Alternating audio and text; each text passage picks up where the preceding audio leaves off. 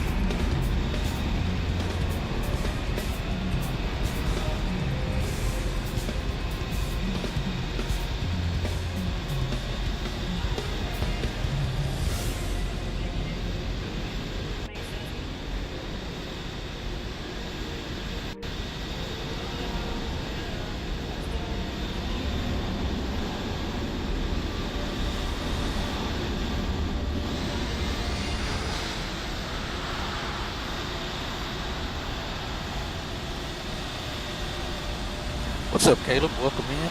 Welcome in everyone else who may be doing in the live stream or may watch this later. We're American 2934 today.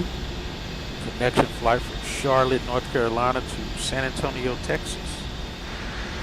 We're going to try to beat this little line of weather that's moving this direction as we get out of here, hopefully on time.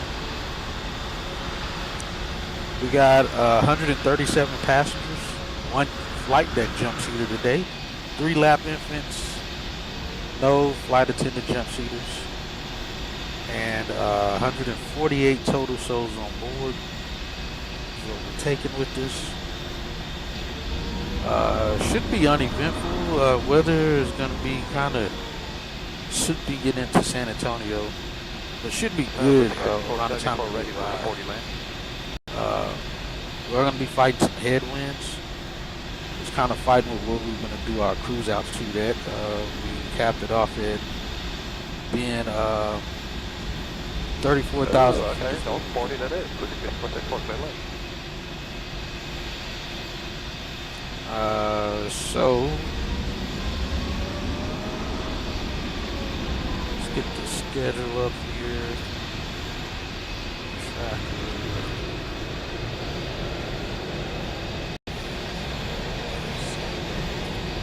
Those things going.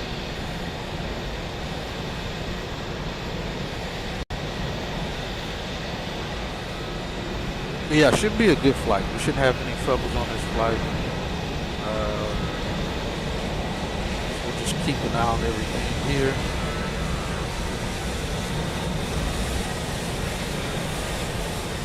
And we'll try to get things going, but we got the caterers out here. Looks like the water service is out. Start getting our folks boarded here and getting out of here. Let's get over here to the airplane. Surprisingly getting like very good frame rates right now. FPS here.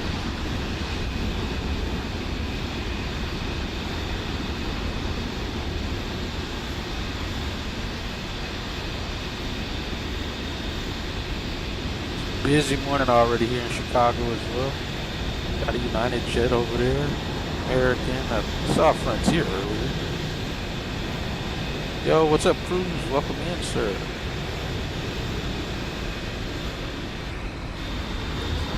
By the tug.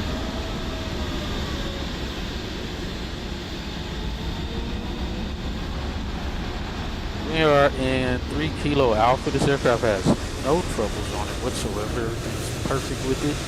Perfect bill of health. Like I said, we're taking 137 folks with this to, oh, it's windy here.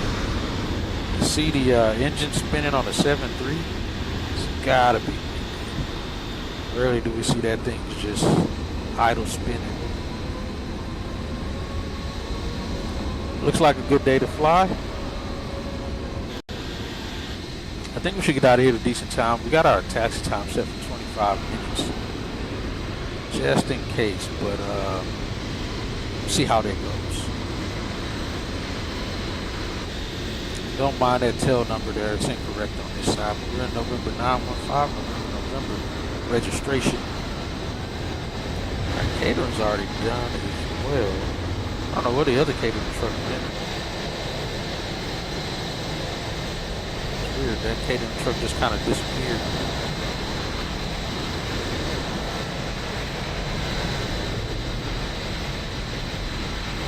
Bright morning, super morning.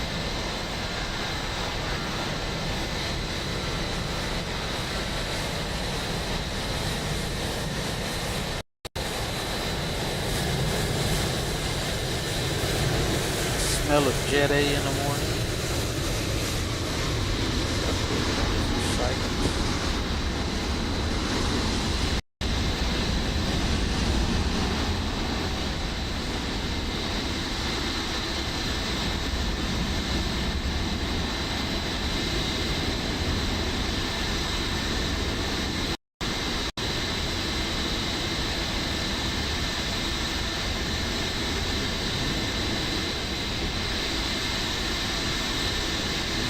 Get in the aircraft, go over a few things, and get this flight underway. Get out of here on time, doing right start time.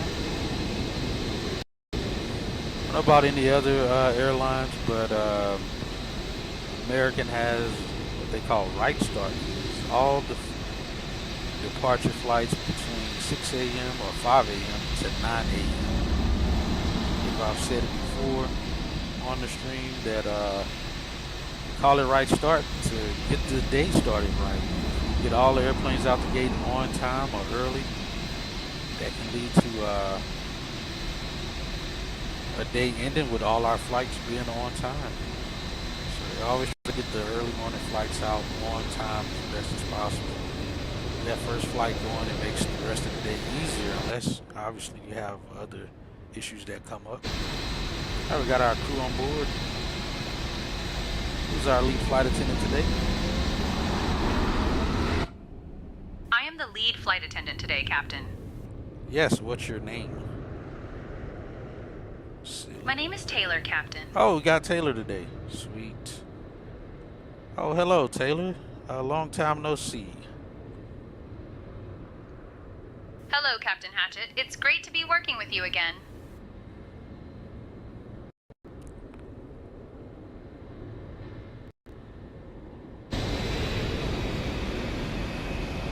Alright, should be a good day for us today. We do have 3 lap infants that's going to be on the flight. So please make sure with passenger service that we get a good count for the lap infants. Boarding should start here in the next 10 minutes. Understood, Captain. I will confirm the count of lap infants with passenger service now. Also, we do have one flight deck jump seater, so when that person arrives, please let me know. Understood, Captain. I will notify you when the flight deck jump seater arrives. He better get here, or she better get here. Let's get into the aircraft. I get these people out of here. All right, there we go. We got minus 49 minutes to push out the gate. Start boarding at T minus 40 minutes. So let's get things going. But yeah, welcome in Cruz and Caleb. Saw you in here earlier. Probably fell back asleep maybe. All right, let's look at some things here while they get stuff ready out there. Oh, let's get the fuelers out here too. forgot to get these going up top. Those left on. Yeah,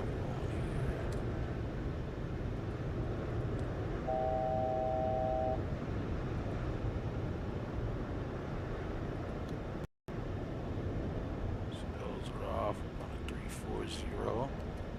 San Antonio is 800 feet. Since it having the logo light on or any of those. Alright, overhead looks good. What's your name, first officer? Sure, I'm Captain Canada, but you might know me better as Two-Tone Murphy from the streaming world. Let's have a grand flight, shall we? You're Captain Canada? But he's also Two-Tone Murphy? What? That doesn't make sense. Alright, we got Captain Canada today, I guess. Alright, let's see, is our FO. Oh, look at this. METAR 320 at 22. I saw that this morning when I was planning a flight while I was at work. That we were gonna, cause they last night they were south flow, but I knew the way these winds were blowing, they were gonna switch to north flow, so we did plan for a 3-6 departure. 320, 22 gust and 33. Jeez. Statue miles, runway 18 center. 6,000 vertical, greater than 6,000. Light rain. What the heck was that, blowing dust? I've never seen blowing dust in the U.S. But it looks like blowing dust. Few 6,000 feet, broken 9,500, broken 21,000, overcast 25,000. 19 over 11, 299 and that was at 11:52. So that's the most recent one. Let's go over our flight plan here. Let's see. We got our release at 11:30. Charlotte to San Antonio. American 2934 today. U.S.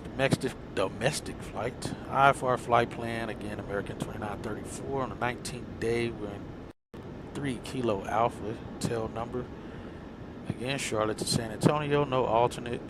Minimum fuel is going to be 21.9. Did I write that down? I know I did, but I don't know. Hold on, where'd this fuel come from? Why'd I put 21.2? Let me fix that. Oh, you know what? It's supposed to be 22. Nah, it's 21.9. Alright, 21.9 is minimum. Release fuel is 24.5. Should burn about just under 17,000 pounds of fuel. Arrive with 6.8. Gives us an hour, 20 minutes. Cost index is going to be 80. We are going to be fighting a headwind going there all the way to San Antonio. We're going to be doing the Esther 5 departure, IPTE transition to Charlotte, out of Charlotte. We'll be arriving in San Antonio via the Curvo 3 arrival cage transition. Minimum fuel makeup is the en route burn fuel that gives us 2 hours 54 minutes and 1,000 miles of coverage.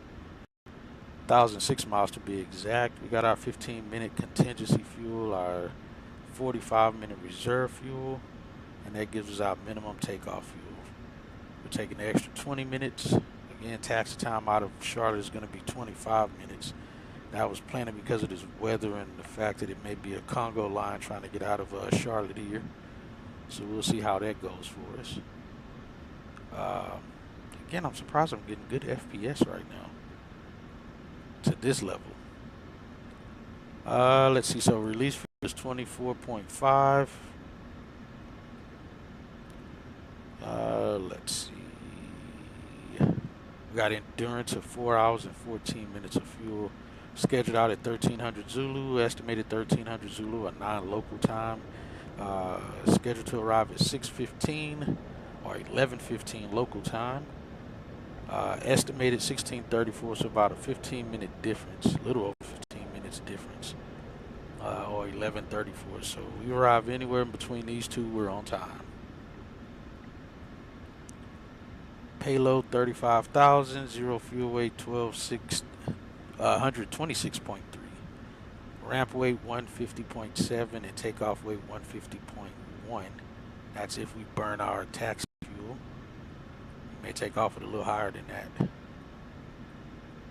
No MEL issues. Remarks: we should experience some light to moderate icing during the climb up to flight level 250.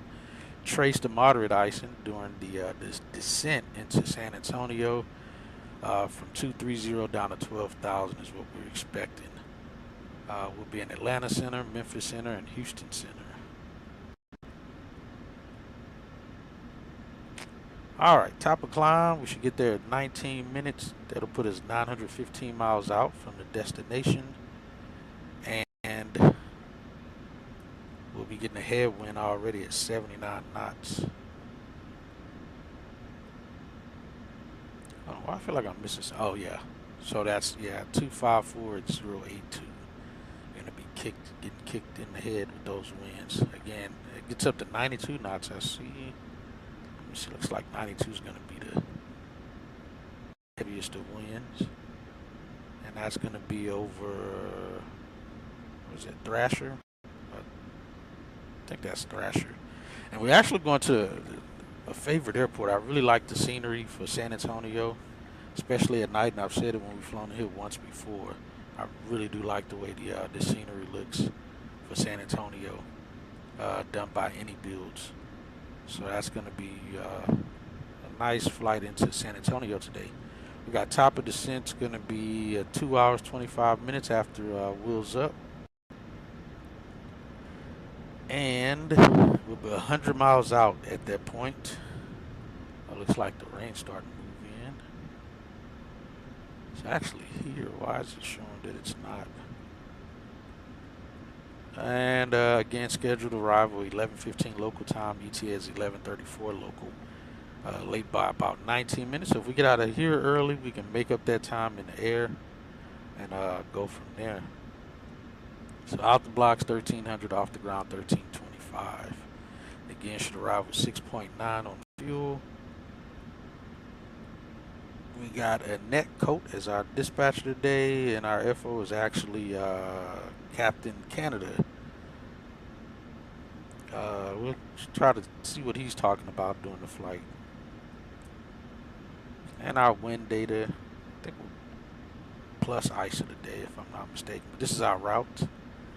And extra shows what we're looking at. So last night when I was planning this out, based on what the weather was doing, I was going to do a different departure, which was going to take us north and then west and then straight down. Would have put us on the backside of this weather that's moving all the way up to the north from Texas, all the way up from this cold front that moved in, that's developed this squall line.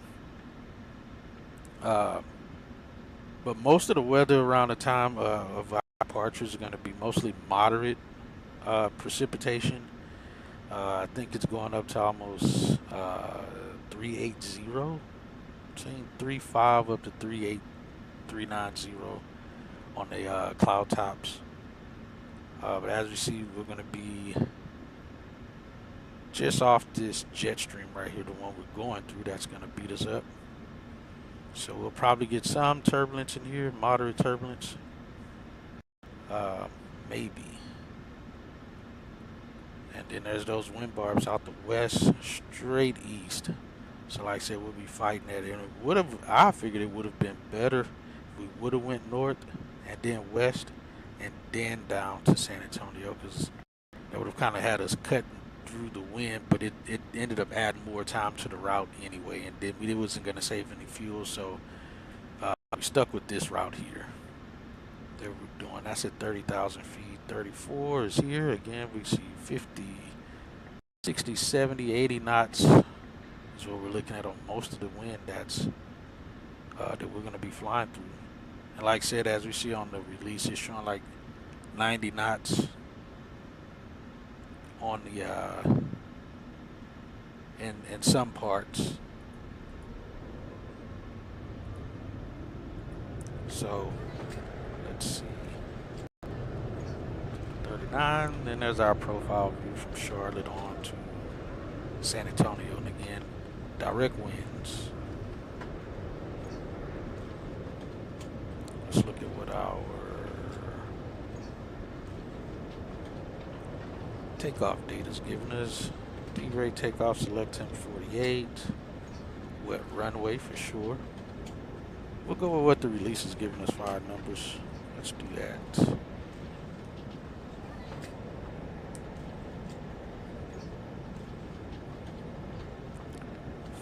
We're looking at flaps 5, 46, 47, 53. Alright, we'll run with that.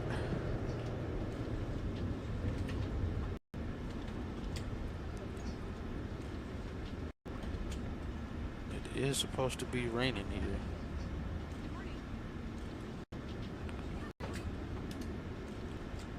Let me see something here. TK, SAT. Keep an eye on these things.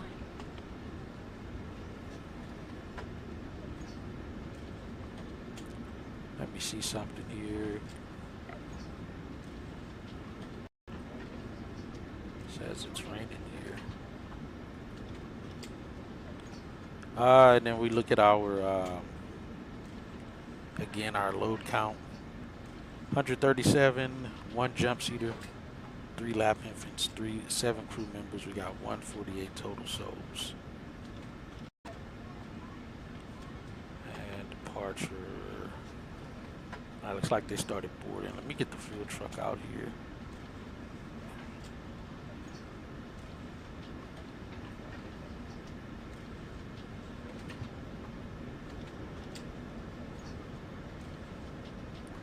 Let's get this right.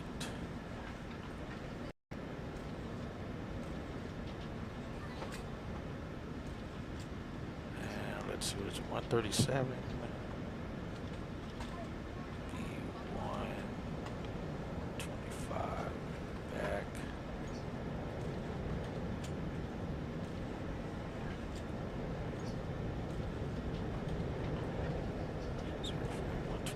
It's a little heavier than it's supposed to be, but we'll take it still. Oh, you know what? This is making a difference. Bag 6850. Let's see. 6850. That's already 4806. We'll do 2050. 2054. There we go. That puts it where it needs to be. All right, let's see. Let's get our IRS going.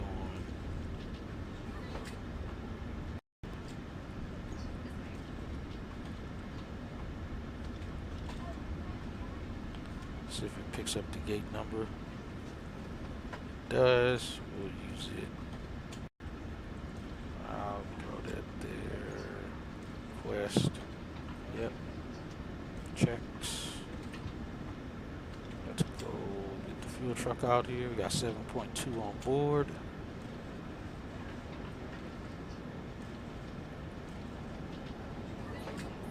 Quest this guy. We're taking 24.5. We'll throw 24/7 on there. Load.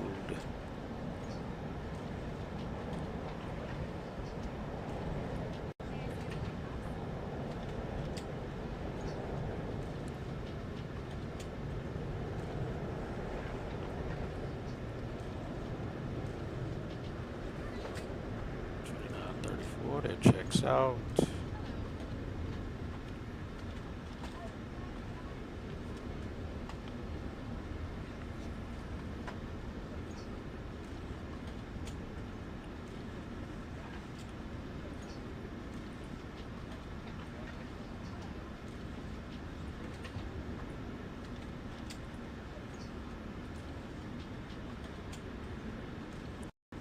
All right, let's see.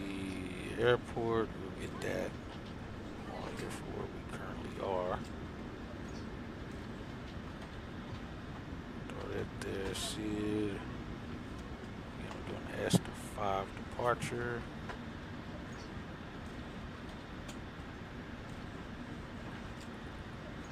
So the usual plan is we take off 36 center, which we may get out of here on at a decent time. There's not many departures happening right now. We're at Bravo 3.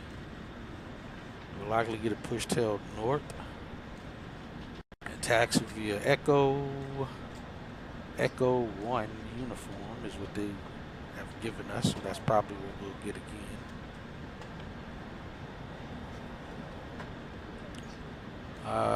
Let's see. We're doing the S5 RNAV departure, which is really just a radar vectors. But this time I'm going to make sure I do it the correct way. We're going to start our turnout to 330, which would make it easier to go direct gen if that's what they give us. That's where I messed up the last time we took off out of here. I just kept straight instead of making that turn out to 330. So we'll make sure we do that this time. Unless they give us something else to do. We'll climb maintain 8,000 is what it looks like anyway. Should be a pretty easy departure out of here. I think what we're also going to do is do max climb rate to climb above the weather that's here as best we can. Let me see, it's on. Alright, they're getting folks on board now. Let's see, fuel truck out here. He is. Let's get the fuel going. Alright. Alright, we're getting fuel on board. We got 2 minutes to be able to contact clearance delivery so we can get our clearance.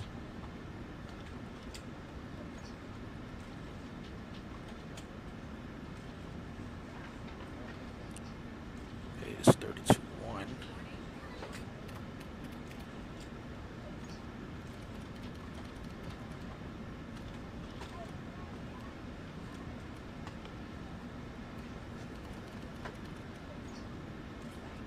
Nine center, 36 right, 36 left. Departing runways 36 center, 36 right. Wind 320 at 22 gusting 33. Visibility 5. Rain, blowing dust. Fuel Yeah, at it is 6,000, blowing dust. Broken at 9 That's or what I read. 500. Broken at 21,000. Overcast at 25,000. Temperature 19er, dew point 11. Altimeter 2993. Density altitude 1300 feet. Arrival delays may result in unexpected vectors during approach. Advise on initial contact. You have information Bravo. Alright, information Bravo. Charlotte Which Douglas may not be by International the time Airport. Information Bravo. 1152 Zulu. Arriving runways 36 center, 36 right, 36 left. Departing runways 36 center, 36 right. Alright, information Bravo. Now we got clearance. Ramp control will be get my seat right. There we go.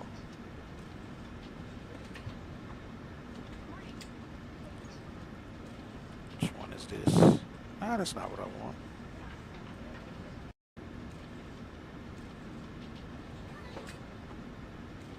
I actually do still kind of want that one. I need a gate. That's what it was.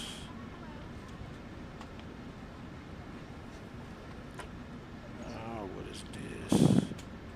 29.8.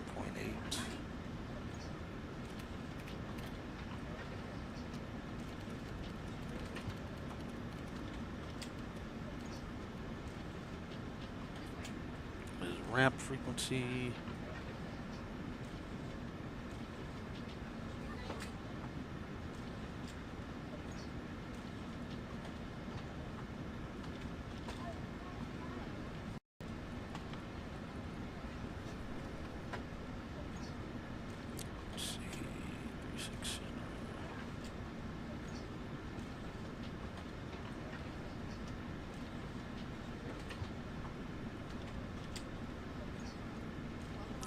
I use it as an alternate. Alright, we got our SID information, our parking gates. Pretty much ready to try to get things going to get out of here. Flight director on, it works.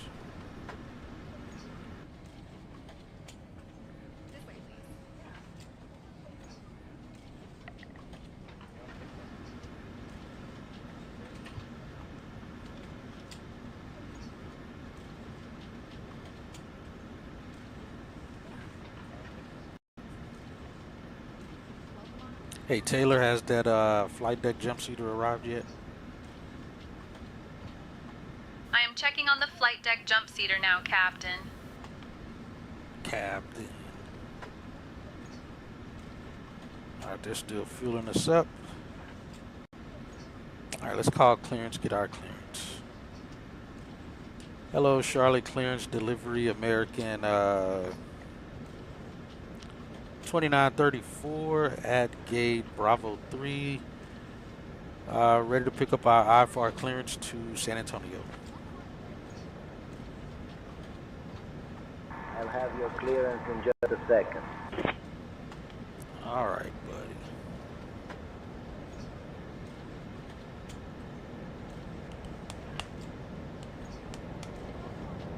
American 2934, Charlotte clearance, cleared to San Antonio via the Esther 5 departure. Dennis filed. Climb and maintain 8000. Expect flight level 340 10 minutes after departure. Departure on 120.05, squawk 4247. Expect runway 36 center.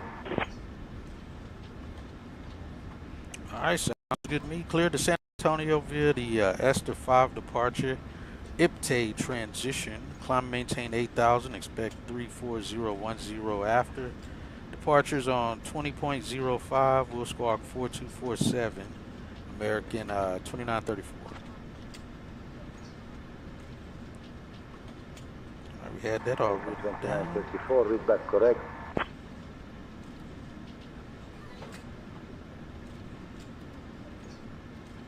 What's wrong with that?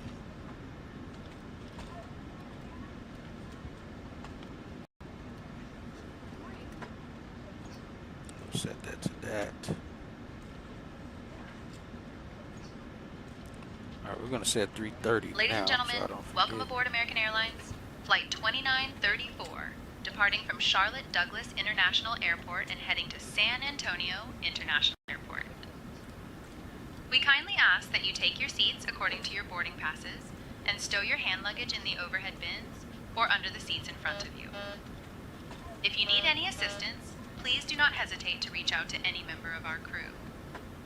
Thank you for choosing American Airlines, and we wish you a pleasant flight.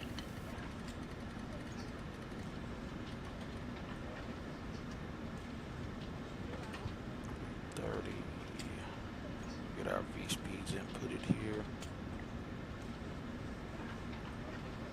Alright, he told us expect 36 center.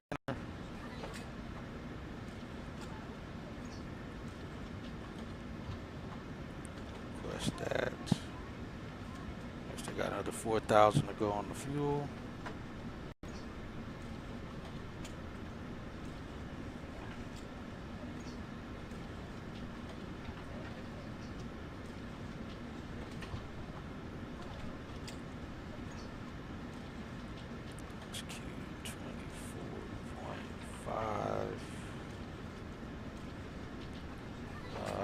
Let's see, 24.5, that's almost there. 3.4 cruiser winds, that all checks out. We're going to 340.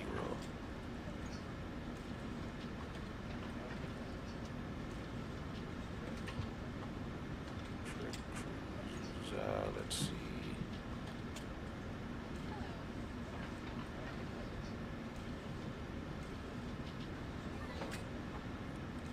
We're doing, what is it? D off. 48 on the temp.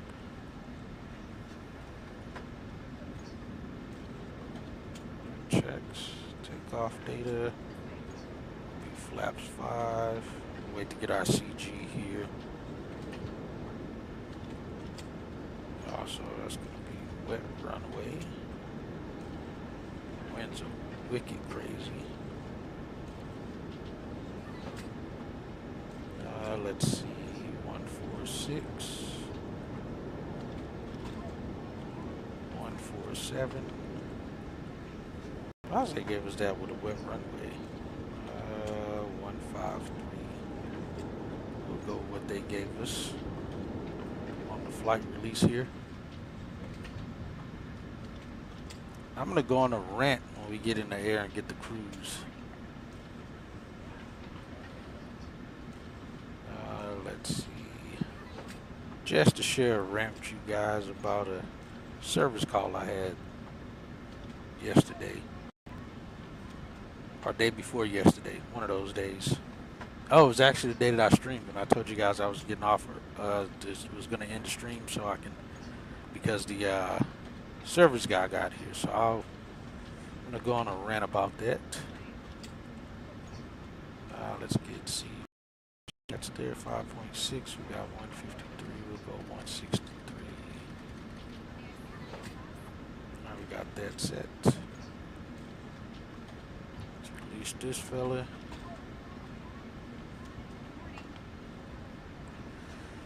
And they're done fueling, so we get these things on. Actually, we can leave that up.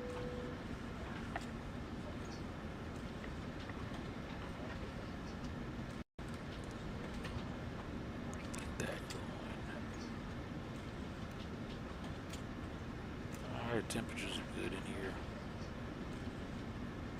We got auto on this airplane for pitot heat. Why are you open? American 1212 is ready to push and start.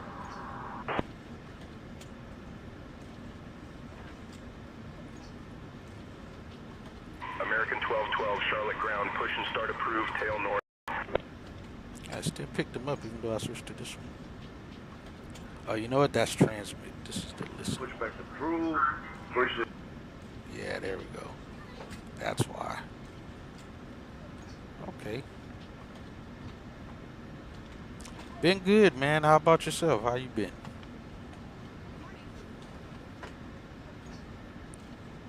Not too bad. We got 24/7 in tanks. Not a lot of departures going off right now. And again, let's see. Let's look at Charlotte departures. We're supposed to be about at 1,300. It's supposed to be about 17 departures around the time we leave. So it may be a little bit of a line by the time we get out of here. So we'll see. Hopefully we're at the front of that line and getting out of here first.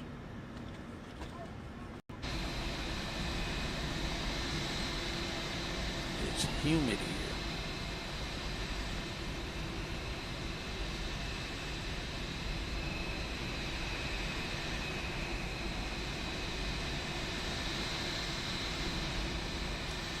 Very humid. Of course, there's 3 TWA airplanes here. But of course, let's see.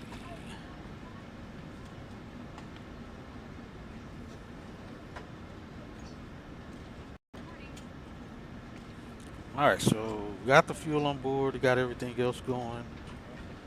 At this point, we're waiting for these folks to finish boarding. Taylor, you have an update for me? Let's see what she says. I am checking on the status of the boarding process now and will report back shortly.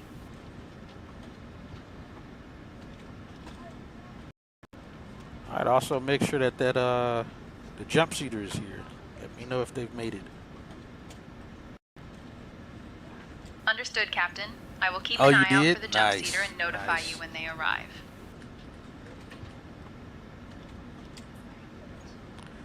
All right, we got 20 minutes until we're out of here.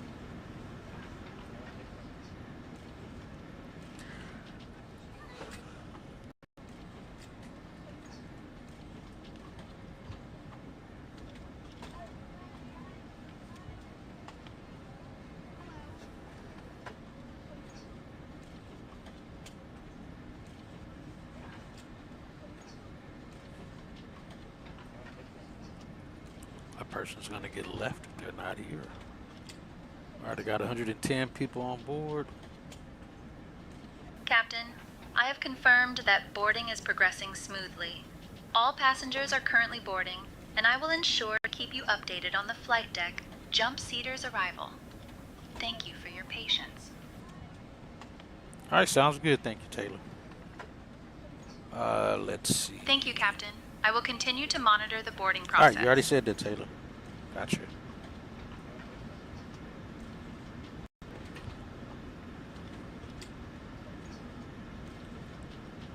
Let's see.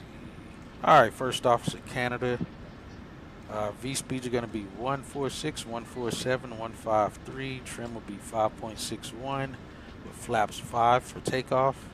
We're going to be planning for runway 36 center. And it's going to be a bumpy ride on departure. We're also expecting some ice in between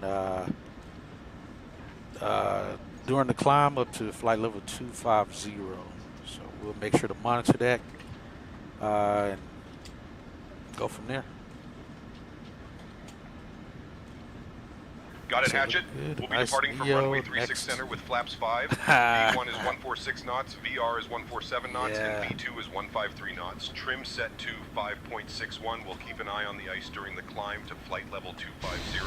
Let's have a safe flight. I'm still debating on getting that FS Labs, though. Definitely still debating on that.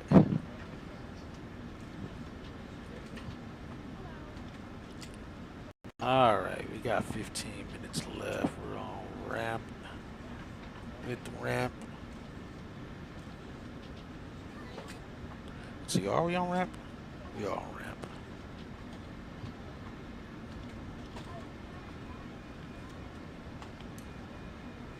I don't even know if that made a sound. That did.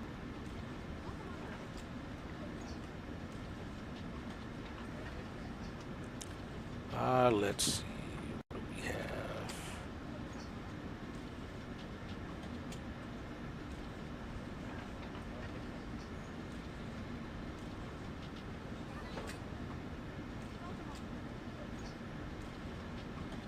I've been flying too much. Is this the week you're supposed to be going down to, Caleb?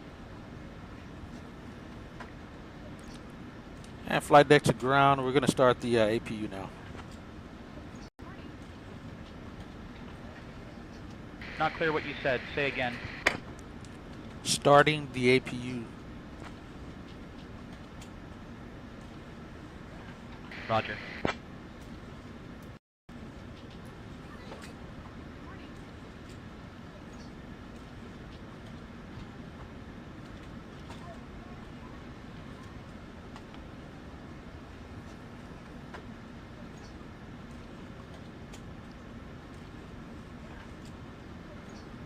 While we were waiting till her and her mom leave her grandpa. Oh, okay, got you. Hey, Taylor, check with passenger service and see if that jump seat person has arrived. We got Understood, 15 Captain. minutes. I will check with passenger service about the seat person's arrival now. Whoever that said person is.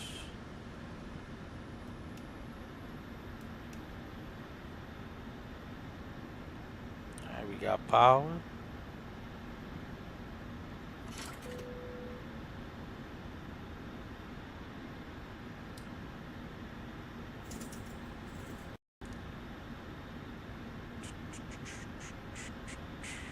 Looks good, looks good.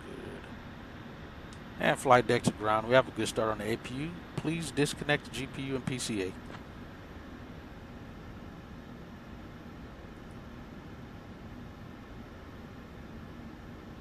Disconnecting GPU and PCA now. Should basically be first just disconnecting, pulling the chocks. Captain, I checked with passenger service, and the flight deck jump seater has just arrived. They are on their way to the flight deck now. All right, sounds good. Thank you, Taylor. Thank you, Captain. Yeah, 'cause we got I will everybody continue else to on board monitor now, the so boarding that's process. even better. Even better. All right, let's get these going. We just make it out of here early.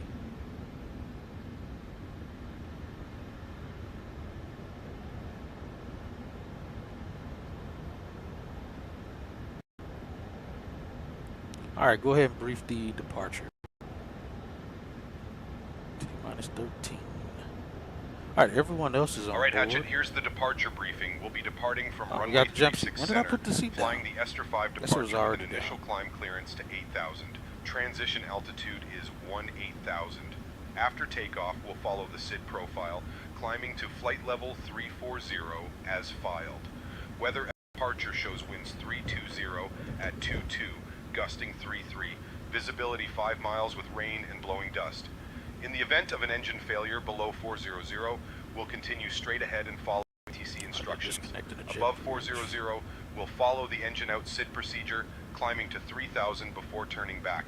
For any abnormalities or emergencies before V1, we'll reject the takeoff and apply maximum braking. After V1, we'll continue the takeoff, handle the emergency, and communicate with ATC. We've been cleared as filed. Squawk code is 4247, and departure frequency will be 120.05. We're configured for takeoff with flaps 5. V1 is 146 knots, VR is 147 knots, and V2 is 153 knots. We'll climb out at V2 plus 10 knots. I think we're ready to go, Captain. All right, sounds good. I'll do max rate.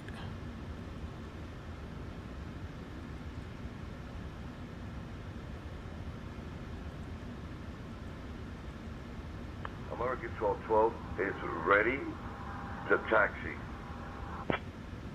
American 1212, runway 36 right taxi via yellow line, orange line, Romeo, Charlie, Charlie 1.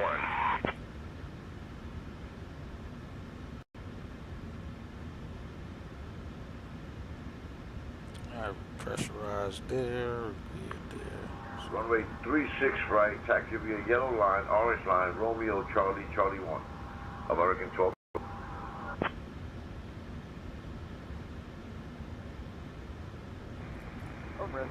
Helicopter 6 Charlie Mike.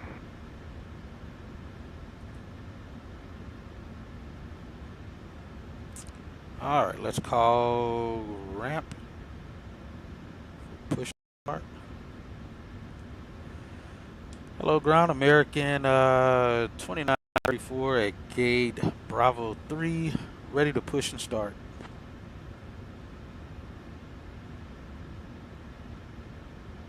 American 2934, Charlotte ground, push and start approved, tail northeast.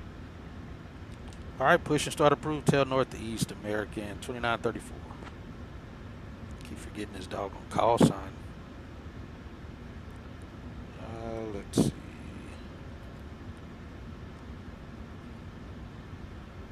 All right, at flight deck to ground, we got our push clearance to start, tail northeast. All right, everything up top is good. We're all set there.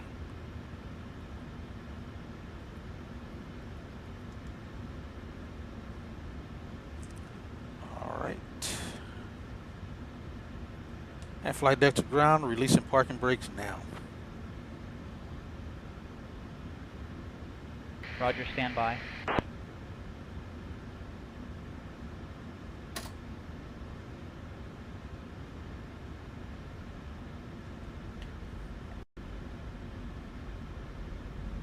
All right, we're rolling. Yeah, I got this swinging about to get into this alley. Ladies and gentlemen, welcome aboard American Airlines. back fast Flight as crap on 2934, departing from Charlotte Douglas International Airport to San Antonio International Airport. We anticipate a flight time of approximately 2 hours and 55 minutes. Please pay close attention to the upcoming safety demonstration. Started engine number 1 now. Important information even for our frequent flyers. To fasten your seatbelt, insert the metal fitting into the buckle until you hear a click. To tighten, pull the strap. To release, lift the buckle. Remember, your seatbelt must be fastened whenever the seatbelt sign is illuminated.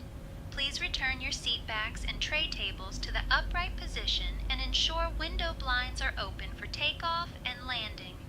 Mobile phones and electronic devices must be set to flight mode. Laptops and larger devices should be securely 5%. stowed during takeoff and landing.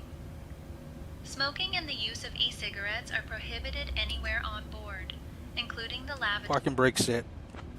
Oxygen masks will drop automatically if needed. Roger, parking brake set. Pull the mask firmly, Place it over your nose and mouth and breathe normally. Remember to secure your own mask before assisting others. Life vests are located under your seat or between the seats. To put it on, pull it over your head, fasten it, and inflate it only after leaving the aircraft. Special life vests for children are available. Floor-level lighting will guide you to the nearest exit, Looks like which is clearly marked. one. There are 2 exits at the front, 2 over the wings, and All right, we have a good start on number 1, starting number 2 now. in the event of an evacuation, please leave all personal Roger. belongings behind and follow all safety instructions from the crew immediately. If a power bank or any electronic device becomes unusually warm or shows signs of damage, please inform a member of the crew immediately. For further details, please refer to the safety information card located in your seat pocket. Thank you for your attention, and we wish you a pleasant flight.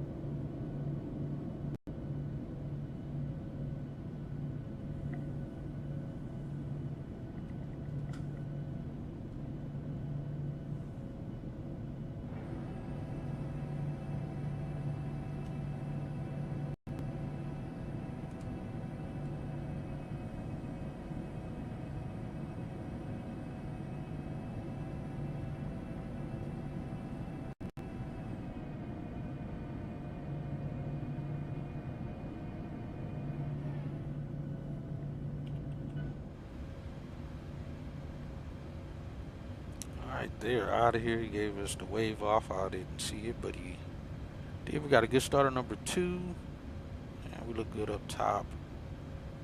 That one on. Shut down APU.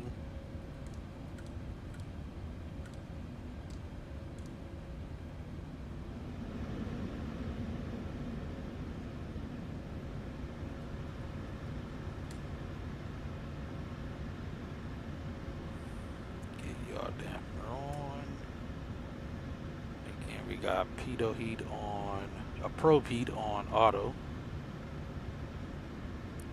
Flaps 5 set. These speeds are set. We'll finish doing the check here. Tower Air 5786, visual 36, right.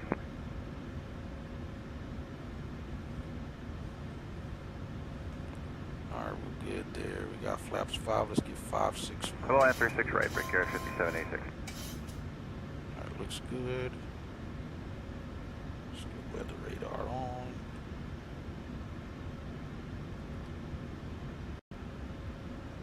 Now we're squawking.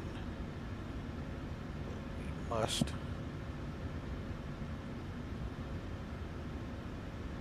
Have a good day, exit 336. Set heading in VNAV. Going up to 8,000. That all looks good.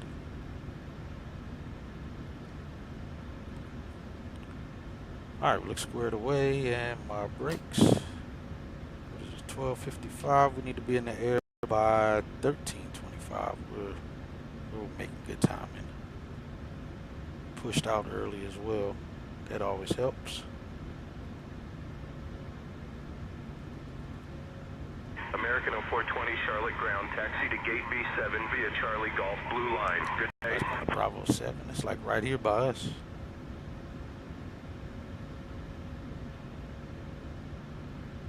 Get out of his way as well.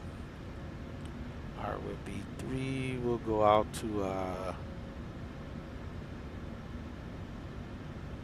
guess 9 whiskey spot.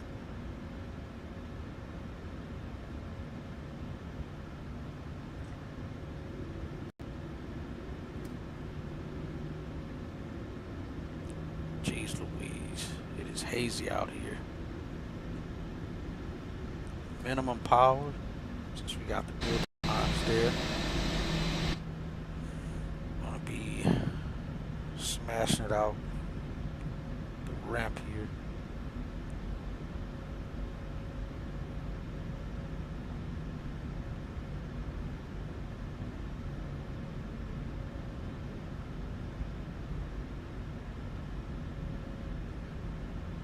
Yeah, we may end up being number one getting out of here.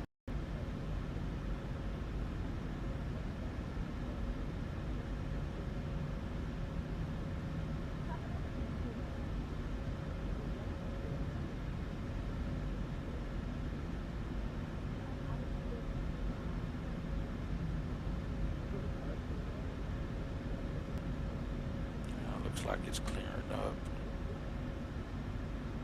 Let's see here. I'll be going to 9 of whiskey. What's tower?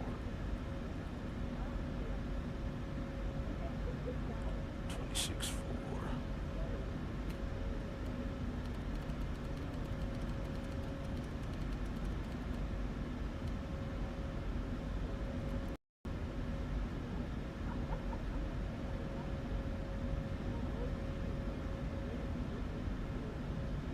Kind of cleared up. Partaing runways 36 center, We still got 36 Bravo. right. Wind 30 at 22 gusting 33. Visibility 5. Rain, blowing dust. Few at 6,000, broken at 9 or 500, broken at 21,000, overcast at 25,000. Temperature 19er, dew point 11. Altimeter 29 or 9 or 3. Density altitude 1300 feet. Arrival delays may result in unexpected vectors during approach. Advise on initial contact. You have information Bravo. Charlotte Douglas Bravo. International Airport, information Bravo. 1152 Zulu. Arriving runways 36 center, 3.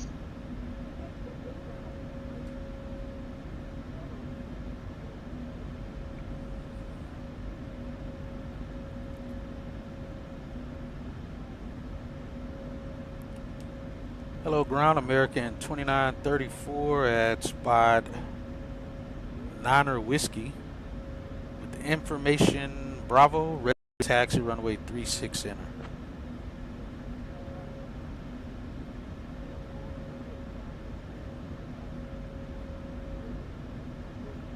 American 2934, Charlotte ground, runway 36 center taxi via blue line, Echo 14, Echo uniform. All right, runway 36 via blue line, Echo 14, Echo uniform, American 2934.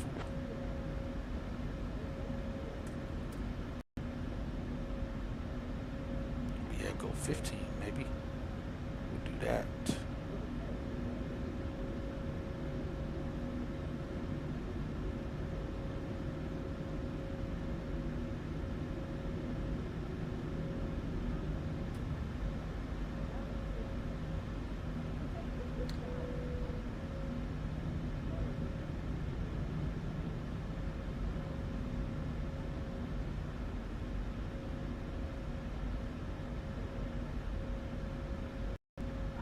Spot 2 right there.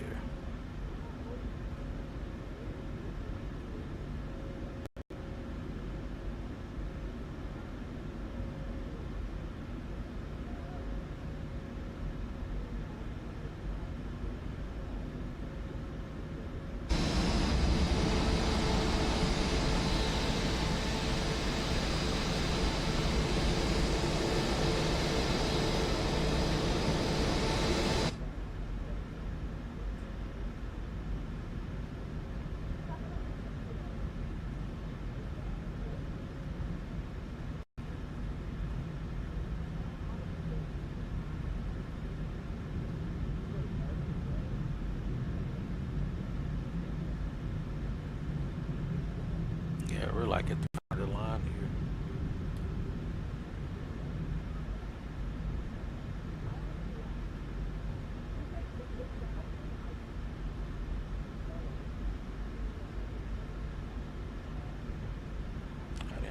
Engine instruments all look stable and good.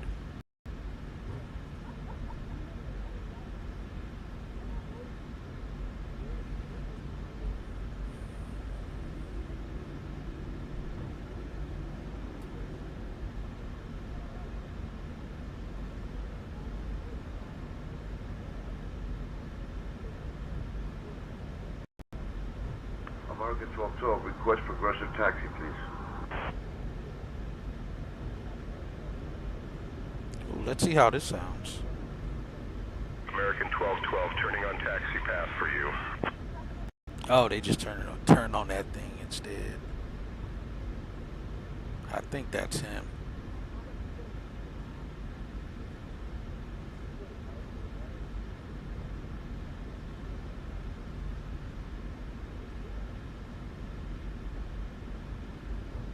Yeah, stutters like that are bouncing all over the place. That's normally saying tensions traffic.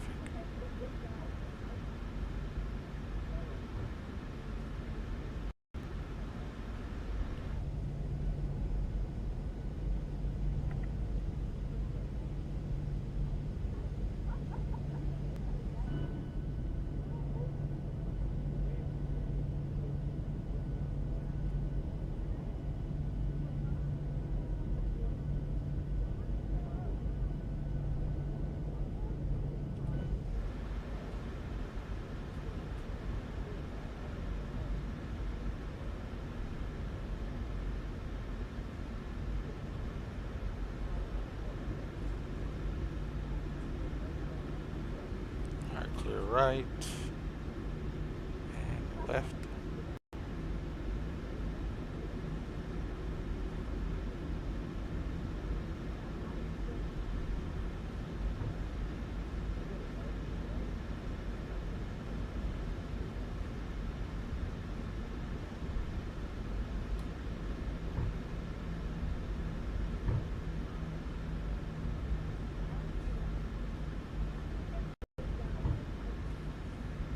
Pushing the partials in.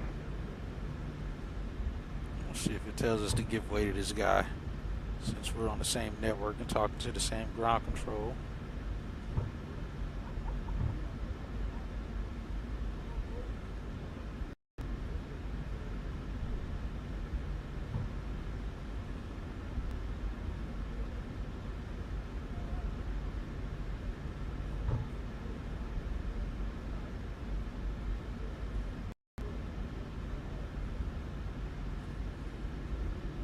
We have enough power to get up this hill.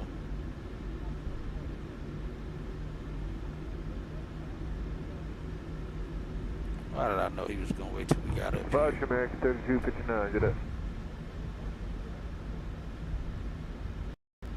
Copy that. Clear left.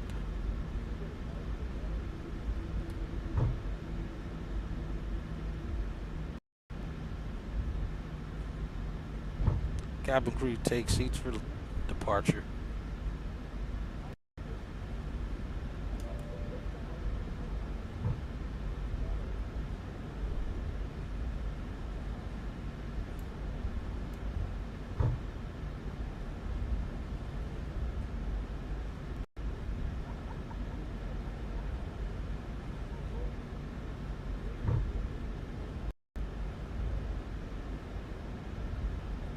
Switch over to tower.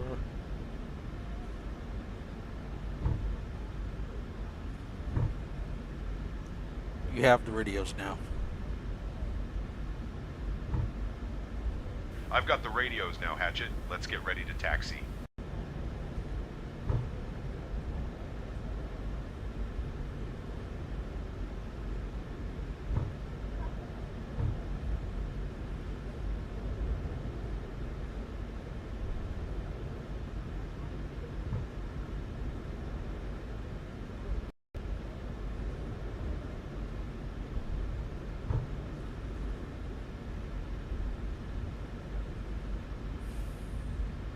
Hello, tower, American 2934. Departure, American 6 Number 2, holding short, runway 36 center, ready for departure.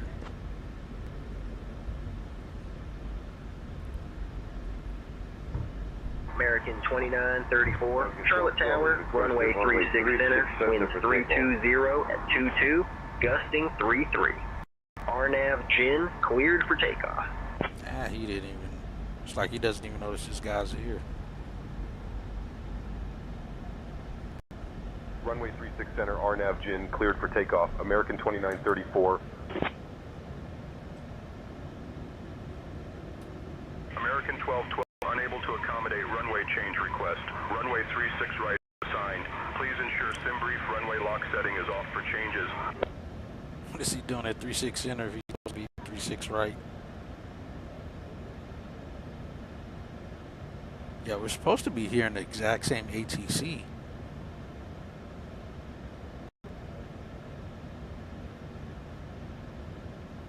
That's what we're supposed to be hearing. Let's go TARA.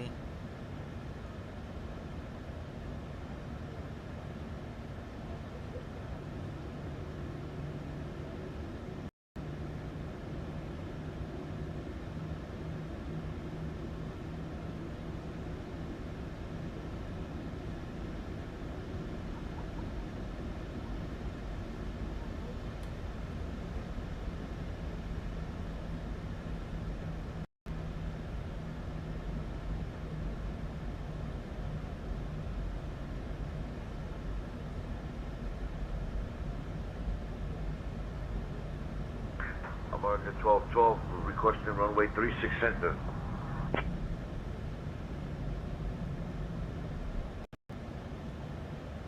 American 1212, runway 36 center approved. Taxi via Yankee Zulu Romeo Charlie Charlie 1.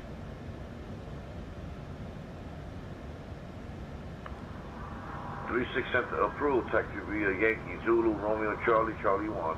American. Oh, that's not him. Who's this guy in front of me then? If that's not him.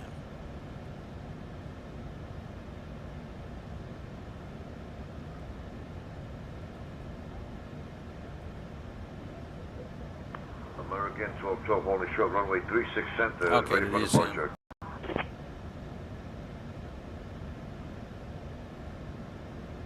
American 1212, contact tower on 118.1 for departure clearance.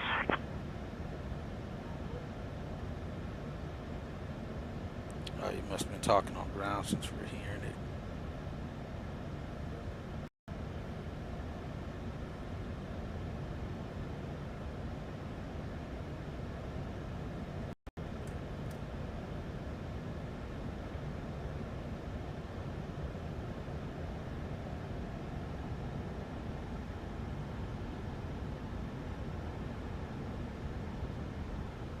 Did he talk to him already?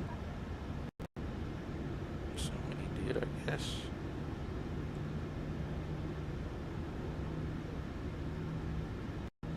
Alright, he's taking off through our real world traffic there.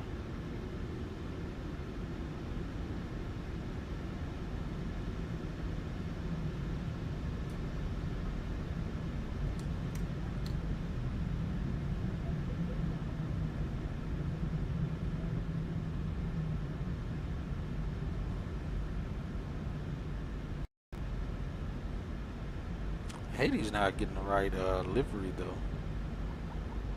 We still got plenty of time. We're still 15 minutes early on the departure time.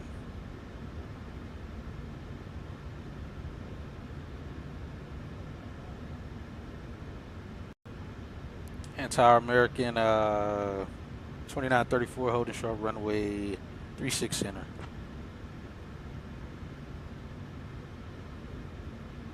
We'll see y'all later, American 29-2. American 2934, runway 36 center, winds 320 at 22, That's like they don't gusting account for 33. the, RNAV Gin for cleared those for guys. takeoff.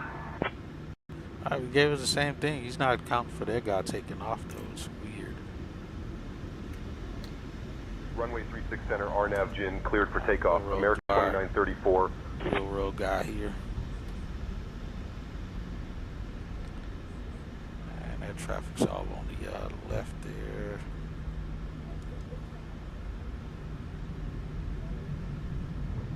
We got 36 left, 36 center identified on the runway. Like I said, we'll roll through him and get him out the way.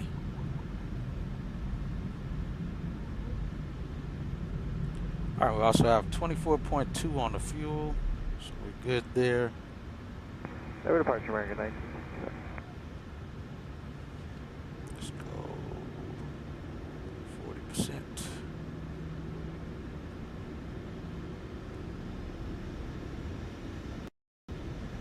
Engine instruments Instruments are stable, look good, and we're rolling.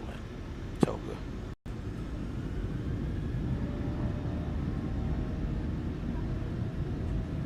Gotcha. Airspeed alive.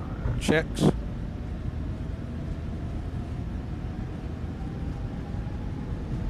$80 knots. Thrust hold. And speed checks. 14 knots down the nose.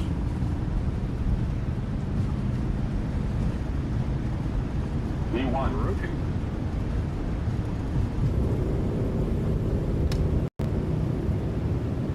Buzz brake. Gear up.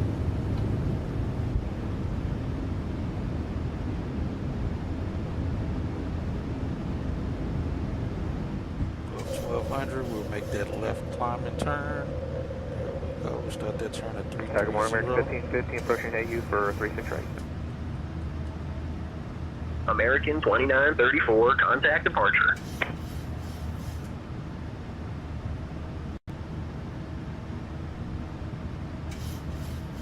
Contacting departure, American 2934.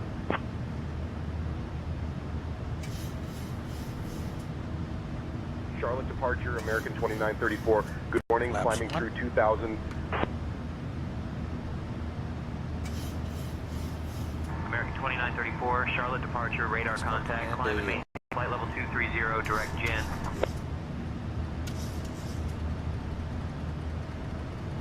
230 set. Let's go flaps up. And let's go direct gin. Climb and maintain flight level 230, Where the direct heck is gin. Jen? American 2934. Oh, did I really do all of that and forgot to put the rest of my information in? That is my mistake. How did I forget to put our entire route in? Got 36 center. I cannot believe that. I forgot that.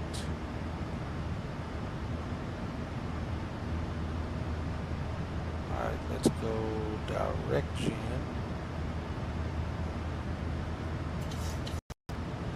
And I'll get the rest of our stuff. I forgot to get all of our stuff there. Let's go LNAF. I cannot believe I forgot to put all of that information in. Alright, we're out of here. Let's get our arrival in. I don't know how I forgot that. That is very unlike me to do. ILS 4. We'll leave that as such. And via cage. I wonder I was sitting there twiddling my thumbs too early. And have all our stuff in. No route data, no wind request information. None of that was in.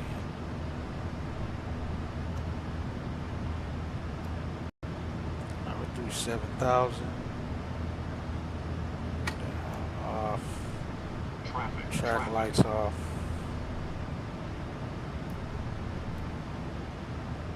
Them off and taxi light off.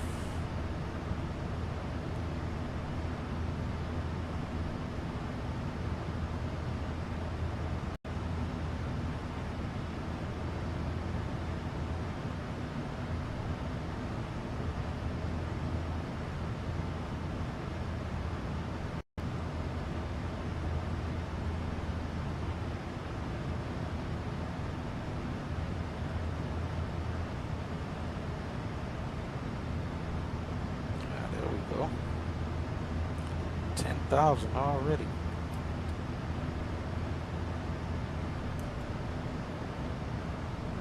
American 2934, climb and maintain flight level 280.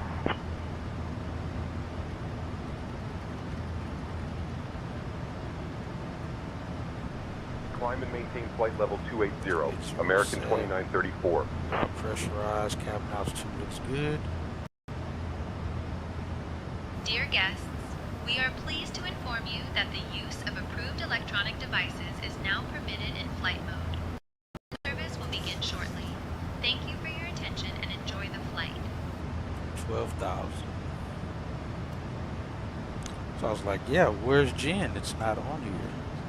Did not manage to put the rest of that information in. Alright, we're looking good now. 7.7.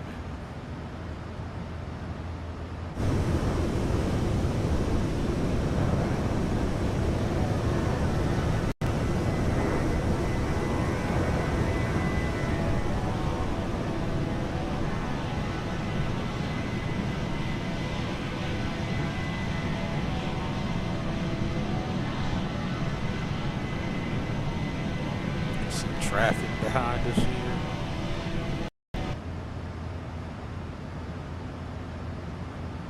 Got these multiple layers it was talking about there on takeoff or on the ground.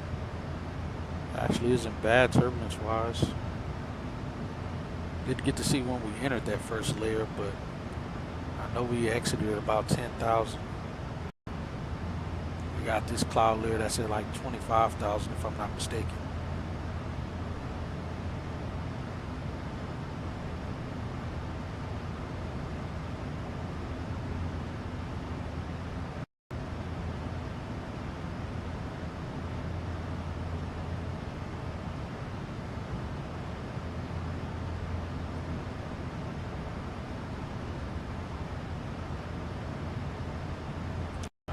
+6.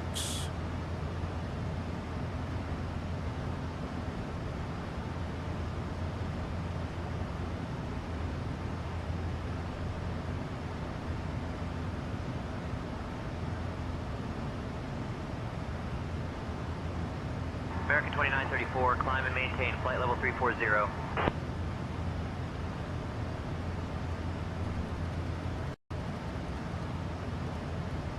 Climb and maintain flight level 340, American 2934. Secondary lights out. Build sounds off shortly.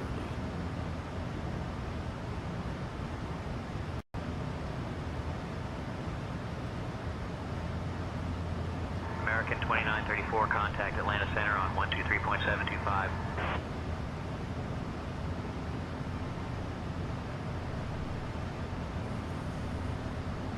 Contacting Atlanta Center on 123.725, American 2934.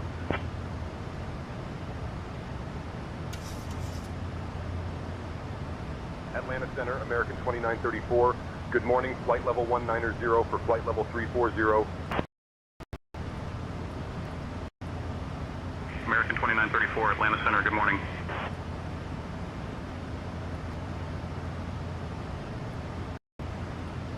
Alright, do 19,000. These layers look majestic. This looks very nice.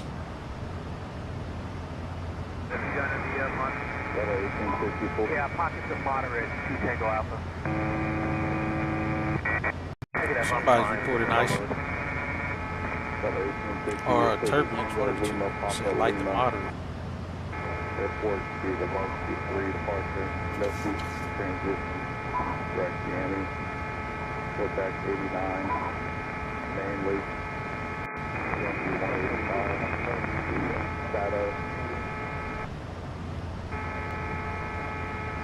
Yankee 185, then Yankee 306, baggage, Yankee 421, Hotel Alamo, Romeo, Bravo Golf, Yankee 421, +60, +10.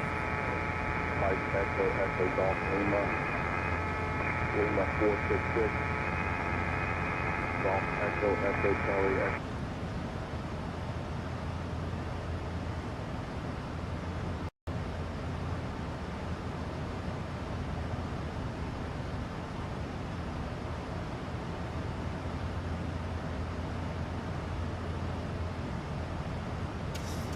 Alright, my radio's now.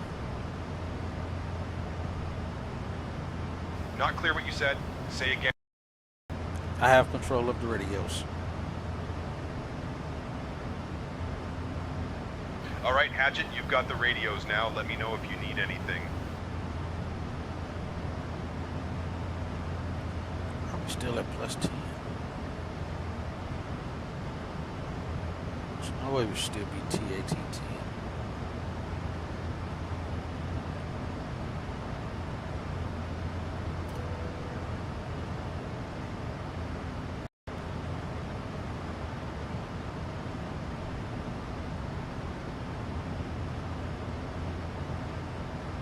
Okay, it's moving.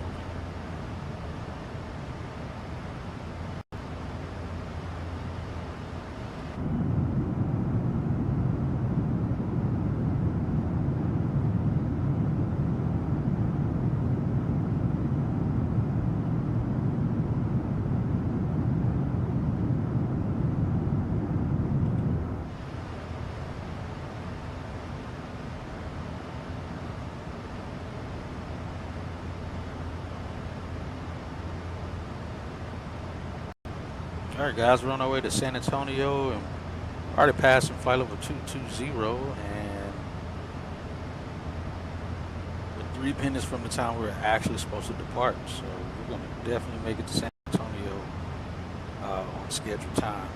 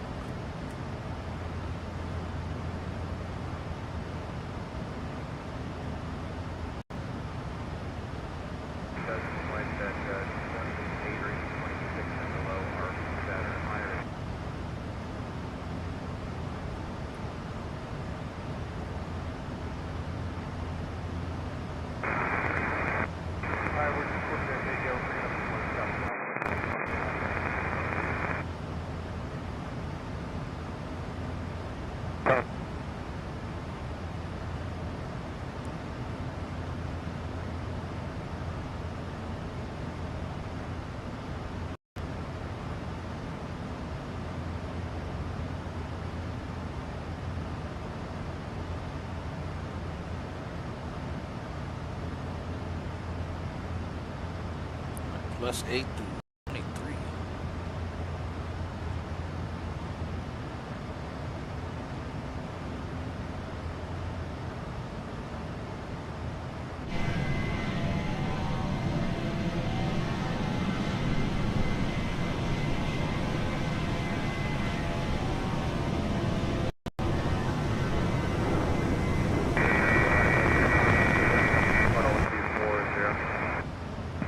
Taxi flight level 240, United 1913.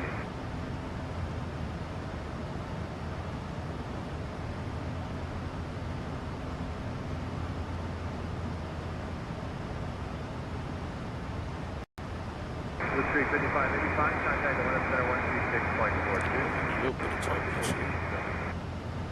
Keep an eye on it though.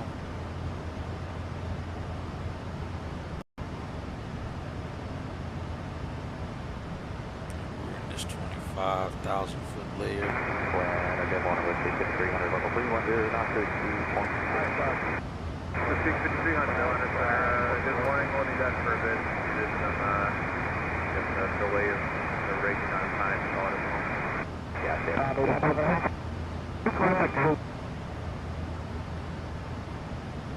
Let's see, we might start accumulating some ice on this windshield wiper.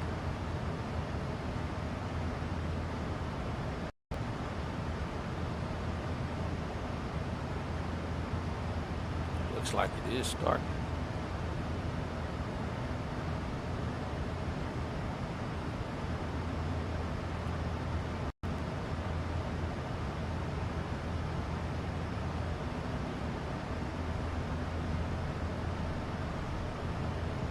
Yeah, it looks like it is starting to pick up a little bit of ice in here.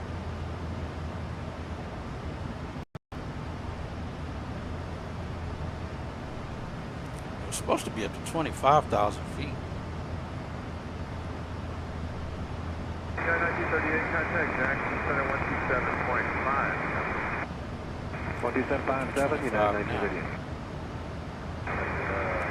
It's not picking up the report. Center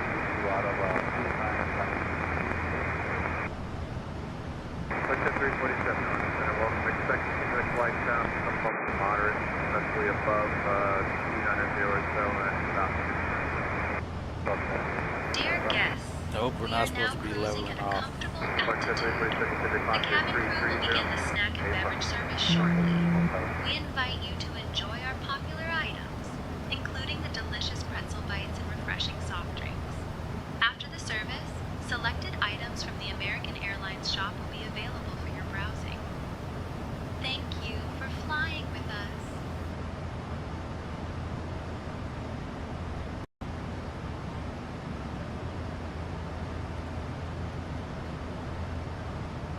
Captain, we have a passenger experiencing a panic attack. It seems to have started after they received a message on their phone, which caused them to become visibly distressed. I'm currently checking on them and providing assistance. All right, thank you, Taylor. Try to help them as much as you can. If is it an adult or like a teenager? What's their age? I am checking on the passenger now, Captain. I will report back shortly with their age and details. So 2326, RJ 270, process TSG 40, we're on T right now, 2326. Get through this upper layer. American 10, not sure if I advise, make a constant line, medium, potentially occasional moderate here. Historically, it does seem like 28 and below are better for light job, and I think the next figure says 26 and below are they're better on.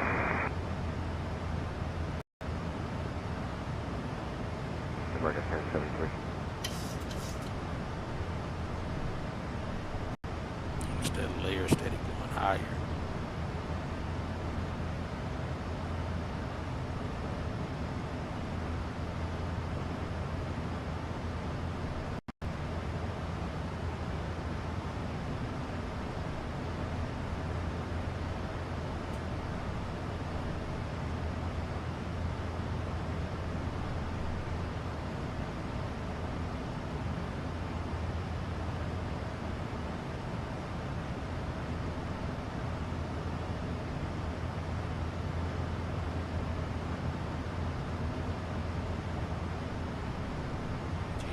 It's all the way up to 29,000 feet.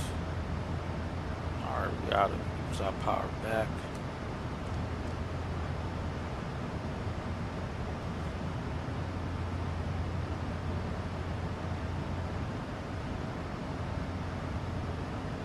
Not quite, still coming right back to us.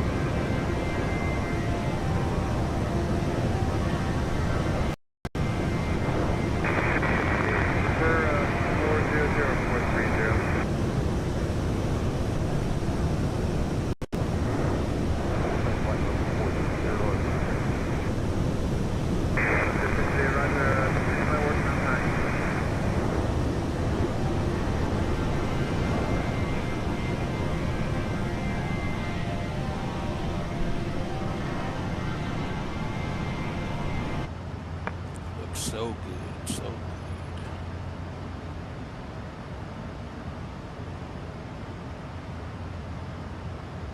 All right, 2,000. 347 footer DC.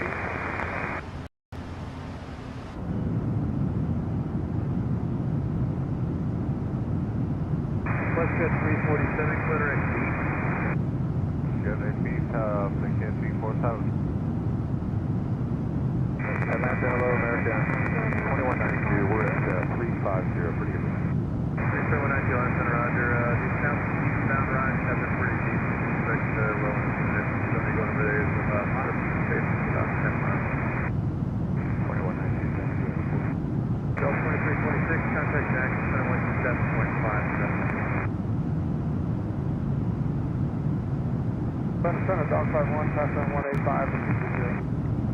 Dog 511, center, which is for 240 or 260. 240 is great for Dog 51. 240, Dog 51.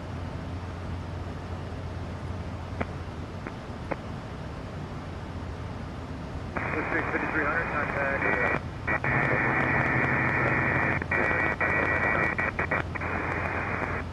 Yeah, probably light cop here at 31, District 5300.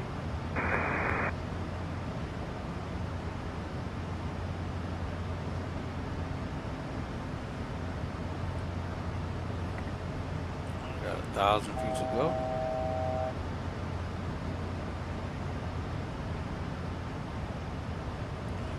right.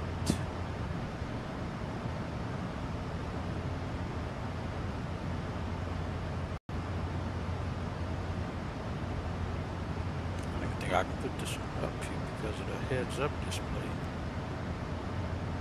And I think best I can put it is up here. Centerman Tampa 320, 21.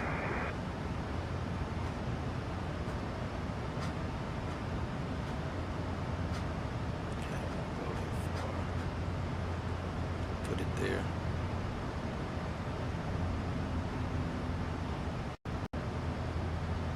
Blue Streak 5300, contact at Atlanta Center 120.42. 120.42. Man, this jumpsuit kills me. What are you guys putting in Airbus maybe? Upset 68, kind of Atlanta Center 125.86. 300. That's what the flight plan initially tried to give me was 300. I compromised with 340.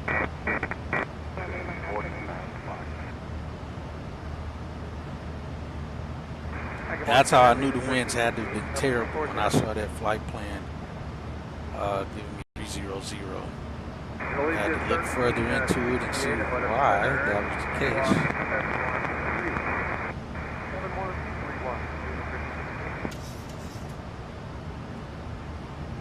All right, Taylor, how's that passenger doing? I am checking on the passenger now and will report back shortly.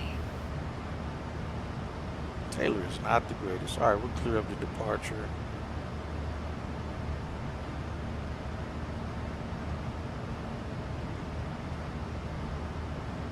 That was not too bad at all getting out of Charlotte.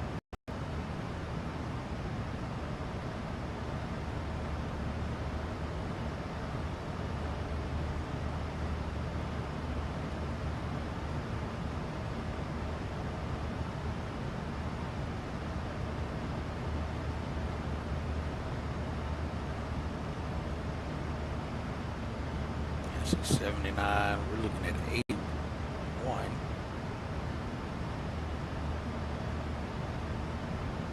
I'm saying we're going to get there 1551.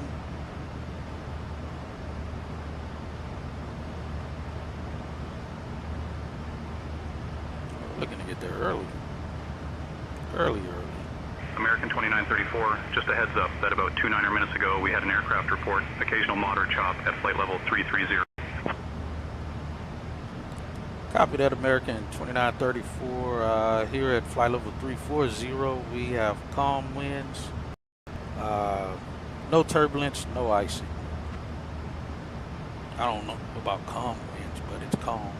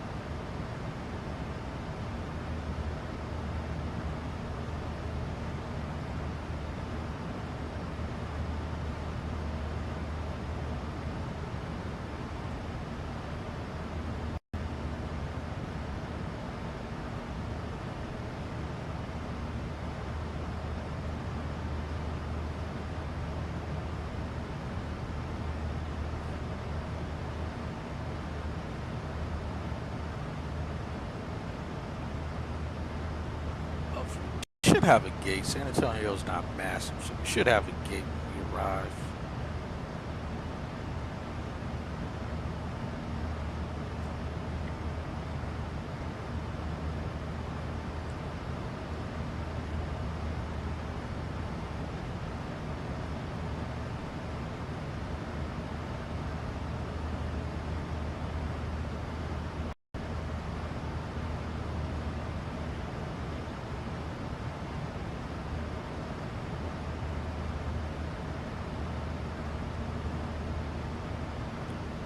+3 deviation, -50, which means means it should be negative 53 is what it should be at this altitude.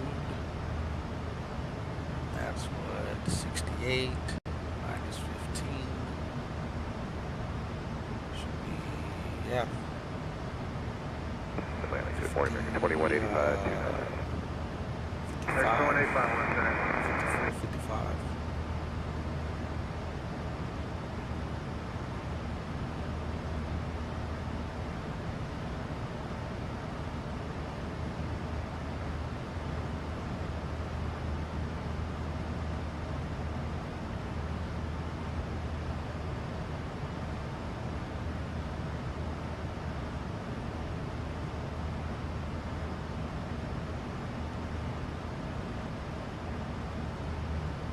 So it should be good by the time we arrive in San Antonio. Be overcast with to an extent, but for the most part, should be good.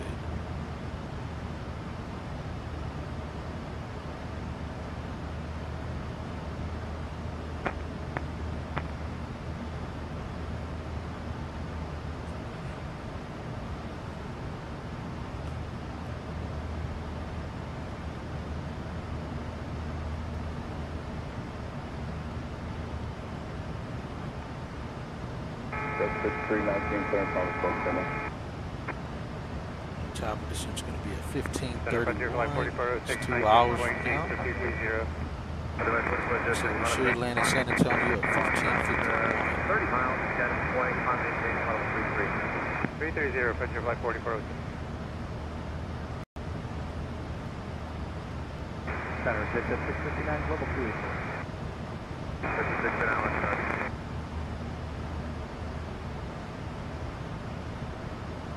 Right above this cirrus layer.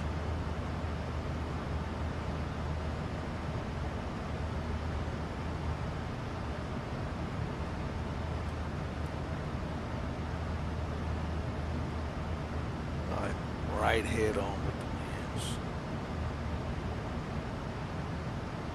391 at 0.81.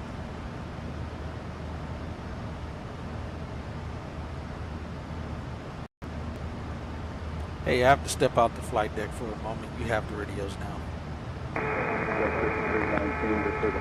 Alright, Hatchet, I've got the radios now. Enjoy your break. Alright, be right back, guys. I gotta grab something out of my truck.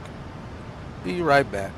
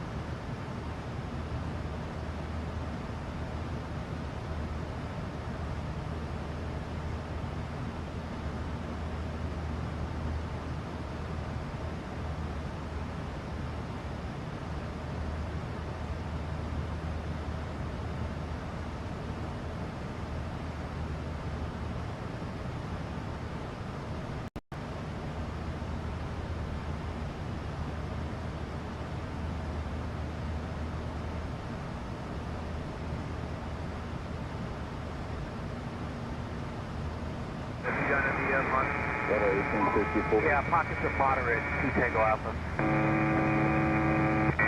Negative, I'm fine, I'm soloed.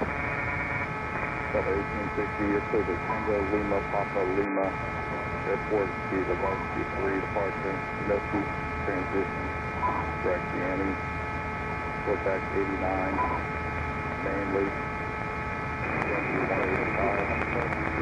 Shadow. Yankee 185.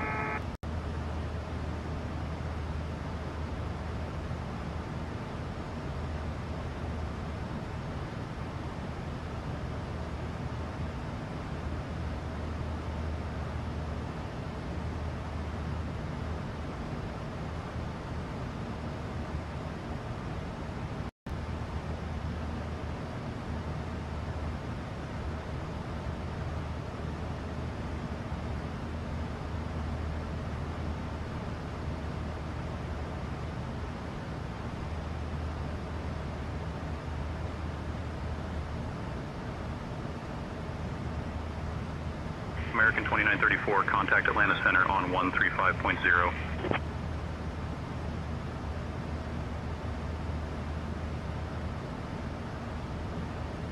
Contacting Atlanta Center on 135.0, American 2934.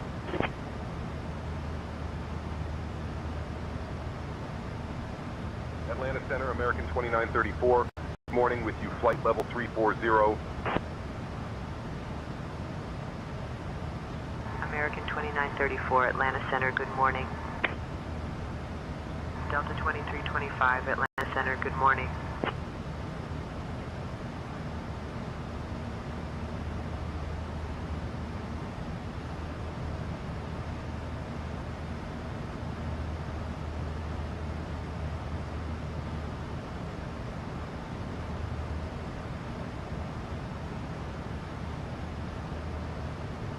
Yeah, that's the 439.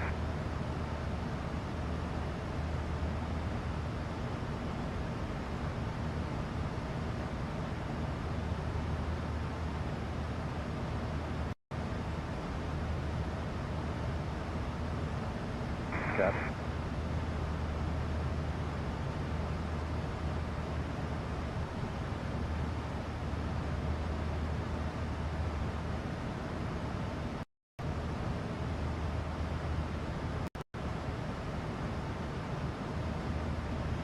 One two five six people, 439. Hey, Captain Hatchet, would you like anything to drink or a small snack while we're cruising? Climb and maintain flight level 370. 220, book 630.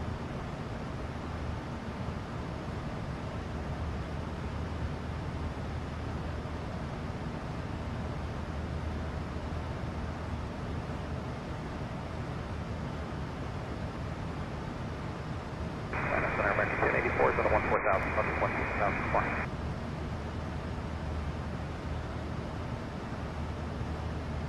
Flight level 230, American 1084.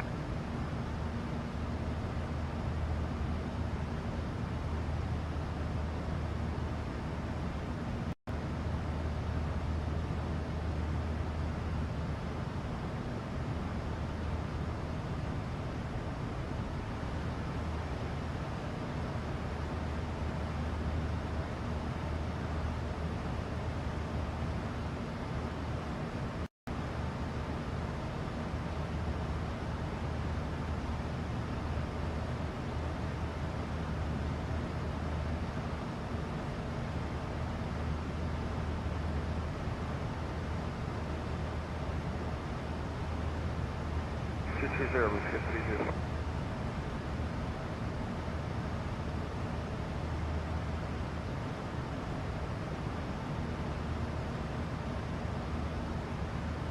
One two five four six.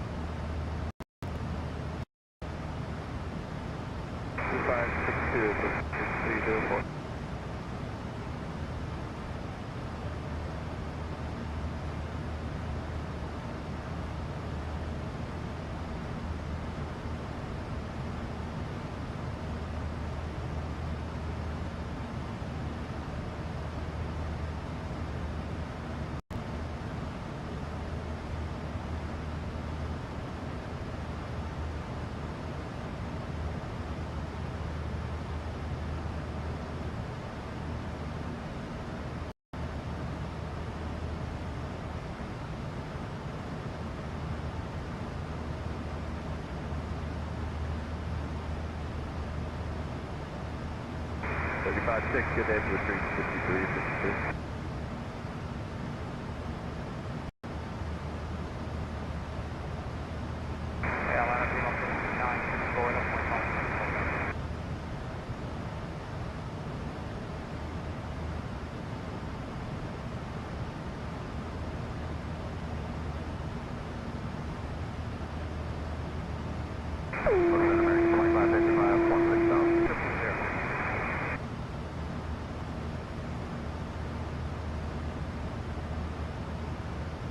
I maintain 230, American 2555.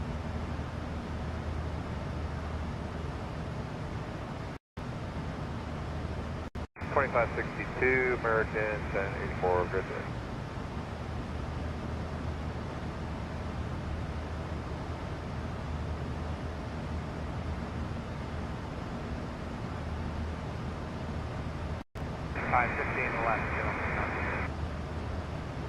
Any complaints on the ride from American 2555?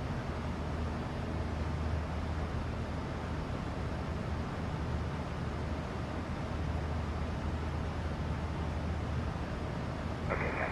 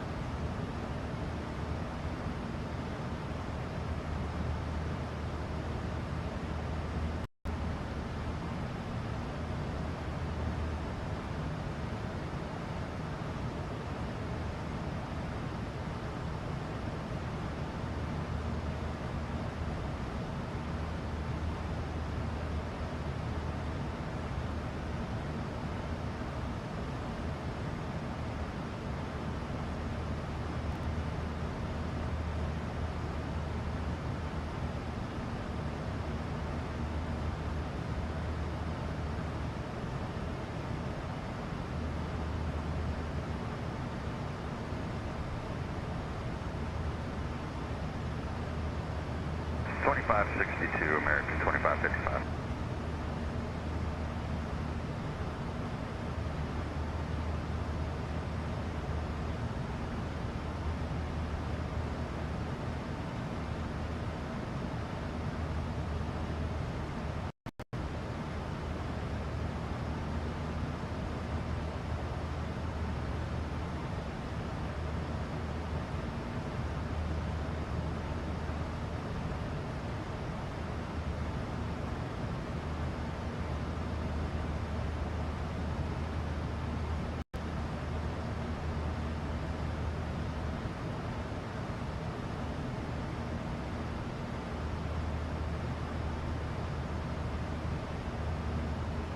Correct, Abbott.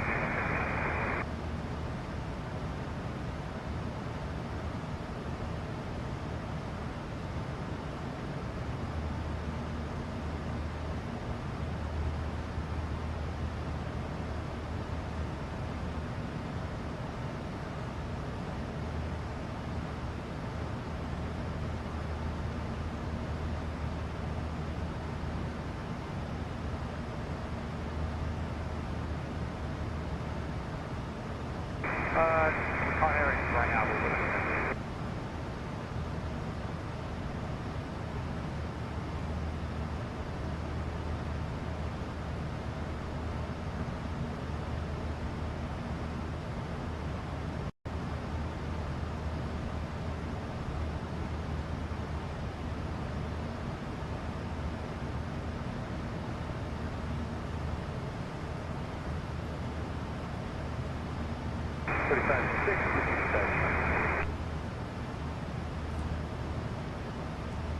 All right, I'm back. Oh, something seems off.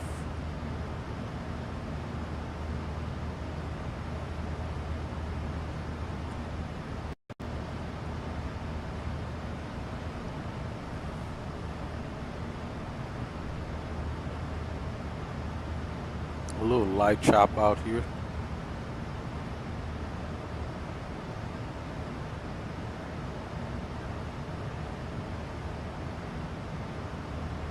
A power from an hour ago in this area. continuous light turbulence. Top's 22,000 feet. We got a 738 at 35,000 feet. Continuous moderate clear air turbulence. Yeah, that's what we should be picking up from that jet stream. 92 knots right on the nose. Actually, we're going to slow down some too.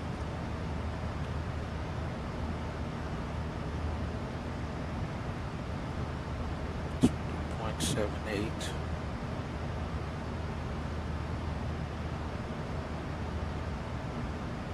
Add another 15 minutes. That's 7 minutes or so. Try not to land too early. Arrive too early. Should also slightly help us with the turbulence here too.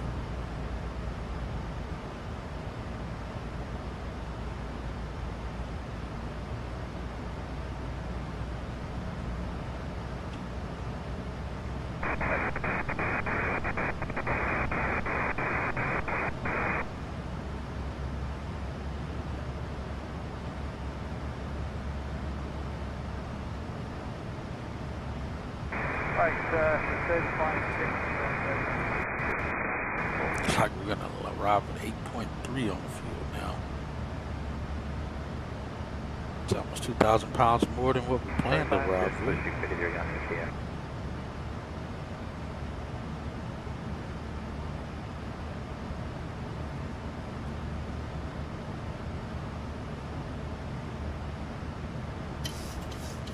Yeah, 6.9, looking at 8.3.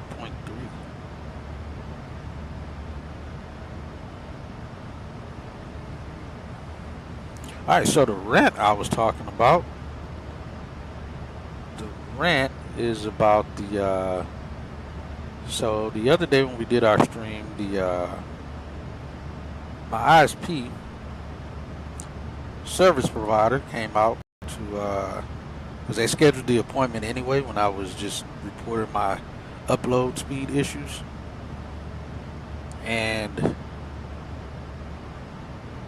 as you guys know, if you were in the stream, they pulled up right when I was ending the stream. And the guy got out. Now again, understand that I did this work, this type of field work for 18 years at my previous work history. So I know how it's done, know what's supposed to be done, how you approach customers. This guy pulled up here. He first passed up the house, and he had to turn around and come back. Because normally you'll pass up the house if the house is on the opposite side of the street. You know, you'll go down and you'll make a U-turn or turn off somewhere and come right back up, so you're facing the correct side of the street. Well, my house is literally on the right side of the road, so you don't have to turn around. So he passed it up. He had to come back.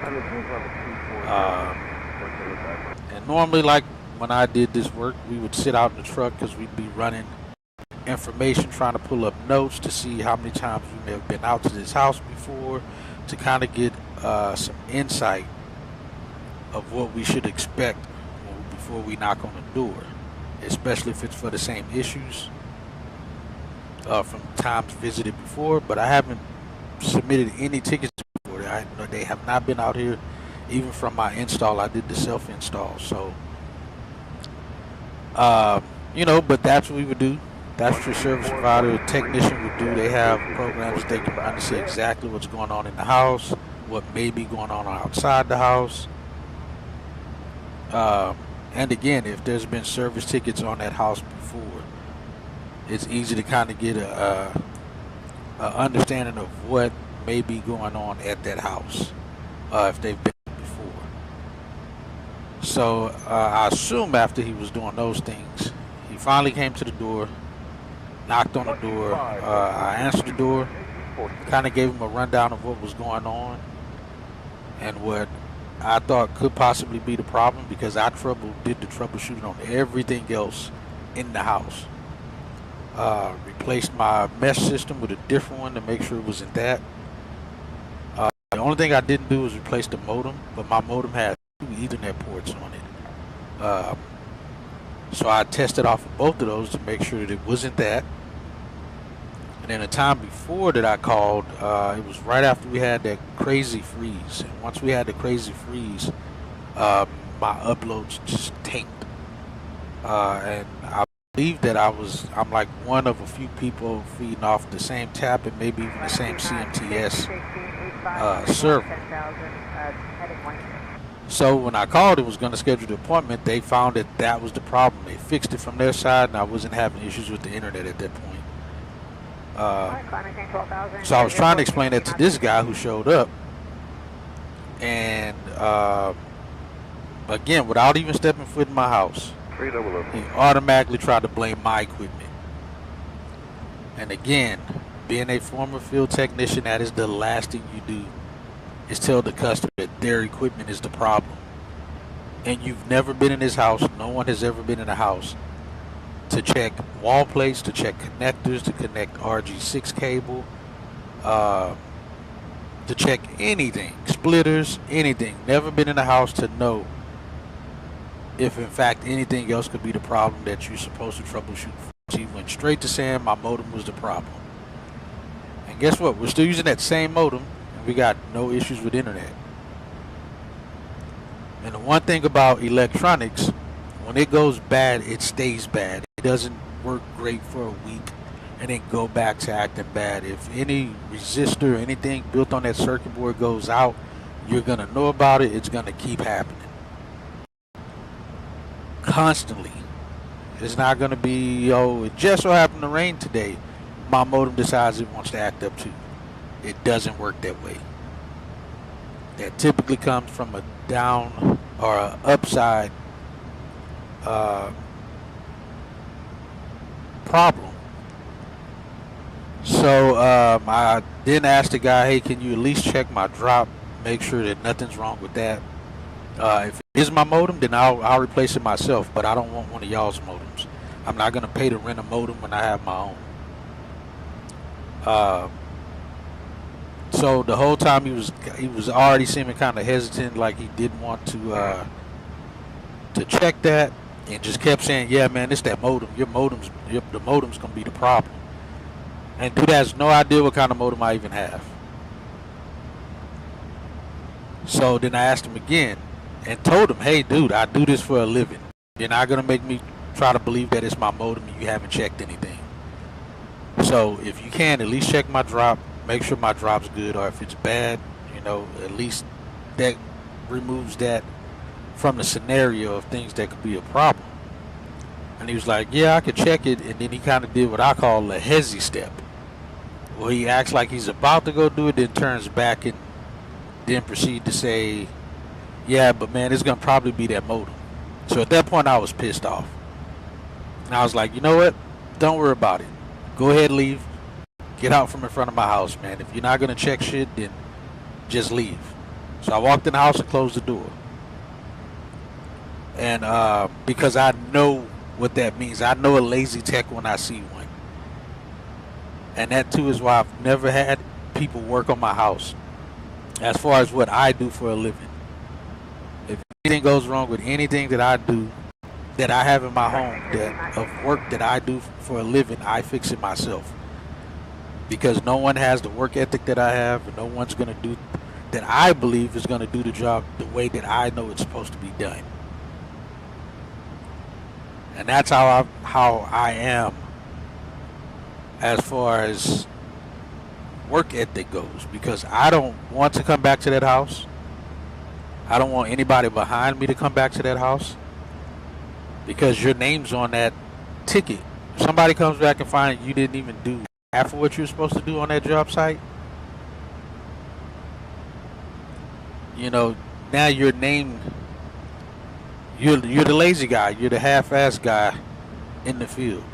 And that's never been me. That's never how I wanted my name to be from the customer or within my company. So I've always done everything the right way. So if we're coming back out there, it is because of the equipment's gone back, because we've done everything else. So when I get a lazy person show up to my house, I'm automatically turning them around. Don't come. You're not coming in here because all you're gonna do is make things worse. 124.7.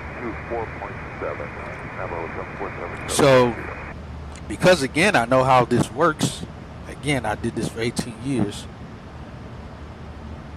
The moment a customer tells you that they don't want you in their house and to just leave then if you're not going to do anything, the first thought of a technician is that that person is going to call back and get another appointment and ask for another tech to come out.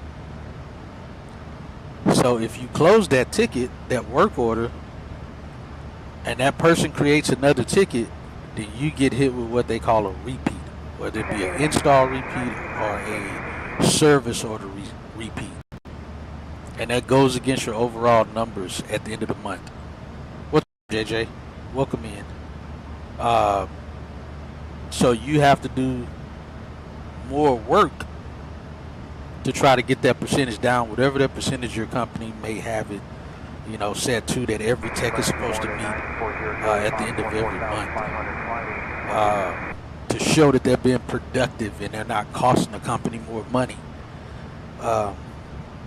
per service call, per install call. So he left, then decided that he was going to call me and ask me to help him by either rescheduling the ticket or canceling it. And the trick with that is if the customer cancels the ticket or reschedule it, if the customer cancels the ticket, then he doesn't get hit with a repeat because the ticket's gone. It's vanished now. Doesn't come back on him, nothing happens. So if I were to call back in, he wouldn't get hit with the repeat because the ticket that I had with him no longer exists. There's no history of it at this point. And if I reschedule it, then the ticket gets removed off of him and gets put on somebody else for another day. So again, he avoids getting hit with a repeat of some sort because he was too lazy to do his job. I got 0.4. We'll go ahead and shut those off. 14-12437. So when he asked me if I could do that, I said, no, I'm not doing it. I was like, dude, how are you going to ask me to help you and you didn't bother helping me? You didn't even bother wanting to do your job. So no, I'm not going to cancel the ticket. I know what that does for you. That helps you. And I'm not doing that. So just close the ticket out because you have a handheld. Yeah, exactly, JJ. Exactly. Not doing it. You have a handheld, just like you dispatched on a ticket, you have to close the ticket as well. Or call your dispatch and have them close the ticket. If, for whatever reason, say the handheld's not getting good internet, or the system that's being used on the handheld may be down or they're having issues with it, those would be the only two ways you wouldn't be able to close your work order on site because... American 2934, contact Atlanta Center on 120.55. Contact.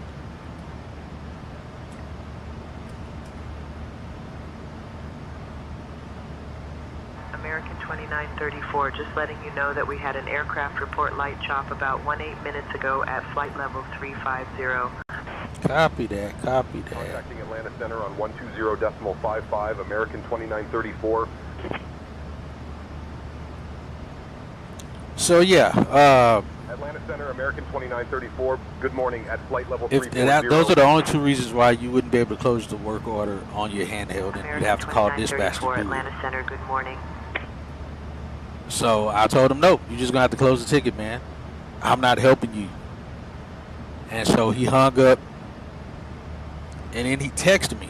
I just ignored the text, as in didn't reply. I read it, and he was like, hey man, are you still gonna close the work order? And because I can't, I'm still waiting here. I can't leave because again, you cannot leave a job. There's GPSs on the truck, is GPS on the handheld, so you can't be dispatched on the job and leave and go somewhere else if you've already shown yourself on site. The dispatch is going to be looking and wondering why are you still showing on site at this particular job, but your GPS shows you to be somewhere else. So I said, no, not happening. So left it at that. Like 3 or 4 hours later, another ISP truck shows up in front of my house. And I'm thinking it's the same guy.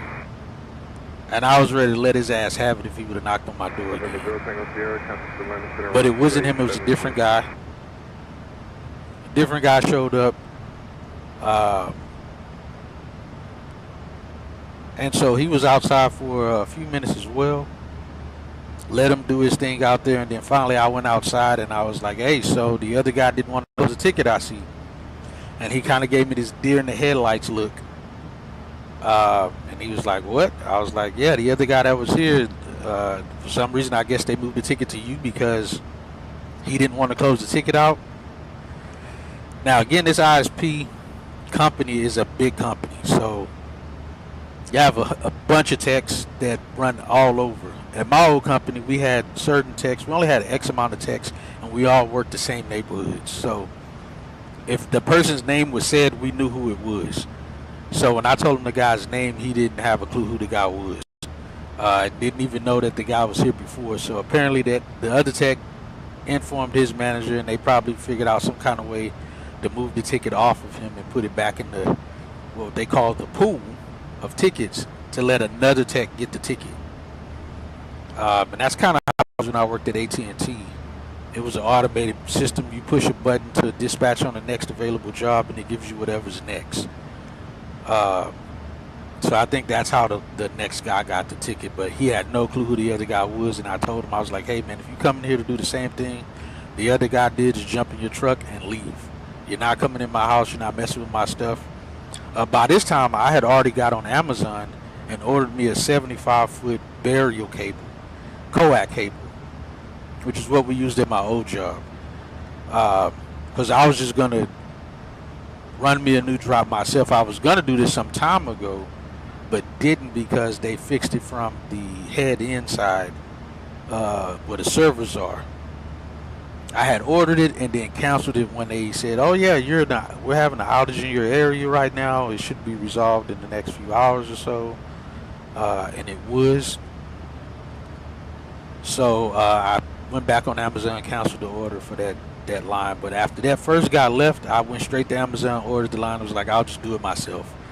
If the line is bad and my replacement fixes the issue, then I'll just leave the line there. If not, then I'll pack it back up and be good to go from there. And then I could know for sure that it's my modem and not anything outside, because that's the only common denominator left that could be the problem, is the modem. But you exhaust everything else before you ever tell a customer it's their equipment. That's the problem.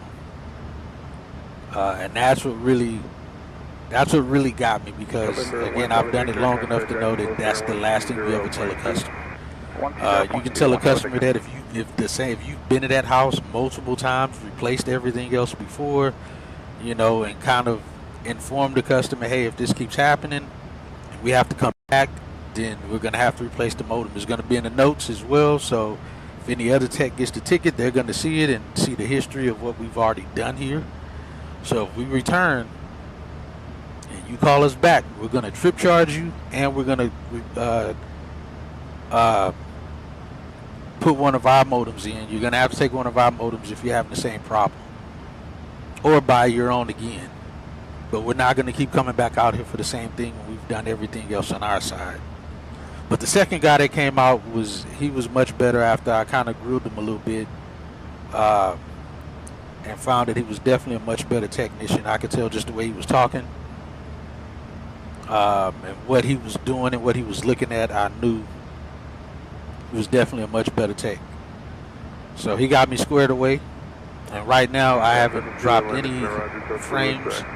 And this is 9 in the morning, when other people should be up right now on a Sunday using their internet as well. Which the tap, it's not the tap that you're sharing with, it's the servers.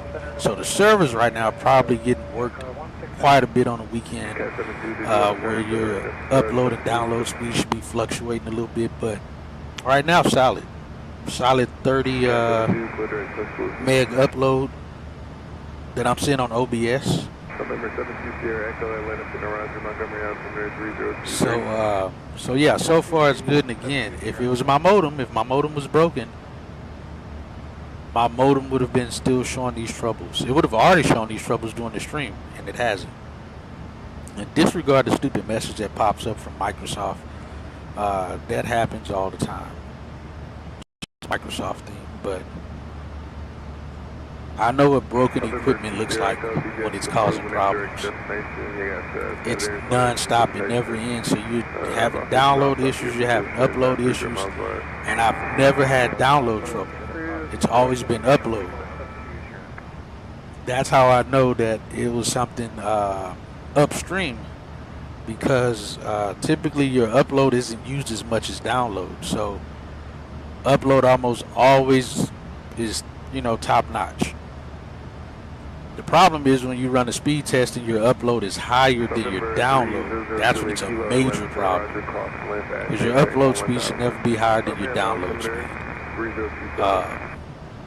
But yeah, so far first stream since that guy came out, and we're looking good. No troubles, no issues. But he did tell me, which I know can exist, that the infrastructure in my neighborhood in this area is kind of crappy. Which I know can be true, because we had a couple neighborhoods at my old company where it didn't matter what we did, it was always terrible. The service going into that neighborhood was always terrible. Get some turbulence here. Get the seatbelt signs on.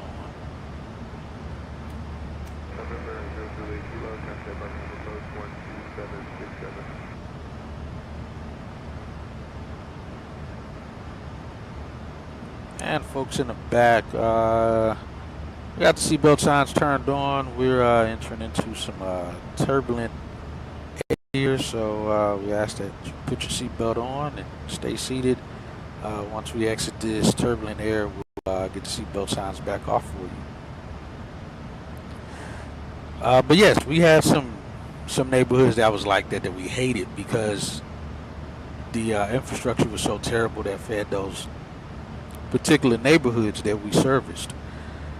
Until we upgraded the equipment in the field, upgraded the servers that was feeding those neighborhoods, it was going to be constant issues, constant customers calling. But one thing we knew we were not going to do was tell those customers their equipment was bad when we know our stuff outside was terrible. So yeah, when he told me that, I was like, okay, that makes me feel even better. So I know if I do have any intermittent issues here or there, it's not going to be much you guys can do about anything, because the wiring in the neighborhood is dated, and not even much the wiring, but like the just the equipment outside, the taps, what feeds the taps, could be having their own issues that no matter what they do, it's kind of terrible. The plant is what we call it, the plant heat. American 2934, contact Memphis Center on 128.275. Kind of getting rocked around in these 90 knots here.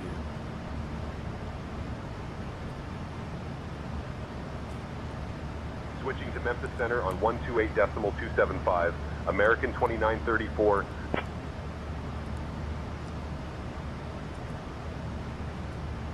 Memphis Center, American 2934. Good morning at flight level 340. But like I said, that's the one thing I hate, is having a lazy person. 2934, Memphis Center, good morning. Couldn't work on anything that I need worked on. I'm not doing it. You're not coming in my house. You're not working on my car. Again, another reason why I work on that myself, because I don't trust anyone to do the work the way that I would do it, in the way it's supposed to be done. Even just the basic of the fundamentals of how you're supposed to do something. If you can't even do that, I don't want you near anything of mine. Because I'll just do it myself. And unfortunately, I don't have any of my tools from my old job that I could have tested those things myself if I had the equipment to run tests on the wire, on the line, and see what's coming from downstream and upstream, how that's looking, if I'm getting FEC errors, bit rate errors, any of those things. I don't have any of that equipment, so I can't, that part I can't do myself.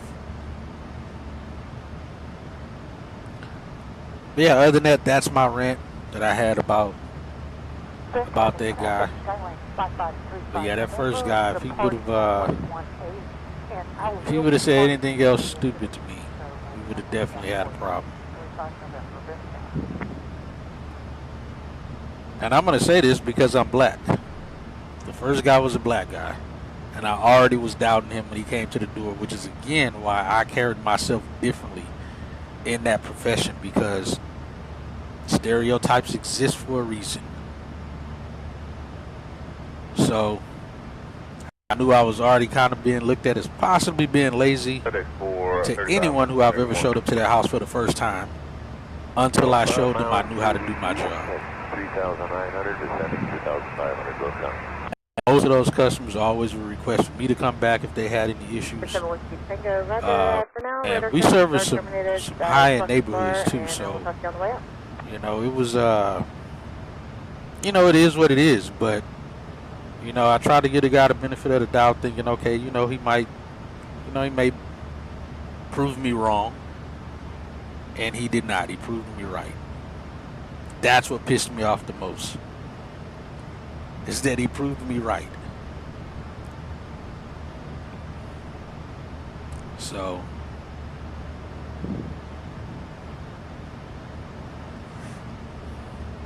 but yeah, second guy was not black. So like I said, it sucks, but again, that's why I was always great at doing what I did, because I love doing what I did for work. And again, treated every house that I worked on like it was my house, of what I would do if it's my house. That's kind of how most field techs approach things when it comes to like alarm systems, internet service, TV service, any of those things. You try to approach it as if it's your house. Now also, that's got to be taken with a grain of salt, because I've known some lazy techs who would probably do their house in a lazy way too, because they're just lazy. So you can't tell everybody to treat the customer's house like it's your own, because they'll absolutely do it, and it'd be the worst thing ever. So but for the most part, most skilled workers, you know, your name is tied to everything. Your signature's left on every piece of work, even if even like in maintenance, with aviation, everything's written out to be done a certain way, but everybody still leaves their certain touch on it, on every job, that if another behind them, they know their work. They know how they may do a zip tie a certain way, or you know how they just, it's always a certain something you leave your calling card on to know it's your work when you come back to it. Or if you know your buddy's work and how his work is, you know it. So to the typical customer, they would know the difference, but a technician knows their work, knows what their work looks like. Even if it was 5 or 6 years ago and you've been to thousands of houses, you know what your work looked like if you've been to that house before. You may forget the house, but when you see the work, you'll know if it was yours or not.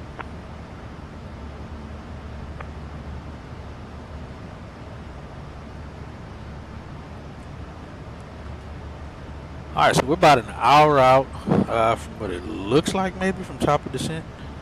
Let's see, 15:37. Yeah, a little over an hour and 15 minutes or so.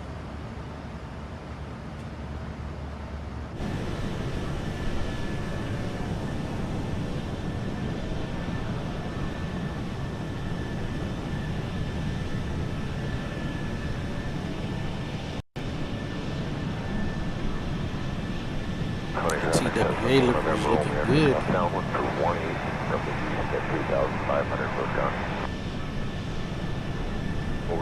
Oh, also,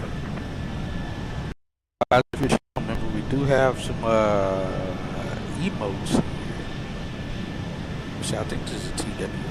Yeah, we got quite a few new emotes. I'm gonna just post them all in here so you guys can see them of what they look like. 39% maintained. Plus 38. This is the few that we get right now. As time goes and we get more channel members, we're supposed to be able to unlock more. But those are all the ones that I have right now that I've added. 5295. I know on YouTube it's a little hard to really see what the emotes look like and what they are. But I'll kind of just tell them to you. The first one I posted is a TWA American Airlines pin. Second one is a PSA pin. The third one is a ramp agent with the X's on the ones. The fourth one is PSA, I think. PSA or P mount. I think it might P mount, that's what it is. American Airlines and P mount pin, and then the fifth one is American Airlines 737 winglet. The sixth one is just an American Airlines like vintage looking pin, it looks like. The seventh one is the 737. The fourth one is like an operations pin, a simple little patch. And then the last one, as you probably can see easily, is the Let's Go. And what sizing unit? Southwest 1308, maintain Mach 77. Flow to Mach 77, Southwest 1308.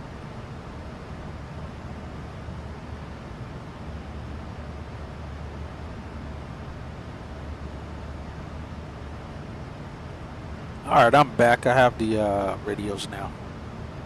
I've been back. I forgot to tell him. Alright, Hatchet, you've got the radios now. Yeah, there's some weather that's supposed to be off our left here. It's not really weather, it's just light precip that's happening out that area out there. That's part of that little weather system that we were cutting through early. It looks like it's mostly now moving to the east.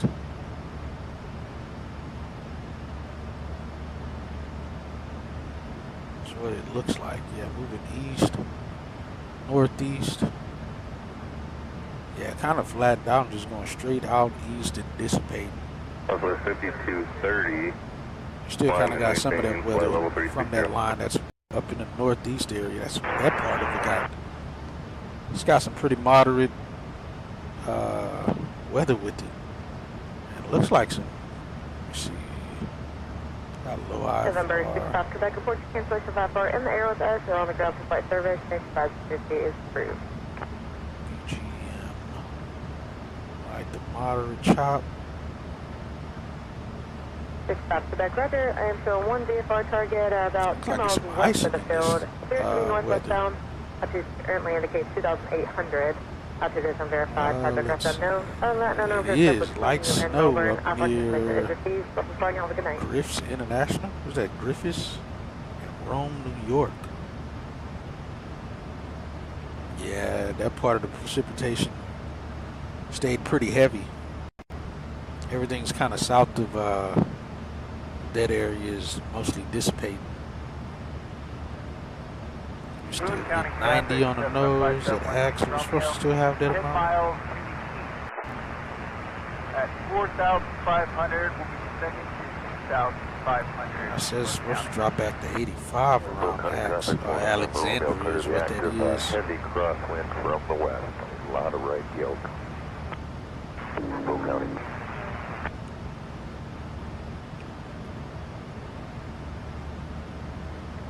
The one thing I do wish you could do with on YouTube with the emotes is use any one of the emotes in other channels, like you can on Twitch. With Twitch, you're able to do that.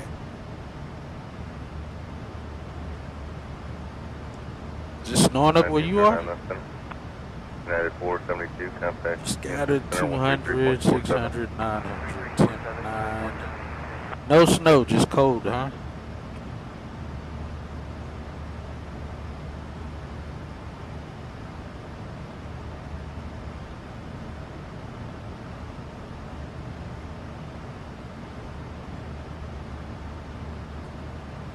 Air 1777, contact Kansas City Center on 127.62.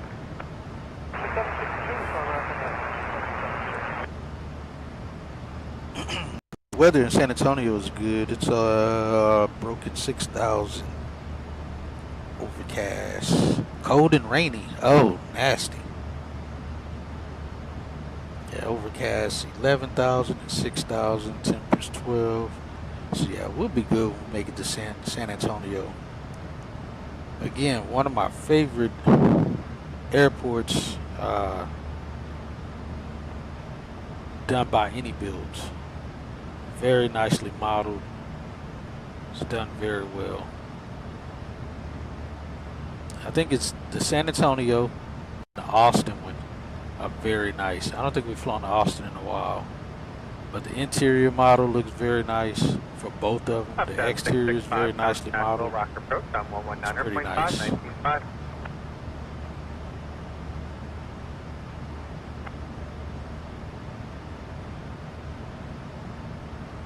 Fish at 486, contact Mount 135.22.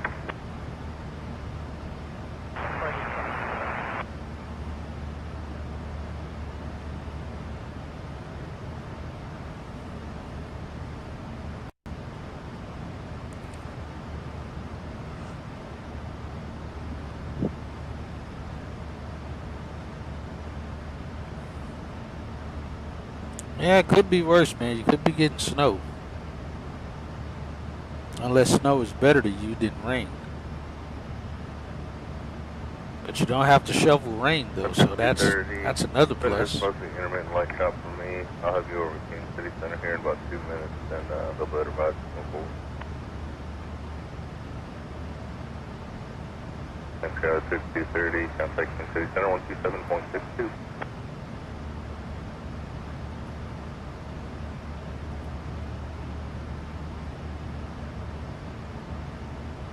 Boone County traffic, Cessna 5716 Romeo, 5 miles to the east, 2,500 inbound for landing, 18, Boone County.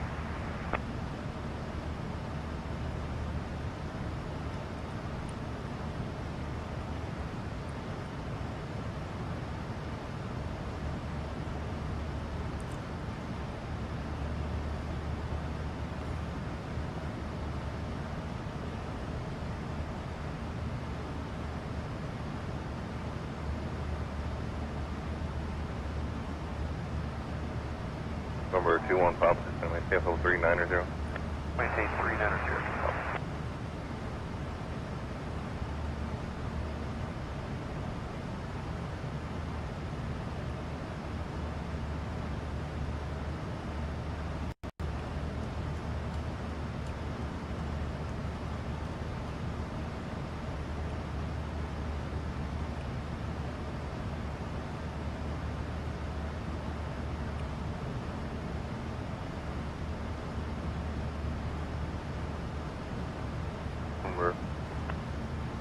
I swear I thought San Intentions had it set up to where the ATC would recognize two live players to make sure they don't Number 5 Bravo Charlie, contact over center 135.45. run into each other. But apparently not, because even when I called up Tower to let them know that I was number 2, they still just gave me takeoff clearance without even 393, contact over suggesting that the other aircraft was in front of me.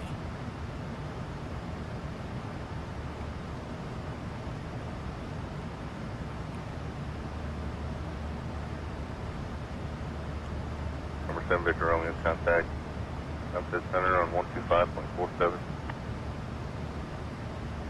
Boone County traffic, Cessna 5716 Romeo, 2.5 miles to the east, we'll be entering a left downwind runway 18, at a 45, Boone County.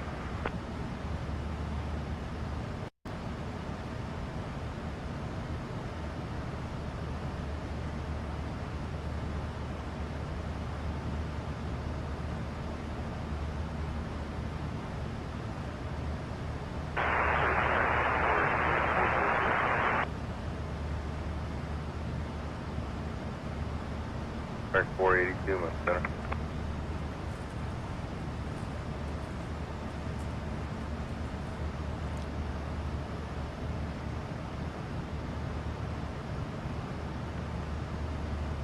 So this week will be my last week on this schedule.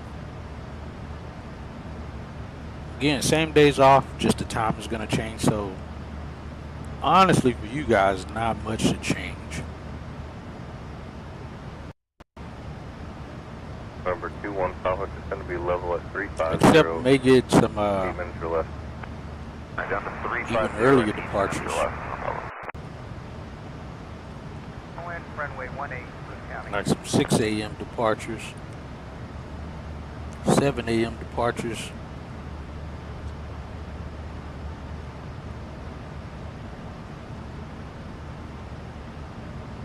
So we get some nice sunrise flights. Streaming from the show. Oh, real live streaming? What's the name of his channel? Don't try to post the link because I don't think it's going to take it. But what's his channel name?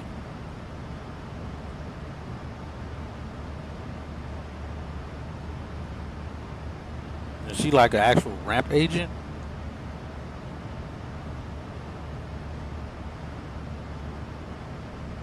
Ah, gotcha.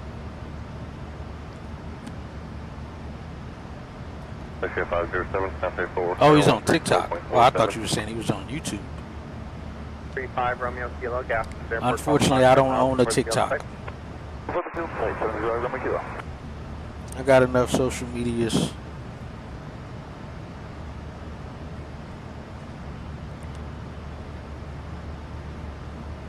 But if he's doing that, he's got to have a YouTube. There's no way he doesn't have a YouTube.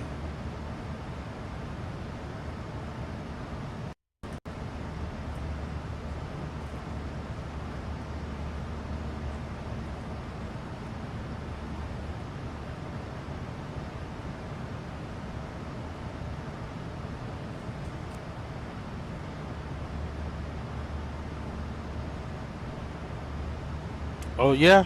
When was this? And where was it? And number 5 Romeo Kilo, Roger. Known to observe traffic in Gaston. Radar service star terminates. Mach VFR. Have a great day. Services terminates. Mach VFR. Thanks for help. W Romeo Kilo. There's Markstone, Oklahoma. 4 low identification, low ceilings, low visibility, mist, and fog. Mobile flight surgery. 120.07. One out of mine.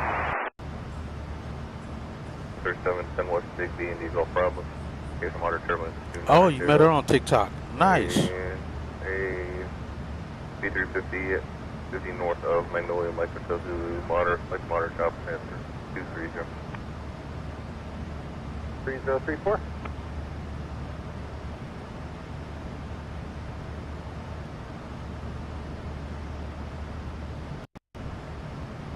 Six 446 on Fifth Center. Roger. 15642.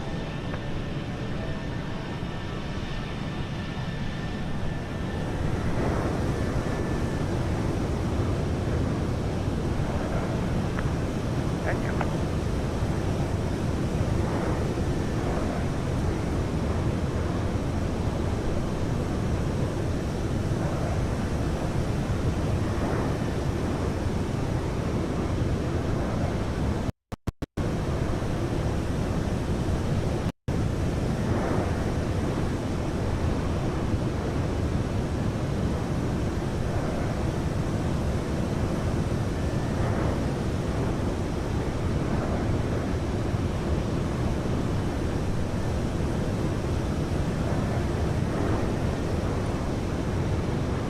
And is she ever near you for Amtrak, or is she like in another city and state?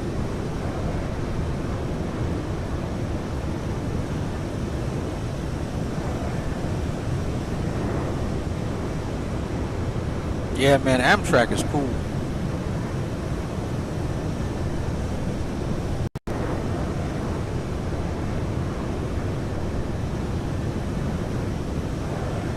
Boone County traffic, 716 Romeo, clear the exit. Oh, the ramp dude works for American. Nice. County traffic, Sacramento, 641 for my departing runway 130. I'll be staying in traffic.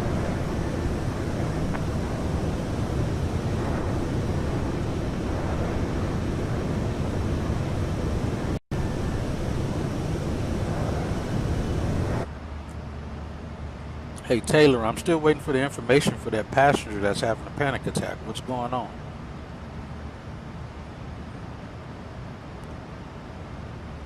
I am checking on the passenger now and will report back shortly. Jeez Louise. What seat are they in, Taylor? I will check on the passenger's seat number now, Captain. Jeez, Taylor is useless. Erica would have been all over this. She'd have been all over it.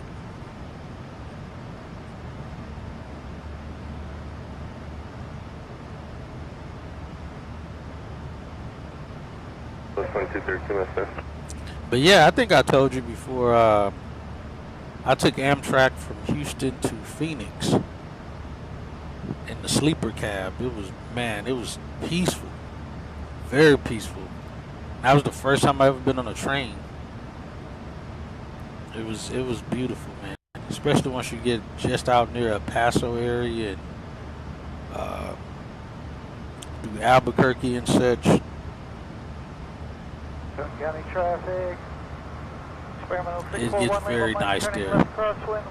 In Houston, everything just goes like behind the most disgusting neighborhoods you could think of. Captain, the passenger experiencing the anxiety episode is currently being attended to. They are seated and receiving support from the crew.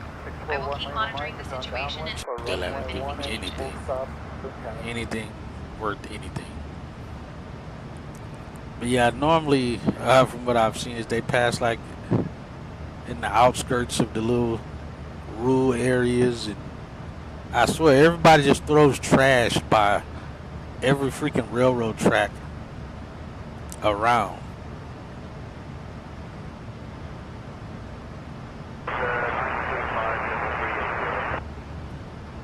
Oh, he's like doing the walk around and stuff on the airplane. But either way, it was still very peaceful. We got breakfast, lunch, and dinner on the train. And the tickets was not even that expensive. If I can remember, I think the ticket was maybe $700. Contact Memphis Center on 132.5. Over to 32.5 American 2934. FedEx 5078 on Center Roger, descend Visa Barbecue 3 arrival landing north from Hilton Route 3032. Yeah.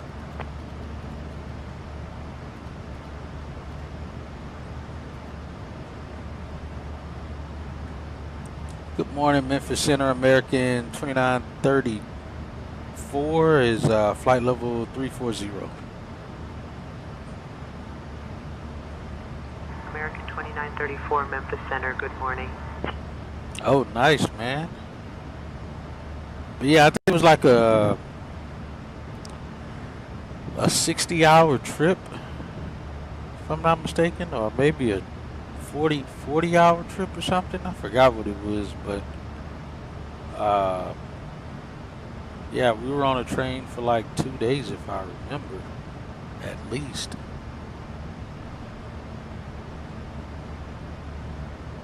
Going to Phoenix and then coming back from Phoenix. But again, we got breakfast, lunch, and dinner.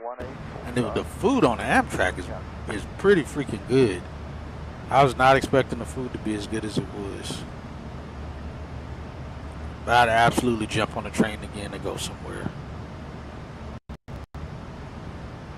So I'm like, yeah, it takes a lot longer to get there than a plane, but to spend that kind of money and you get like a whole bed, if you can afford the sleeper car. 2934, contact Houston Center on 126. All right, over to Houston Center on 26.8 American 2934.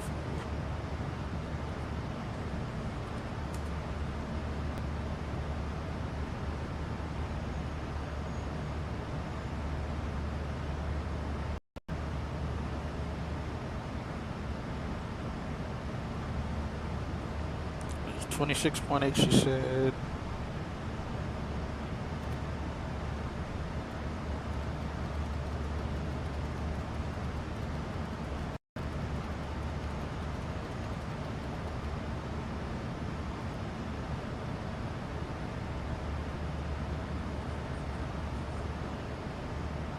Good morning, Houston Center, American 2934, flight level 340. American 2934, Houston Center, good morning.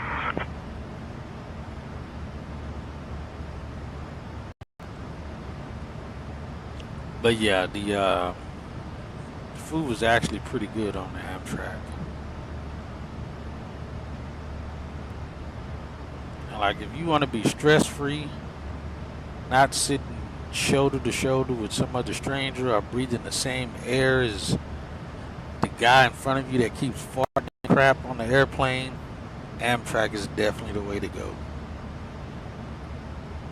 It's like being in a big ass RV is what it's like.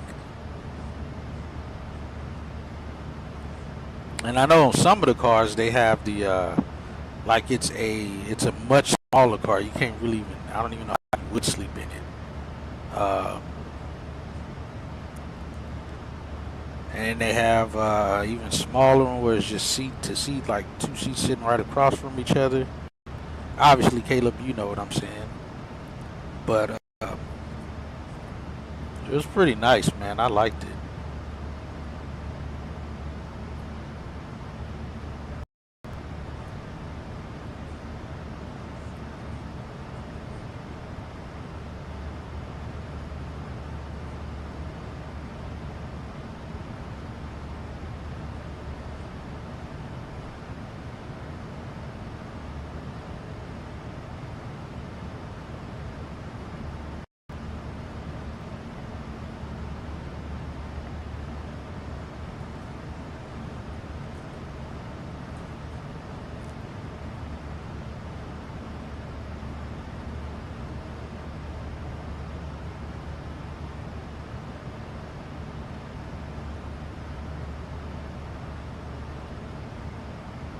Hey, Captain Hatchet, would you like anything to drink or a small snack while we're cruising? No, I'm good, thank you. Copy, Captain. I will continue to monitor the cabin.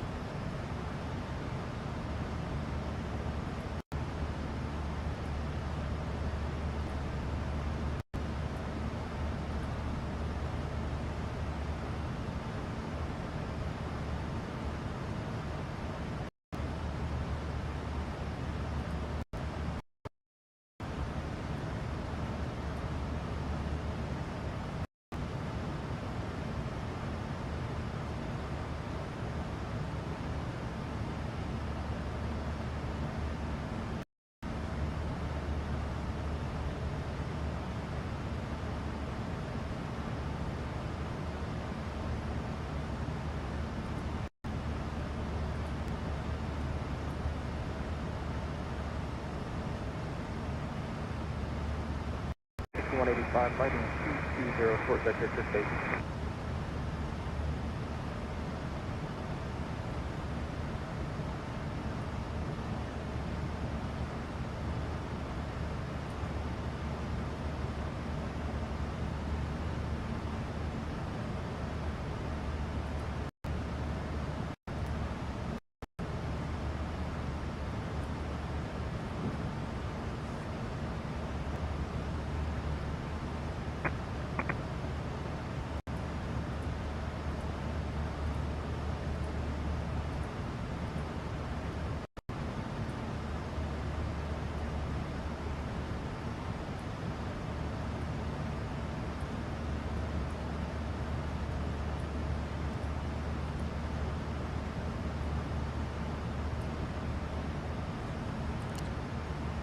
We're just cruising along, Cheater.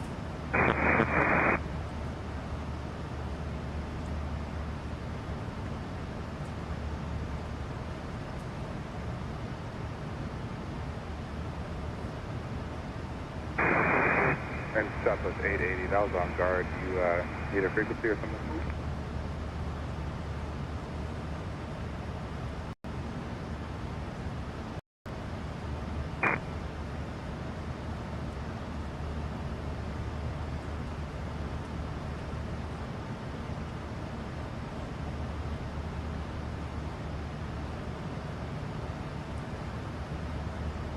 Southwest 880, right here, stand by.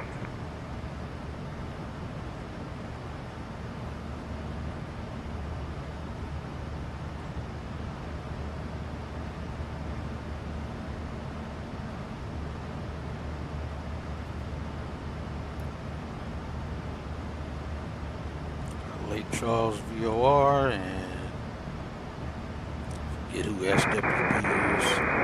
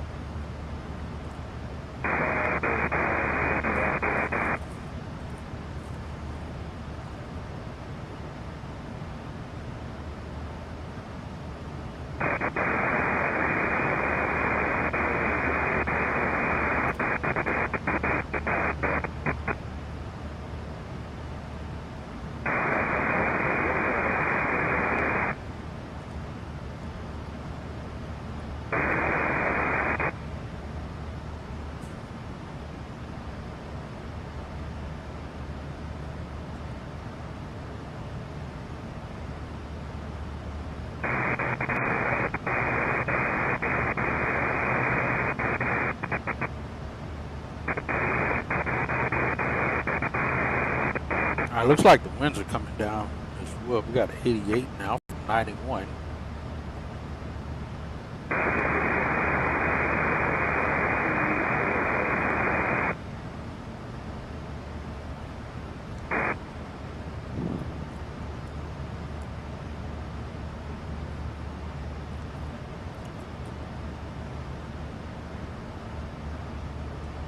Number 454 Golf Bravo, Houston, Center Will.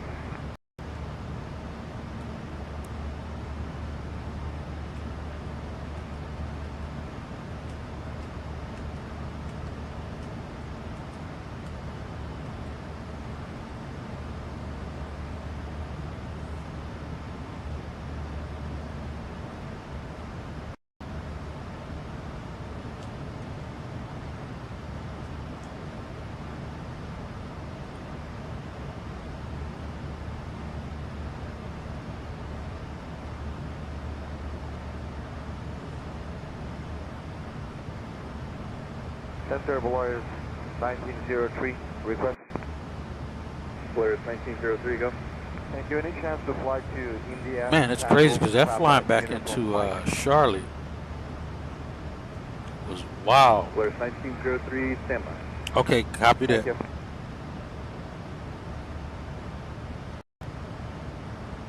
Stretch 389. Yeah, those winds were crazy. We couldn't even, I couldn't even slow the airplane down when we were landing in Charlotte in a 319 at that. Couldn't believe how crazy the winds were. We were doing like 180 Just on the maintain, follow 360. On near shore final. American 739, descend to maintain, follow 360. Set for 379, American. American 379, my apologies. Descend to maintain, follow 360. 360, American 37.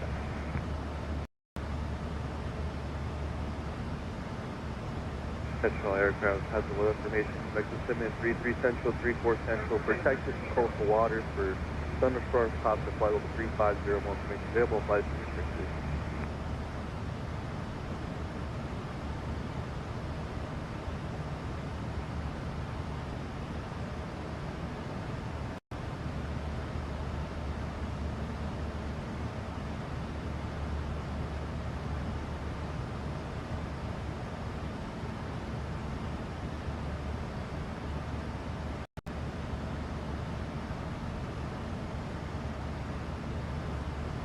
say had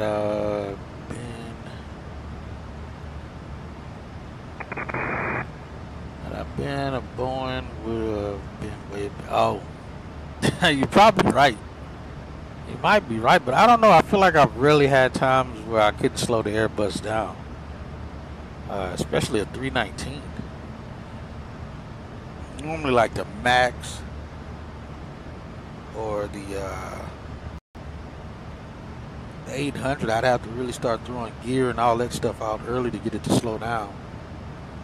But man, that freaking Airbus was not. But you know what? I also realized after I did that flight that there was an update for the airplane that came out like I think a few days before that. Because I noticed too, if you go back and look at the stream, I realized that my AirRec data wasn't updated, and we was using the wrong departure.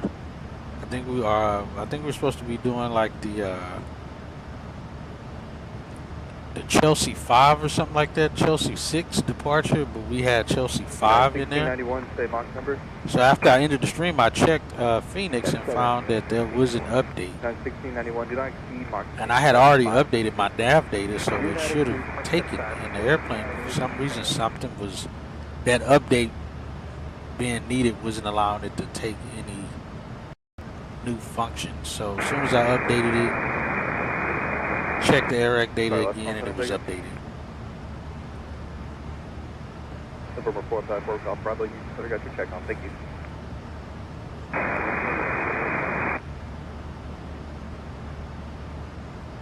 Air Canada 7247, contact Fort Worth Center 128.32.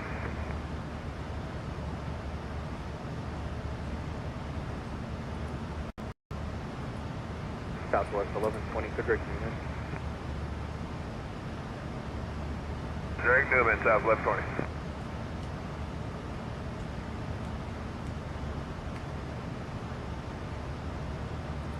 November 3, Kilo, contact Houston Center 126.42. 642, 3 Kilo. American 379, descend at pilot discretion, maintain flight level 350. Pilot discretion 350, American 379.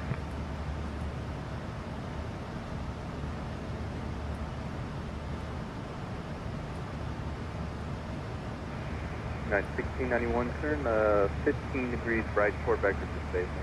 15 degrees right, United 1691.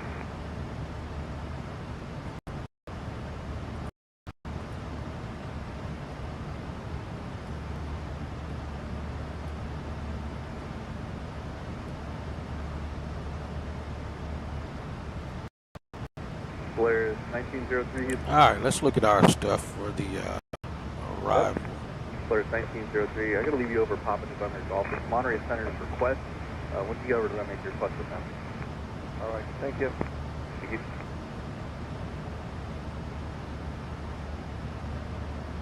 Airport, takeoff data. Let's see, Star. Doing the Cuervo. Approach. 04. Let's see what this RMP looks like. What direction are we coming from? We come from this direction to do the RMP.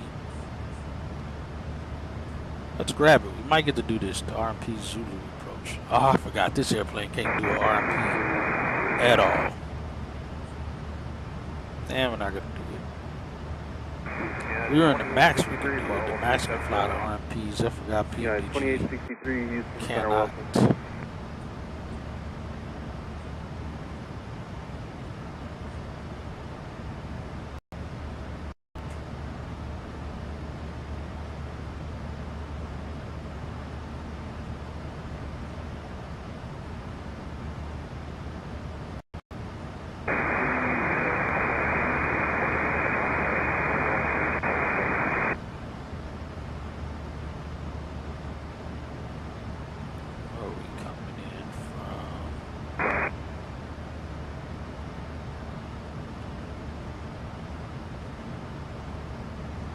Oh, Cage. RB flight level 240. March 15. Pig out.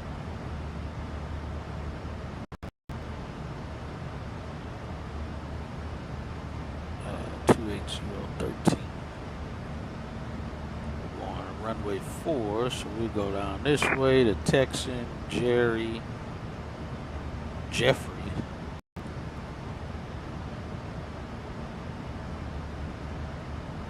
Argy? American 2934. Contact Houston Center on 134.425. Contact Fort Worth Center. Over to 3442, American 2934.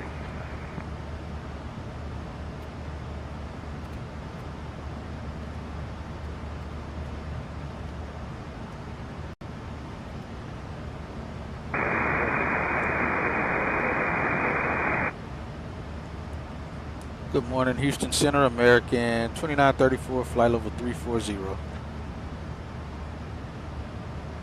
American 2934, Houston Center, good morning. Southwest 1120 traffic, 12 o'clock, 5 miles southeast bound, 737, 1,000 feet, Williams. South 1120, we're looking. November 7 Delta Hotel, contact Albuquerque Center 133.22. United 1691, descend and maintain follow 360. 360, United 1691. That's a holding waypoint just outside there. McCritty.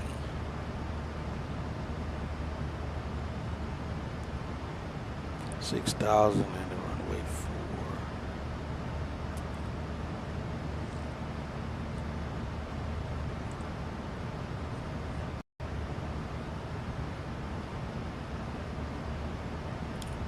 United 1691, clear direct diesel, thank you. Clear direct diesel, United 1691.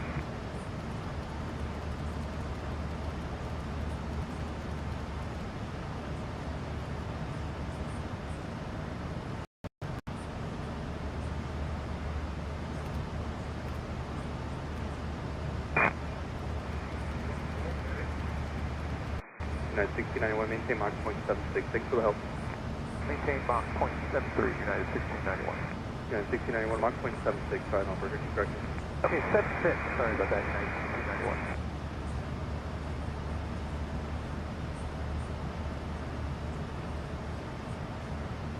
That's 037.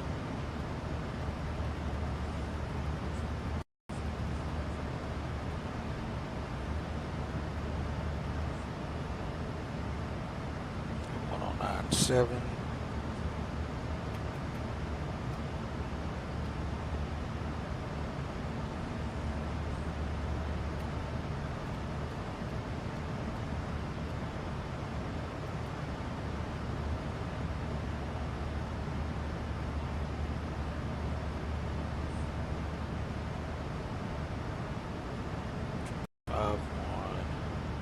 Say around Sat VOR.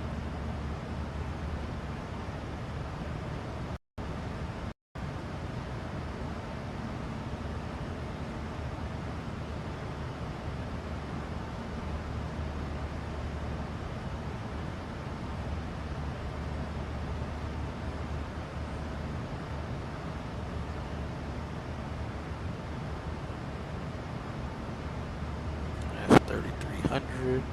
1,700 left turn to 35. Left turn United 2863, descend and maintain flight level 360. I maintain flight level 360, United 2863.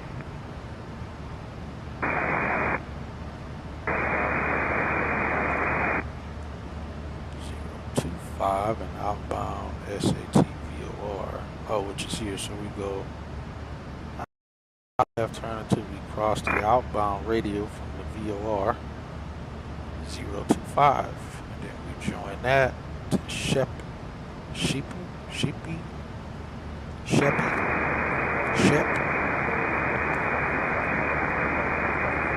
give me 18.4 from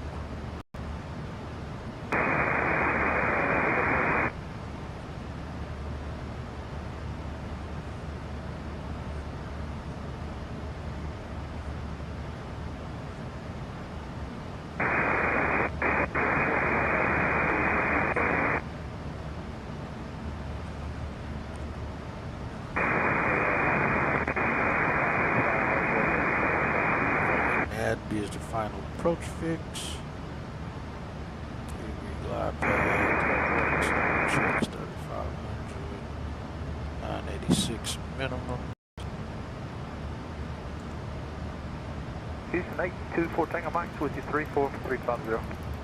Number 824 Tango Mike, Houston Center, climb and maintain flight level 410.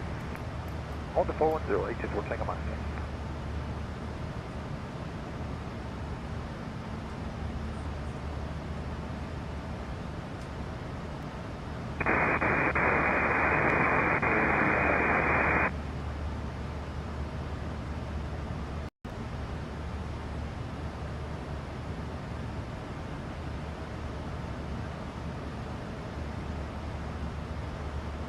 Polaris 1760, Houston Center, welcome.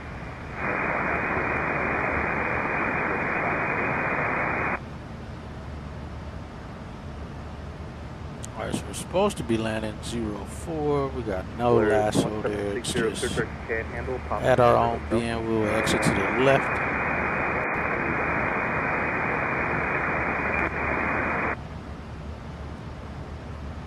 And also I noticed this when I was looking at the charts at work last night. Runway right has number 4, and on 4 it says runway has met its service life cycle and is in need of overhaul. So I'm pretty sure at some point, because I think they're still landing this runway right now, but it must be, I don't want to say it's raggedy, it's just clearly they have a certain metric set to a certain amount of landings and taking off per runway before it either needs to November be 4, redone or Houston Center, inspected or whatever. But they have certain cycle amounts. For the runways, this is the first time I've seen this. And 31 right, 13 right has it.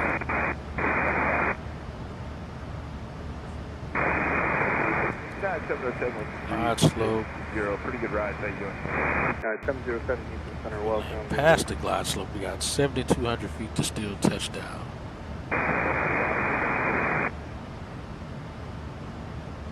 And this was another one that I saw. Prior permission required with airport operations for aircraft powering back from terminal gates. Airport restricted to aircraft with wingspan greater than 171. Prior permission required with 24-hour operations required for authorization. I don't think there's a single airplane doing power backs anymore out of the gate. So I'd be very surprised that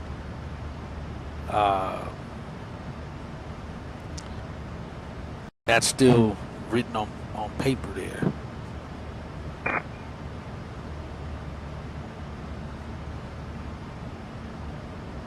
Got low-level wind shear alerting system.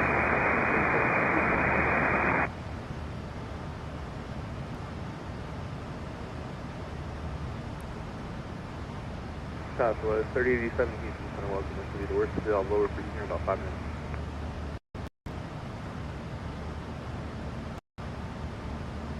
I'm really worried about takeoff stuff.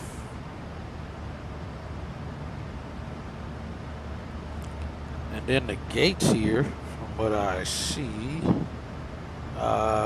American Park's over here at the Bravo terminal, if I'm not mistaken. So we'll end up getting one of these gates.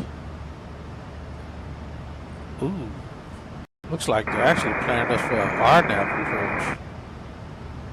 The RNAV Zulu, let's get that. Houston Center, American 947, level 360. American 947, Houston Center, clock 4075. Oh crap. 4075. Oh, that's RNAV 22.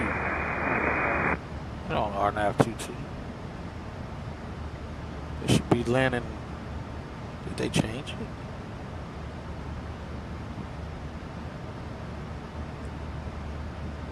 Sure, did they change the runways? No, they're still landing 04.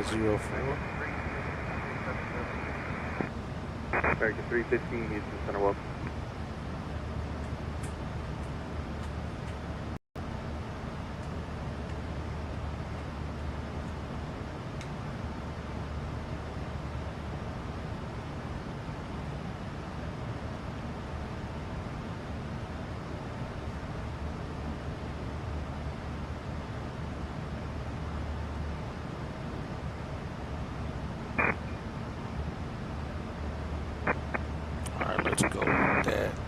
that's trying to give us 2-2. They're not landing 2-2 right now. I don't think the weather's even showing for that to work.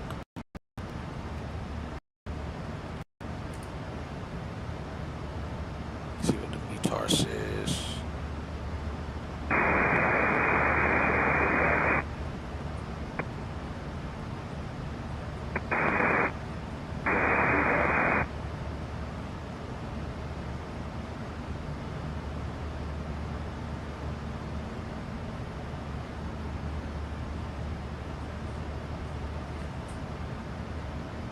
Southwest 2549 Houston Center, good morning. Here's the METAR for SAT. Yeah, no, we're not landing on runway 22 with those numbers.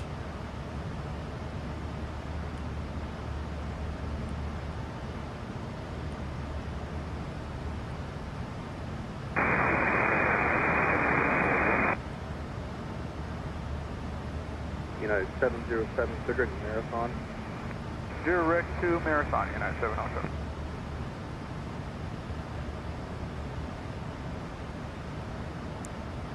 November 4 Golf Bravo, contact Fort Worth Center 128.32. Today. Got overcast 7,013 over 6, 3031.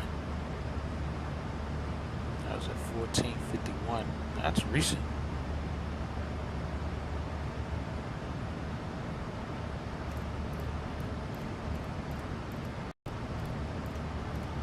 Polaris 1903, contact Monterey Center 127.4.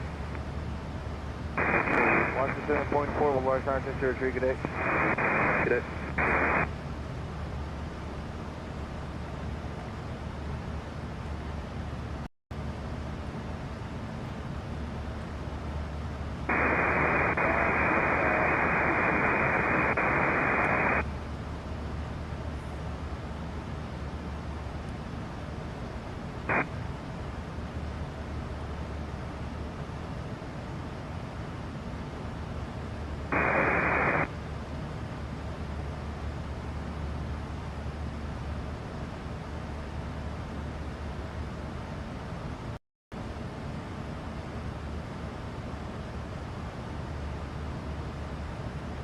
Southwest 3087, descend and maintain flight level 360.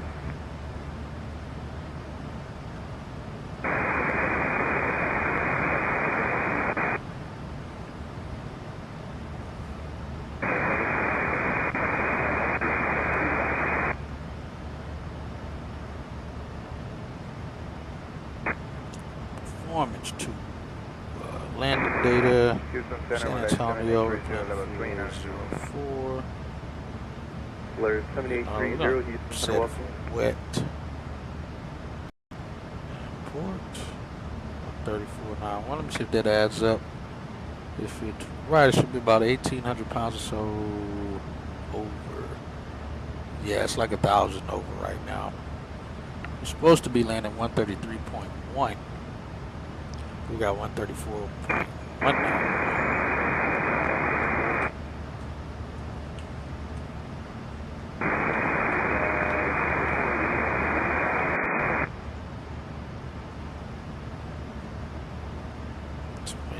All laid out. We're looking at least 12 knots too.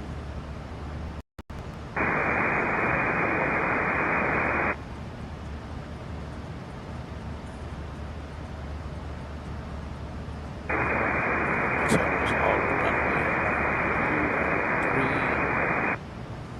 3. Polaris 1760, next section is at even altitude, like flight level 360, flight level 380. Flaps 30, 155. Polaris 1760 this morning, I've had Navy pocket flight chop above pretty smooth today.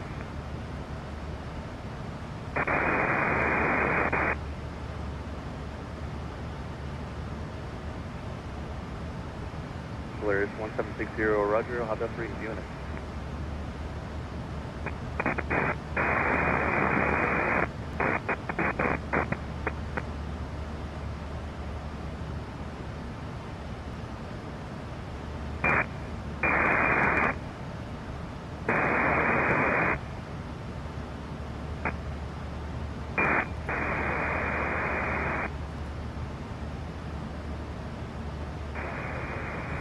We're almost to San Antonio. Southwest 2549, set to maintain level 360.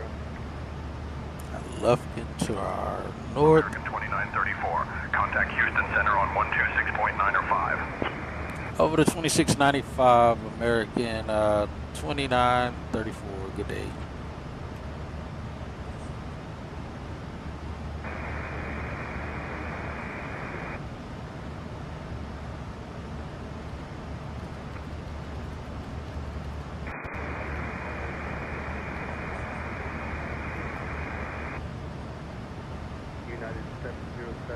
Much traffic around.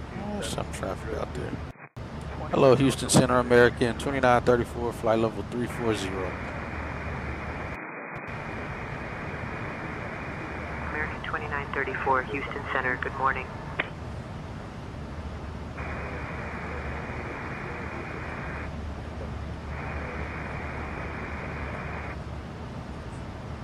Houston Center, American 2934, request.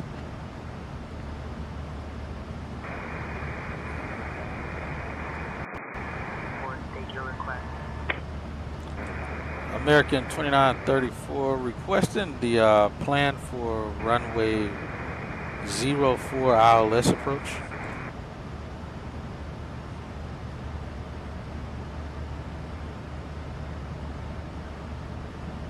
American 2934, expect the ILS runway 04 approach at KSAT. All right, we'll expect the ILS 04 approach into San Antonio. Thank you, American 2934.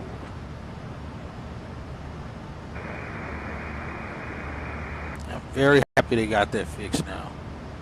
I'm not having to fight with them to get the runway I want.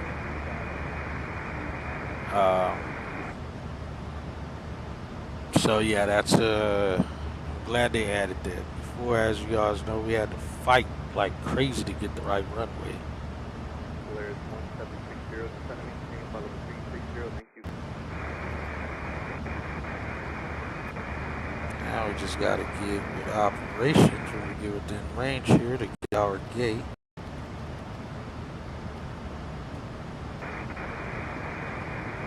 We'll get that once we get closer to top of descent. Polaris 7830, Pacific Romeo, Zulu, Charlie. Direct Romeo, Zulu, Charlie, 198, 7832.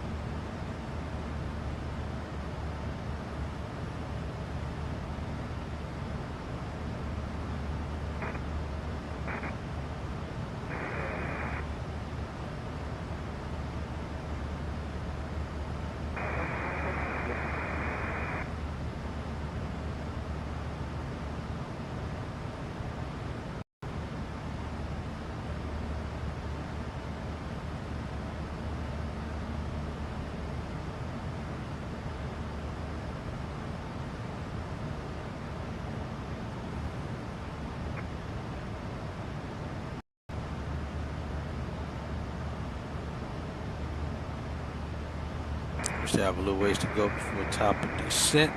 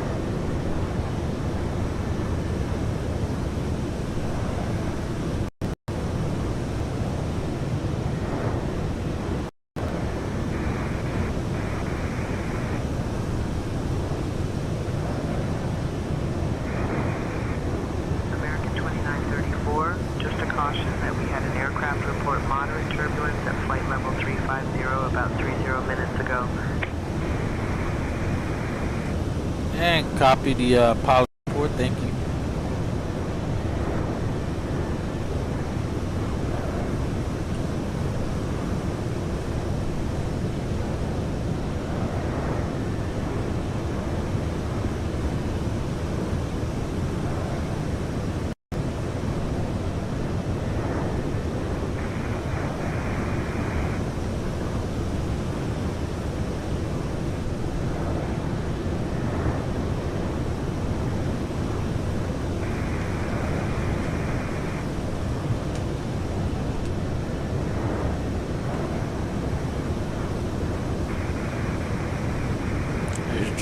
Bush Intercontinental right here in front of us.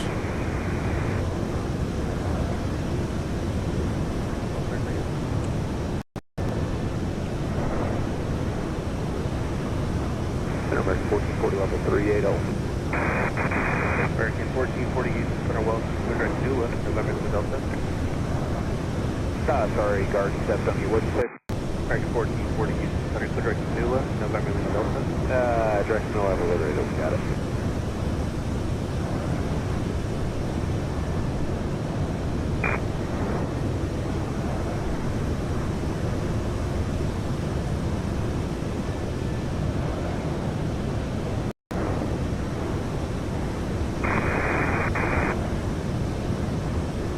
Traffic flying down there, I see.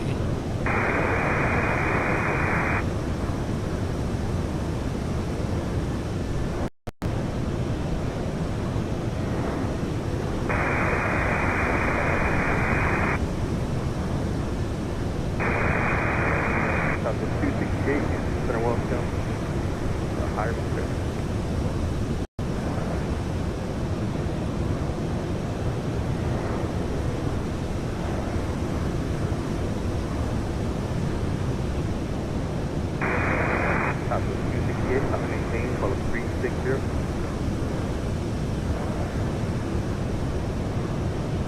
Yeah, the cold front leaves a wake of high winds. Which is good. 04017, gusting to 23.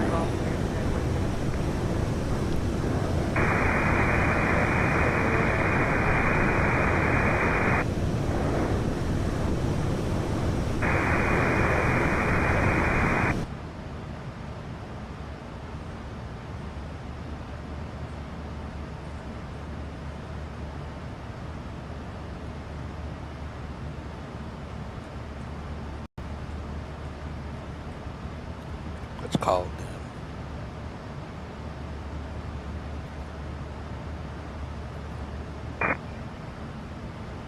Hello, Center. Is it just 636? Good morning, operations. American 2934. We're about to arrive in San Antonio in about 30 minutes. Just wanted to check and see what our gate's going to Let me see what we have. Give me a minute or two.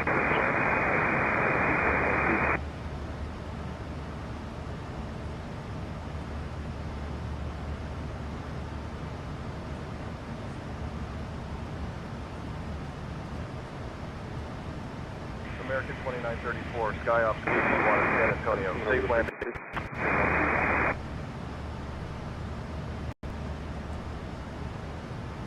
Copy that. Would be gate Bravo 1 into San Antonio. Thanks for the help. Talk to you on the ground, American 2934.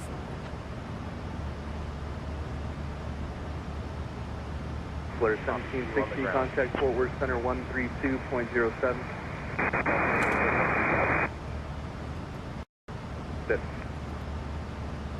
Alright, so we're going to Bravo 1.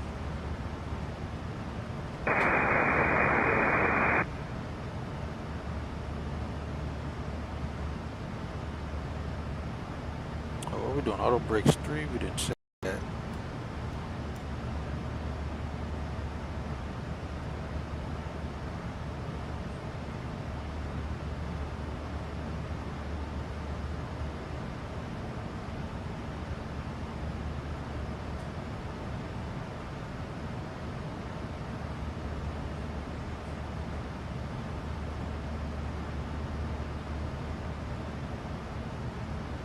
Bravo. We can't be parking at Bravo 1. There's no way we're parking at that gate. I don't think that gate's correct. Oh, Bravo 1. It's Bravo 1 Alpha I'm thinking about. We'll see. I think we can park there.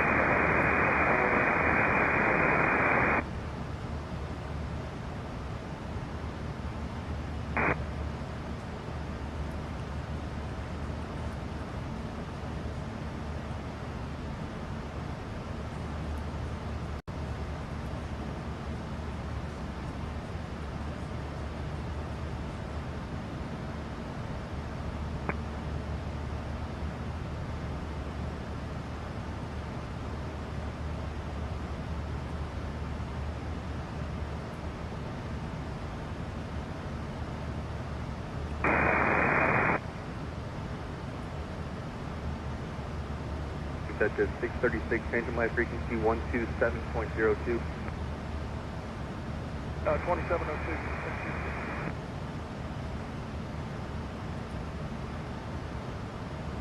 Thank you.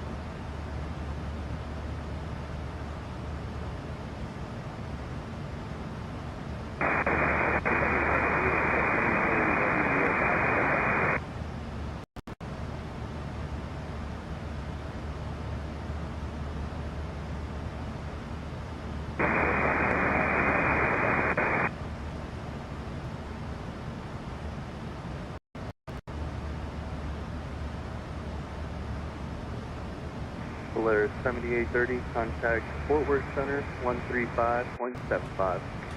3575, but I 7830. That's at 943, contact Fort Worth Center 132.07.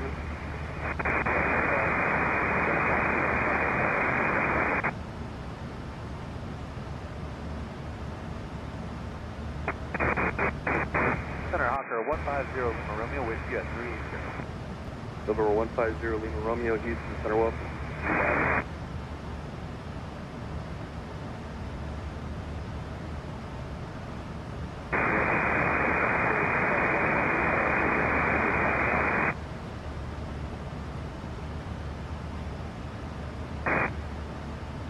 Houston Center, Center 423 is 370. Alright, we're going to be planning for the ILS 04 approach. Minimums for this approach is 986 feet. Will be flaps 30, approach speed 155, and will be auto brakes 3.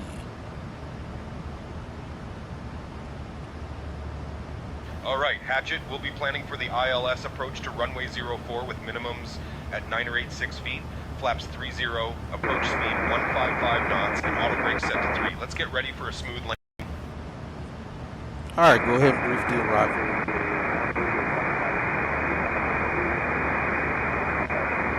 Alright, Hatchet, we'll be arriving in San Antonio on runway 04 using the ILS approach.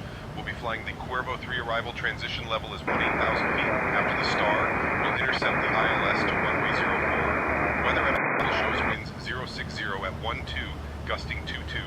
Overcast at 1,000 feet. In the event of a missed approach, we'll follow the published missed approach procedure. Squawk code remains 4247 and approach frequency will be 120.05.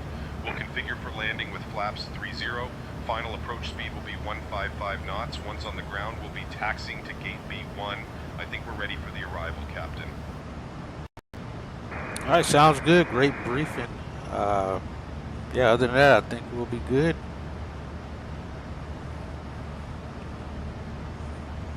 Great to hear, Hatchet. Let's keep it smooth and steady as we make our way to San Antonio.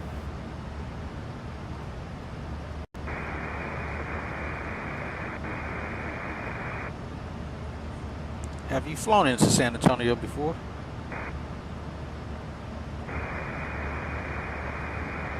San Antonio, I've been there a few times, Hatchet. It's a lovely place with a bustling airport. Looking forward to our arrival.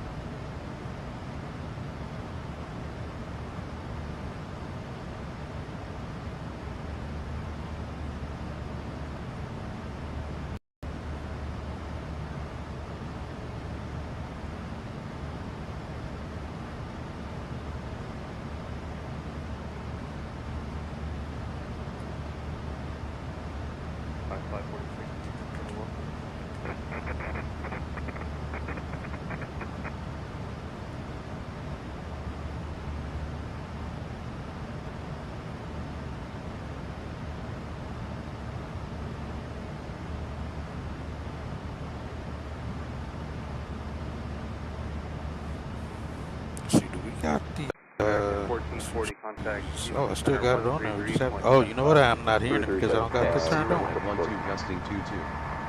Visibility 10. Overcast at 7,000. Temperature 13. 2.6. Altimeter 3031. Density altitude 300 feet. Advise on initial contact. You have information mic. Information mic. San Antonio International Airport.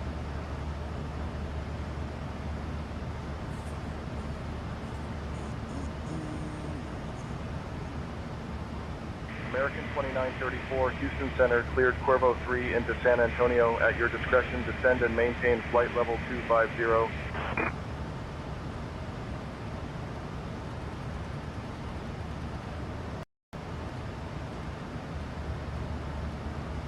Oh, I got the microphone. All right, cleared the Cuervo 3 and the San Antonio down to flight level 250, American 2934. American 2934, contact Houston Center on 132.15. Over to 32.15, American 2934. Center, Hawker 150 Lima Romeo. November 150 Lima Romeo, change my frequency 127.02. 127.02. 150 Romeo.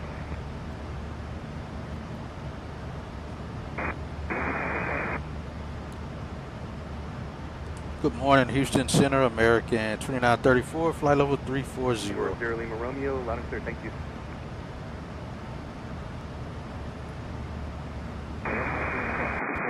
Set 423, descend and maintain, flight level 360. Descend and maintain, flight level 360, 423.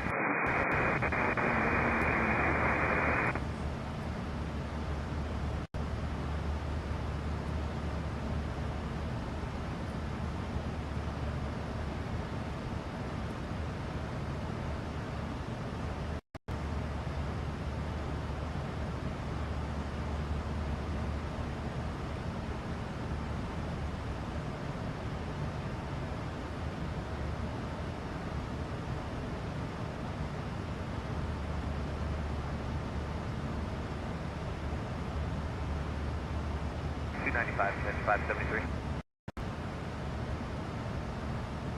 290 grid, extension 573.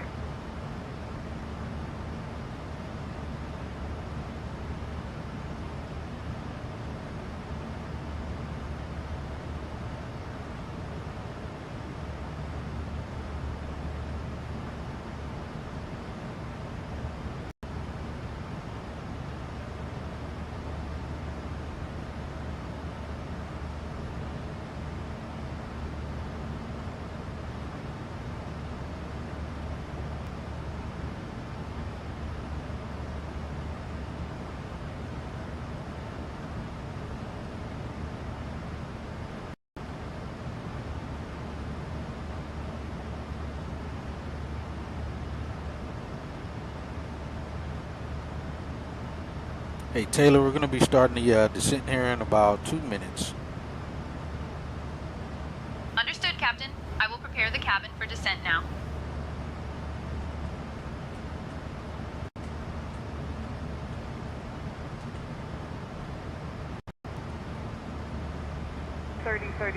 United 1823.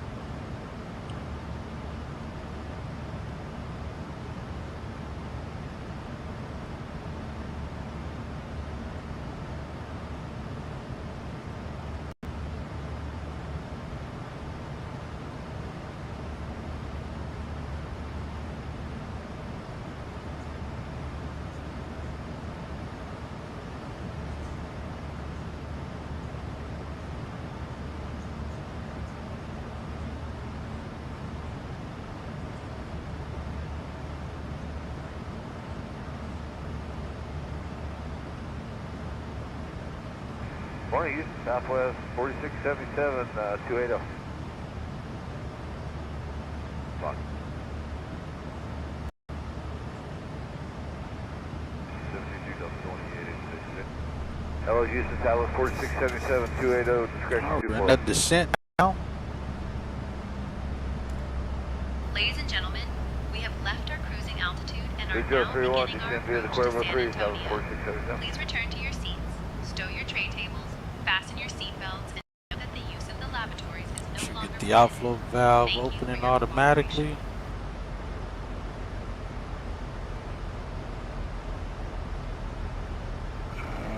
We'll get that cabin descent rate as it opens up.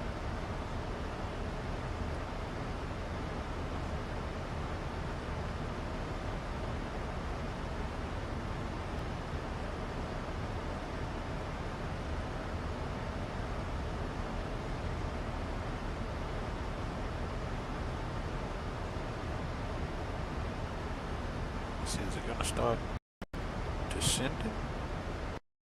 Should have already started by now. All right, there we go. Outflow valve looks like it's moving. Public speed starting at Willie and descend via the Willie arrival, United 1823. Got a descent rate though.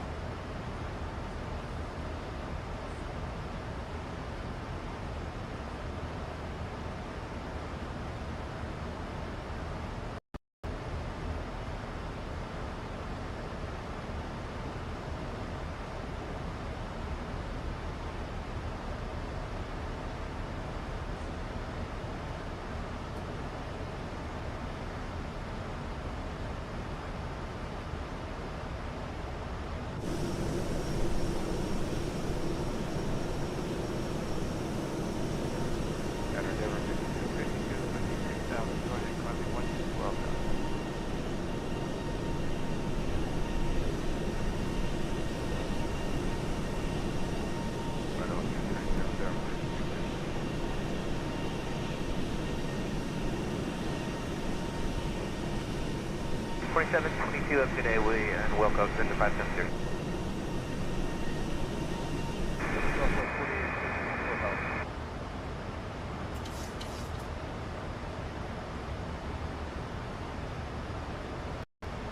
15 next.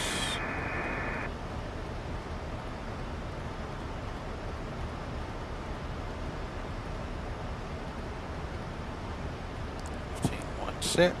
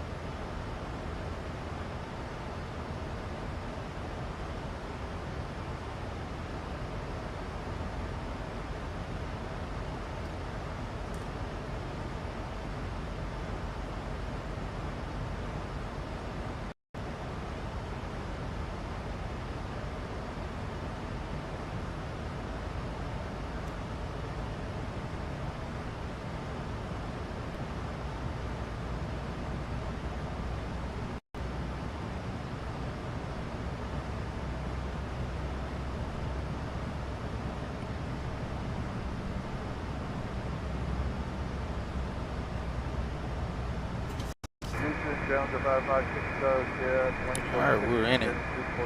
Out of 21,000, we're in the cloud deck. 5,000, 3033, 310,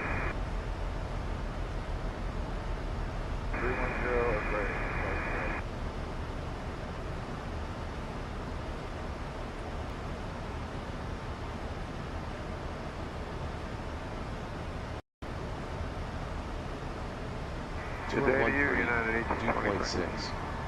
Altimeter 3031. Density altitude 300 feet. Advise on initial contact, you have information Mike. On our way to 15,000. Alright, you have control of the radios now. Alright, I've got the radios now.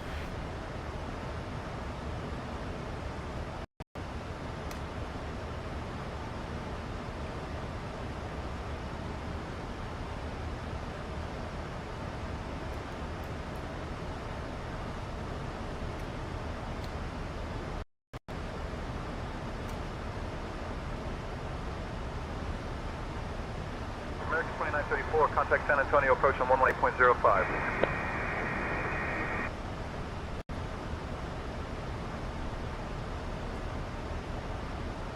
Switching to San Antonio approach 118.05, American 2934.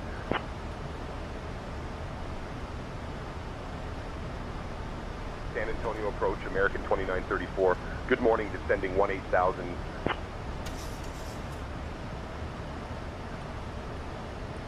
American 2934, San Antonio Delta approach. 788 is 4 miles from every turn, 010, maintain 4,000, just out of some local, cleared out less than 4 approach.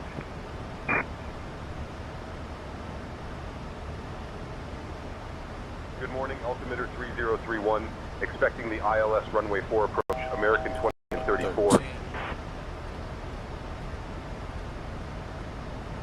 13 set. And San Antonio approach, American 2934. We have ADA's information, Mike.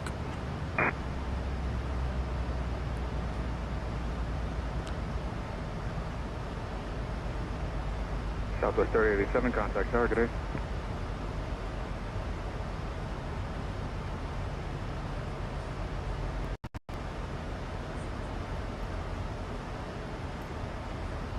Hey, K-Bass.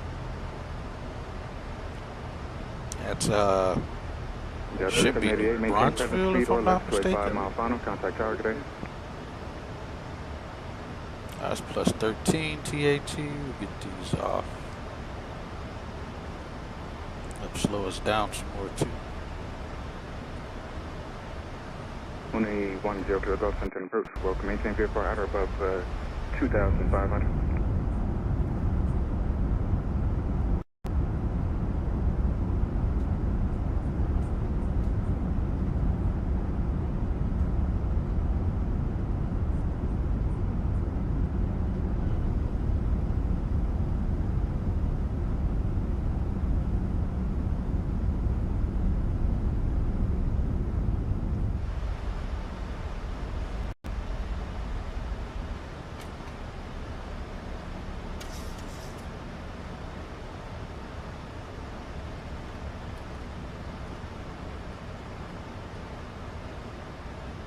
United 1789, reduce speed to 180, attention to maintain 3000.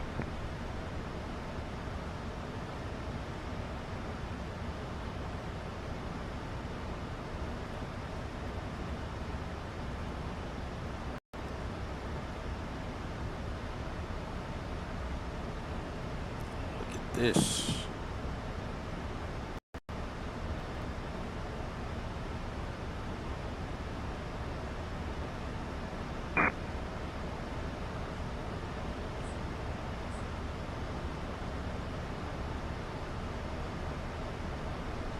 November 0 Kilo Golf, flight heading 250, vector final.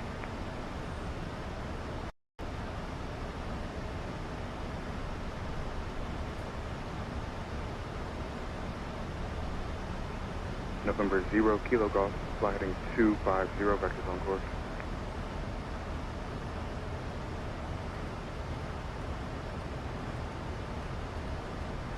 $8,000 set. November 10 Kilo Golf approach.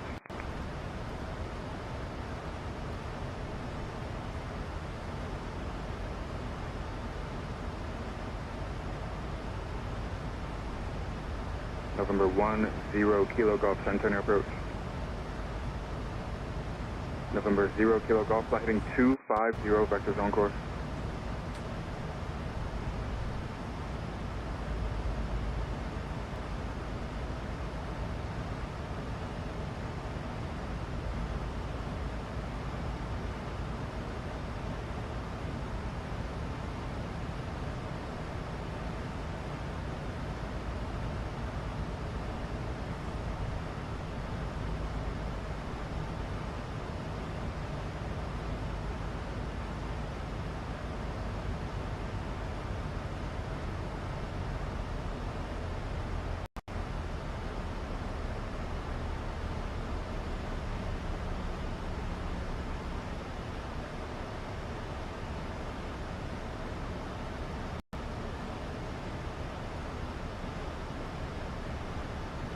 Plus 16 TAT.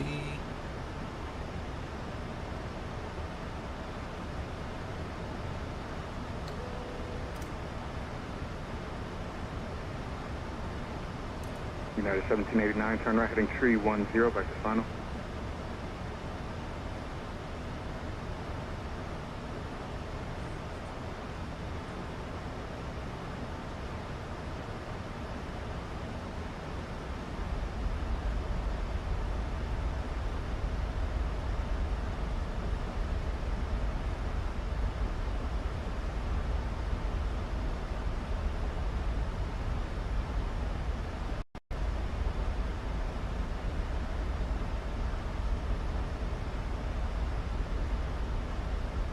Ladies and gentlemen, we are now beginning our final approach into San Antonio. Please turn off all electronic devices and stow them until we have arrived at the gate. Kindly return your tray tables to their upright position and ensure your seats are in the full upright position. Please fasten your seat belts. The weather in San Antonio is currently 75 degrees with clear skies. Our assigned gate is Gate B1. Thank you for your cooperation.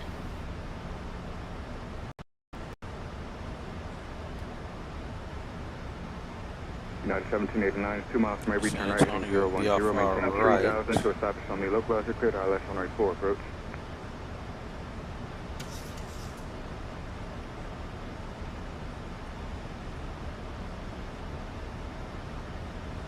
November 0 Kilo Golf, flight heading 270. United 1789, contact target 8. I see it there. Right off our nose. We see traffic out there as well.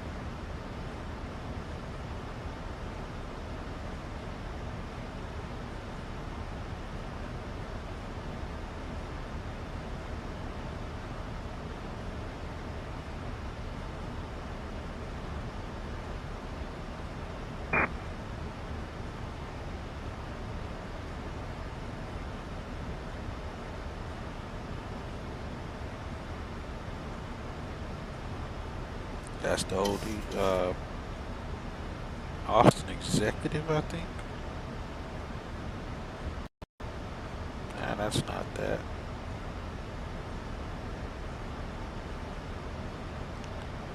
forget which airport this is. That's right there. R&D. Who's R&D? Randolph Air Force Base. That's who that is.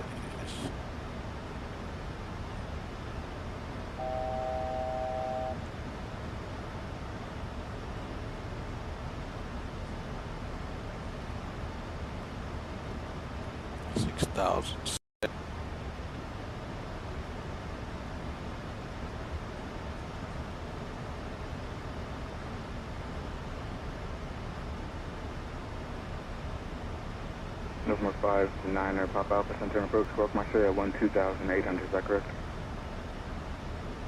November 9 Pop Alpha, roger, expect 194. November 0 Kilo Golf, turn right heading tree 10, expect lower shortly. November 9 Pop Alpha, area of light to moderate precipitation extending between Cerveza and Seagar on the arrival.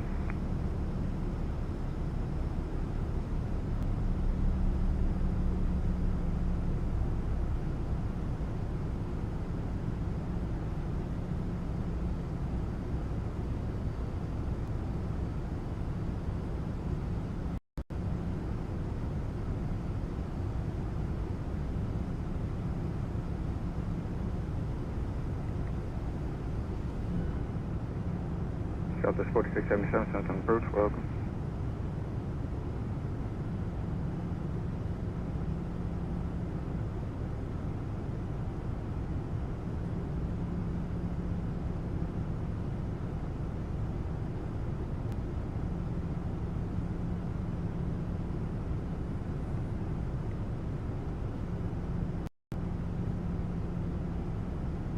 November 0 Kilo Golf to lead out to restriction, make straight on runway 4.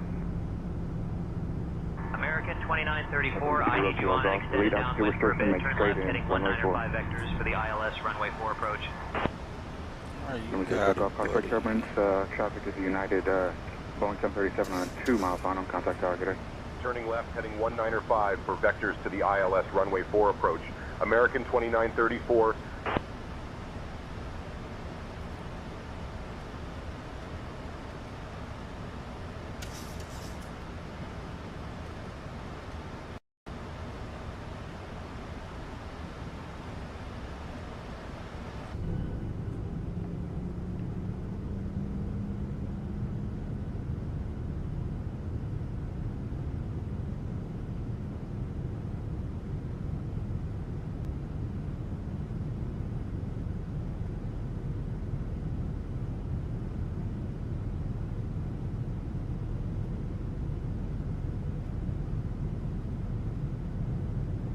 We get to see downtown San Antonio.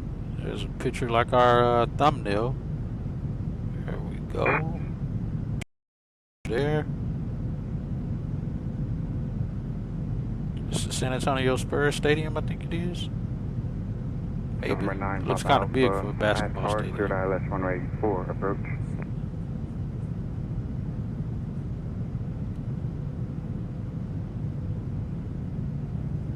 November 9 Pop Alpha at hard, cleared ILS runway 4 approach.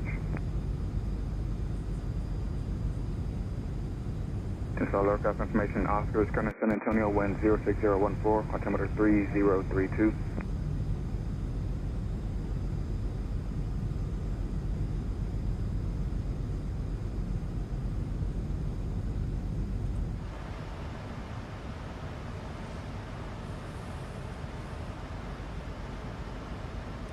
Go ahead and go flaps 1. We got plenty of fuel we can burn off too.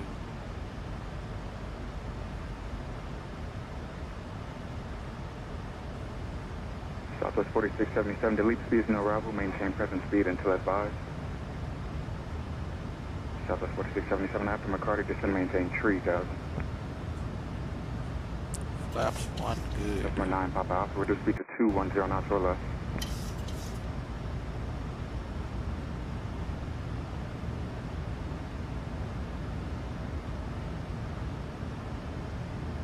Looks like we're kind of flying into some rain here.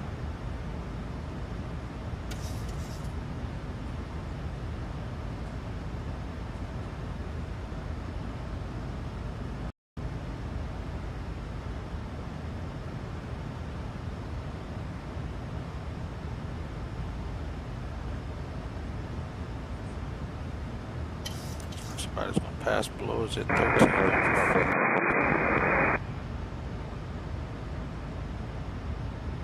2934, turn left heading 170. Oh, he's got it, I forget. He sees that traffic right there. 170, American 2934. Expect on right 4. Keep us from in the traffic area. I feel like we're in rain right now. We're not actually seeing it. Like this looks like all rain right here in front of us. Road 27, Central departure, ident, taking altitude.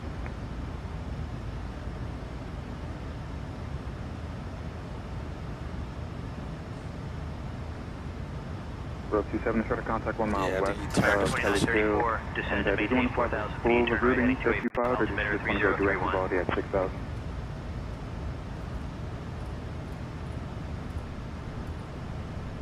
Road 27, Roger, son of American 2934, 11 miles from Avery, turn right heading 325, descend and maintain 3500 feet until established on the localizer. Cleared for the ILS runway 4 approach. 4677, turn right heading 310, expect vectors for the visual approach.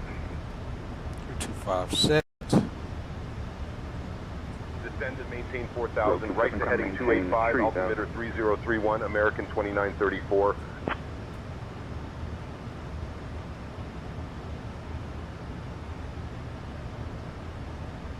Right heading 325, descend and maintain 3,500 until established on the localizer. Cleared for the ILS runway 4 approach, American 2934. River shortly.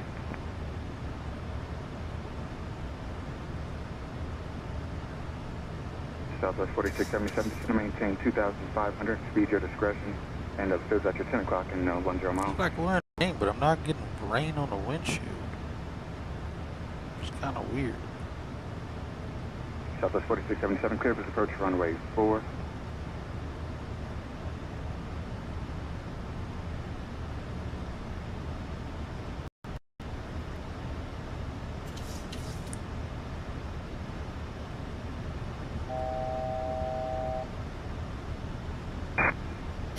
Southwest 4677, contact tower today. It's like he literally vectored us around behind this guy. That's what it looks like. There's rain. Cabin crew, take seats for landing. There's some rain. Road 27, climb maintain 5,000, area of light to moderate precipitation begins in about 2 miles, extends for another 20 miles along your route of flight.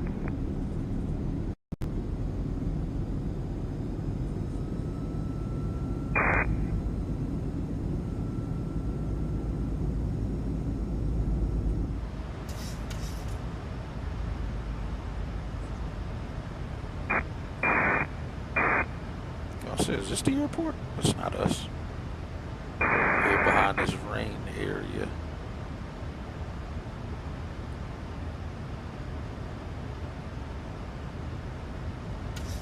And we'll hold what we got to a good distance from him. Now it looks like he's about 7 miles in front of us. Number 9, Papa, across brake turbulence, about 8 miles in shell of a Southwest 737. Contact tower today.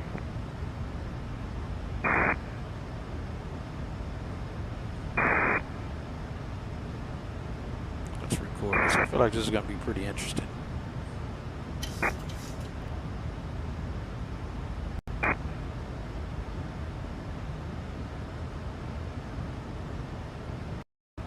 That's on approach.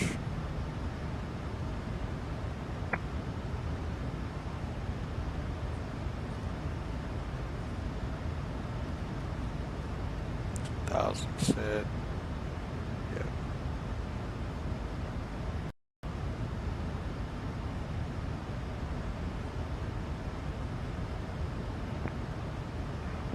Road 27, contact still on 134.6 today.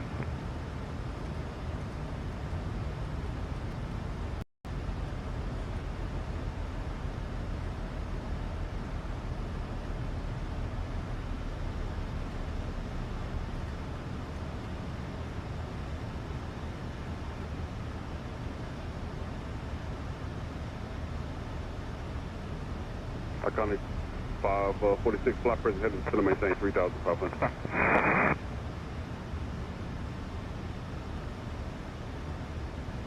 Arm and speed brakes. Speed brakes armed.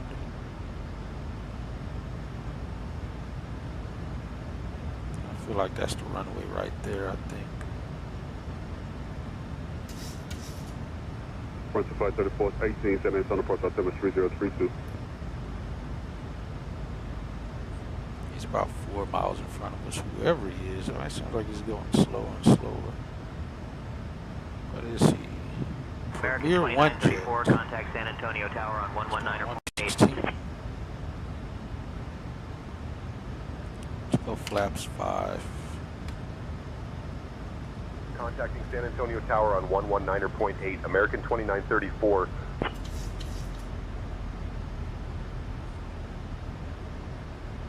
San Antonio Tower, American 2934. Good afternoon, established on the ILS runway 4 approach. 4677, map enabled, ground plan 9 today. Passing ground, Delta 4677. American 2934, San Antonio Tower, roger, continue approach. We got the runway there in sight.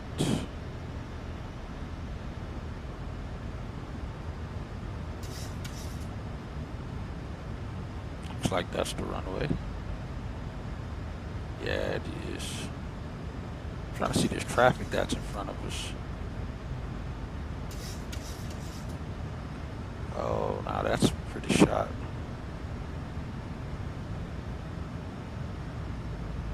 American 2934, runway 4, wind 060 at 12, gusting 22, cleared to land.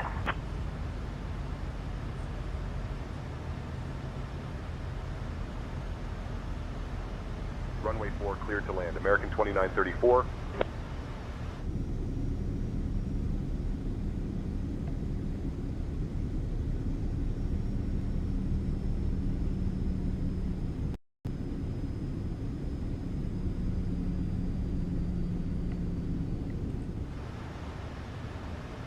There's 3 miles. We got the loc and the glide. Let's go flaps 15.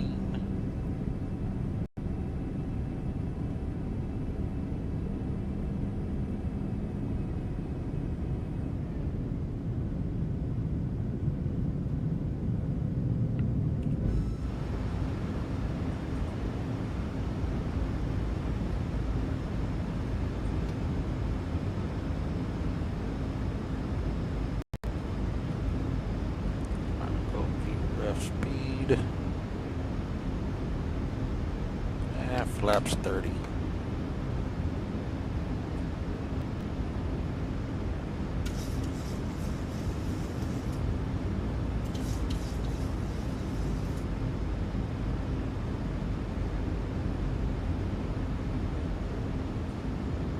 Alright, 3 green, no red, flaps 30 and green. Got our clearance to land.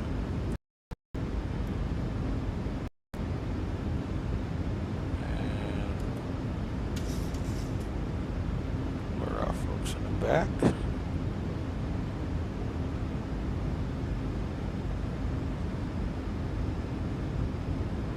See if that guy gets off the runway in time.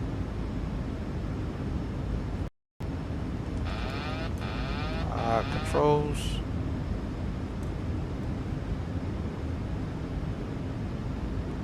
That's 14 knots. Stabilized.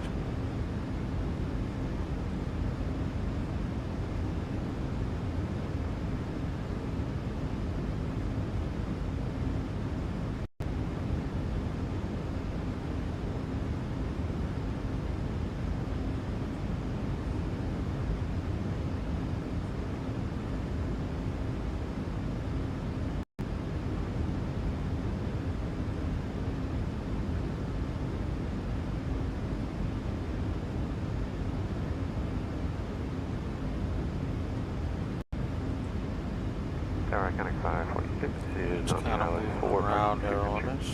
Iconic 546 San Antonio, welcome winds are 060 at 12, gust 20, runway 4, clear to land. Clear to land, runway 4, Iconic 546. Watch those winds. Continuing.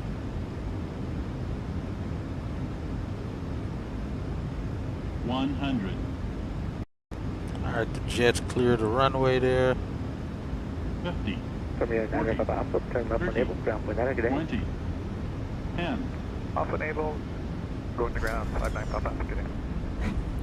Reversers.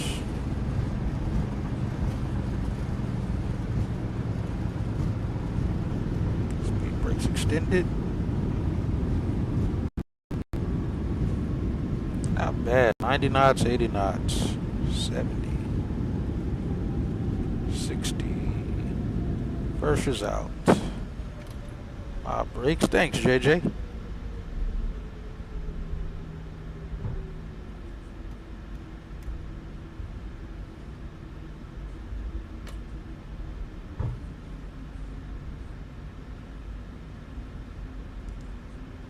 Stop that clock. American 2934, exit at Romeo if able. Contact ground on 121.9er. 13 left and right, and hold short of runway 4 at November 1. Exit at Romeo if able. Contacting ground on 121.9er. American 2934.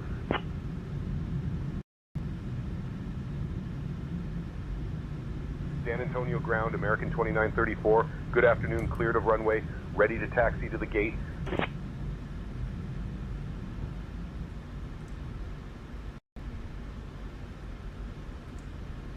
American 2934, San Antonio ground, taxi to gate B1 via November, hold short of runway 31 right, then November, hold short of runway 31 left, then golf. Yo, did I not have, I didn't even have my landing lights on that.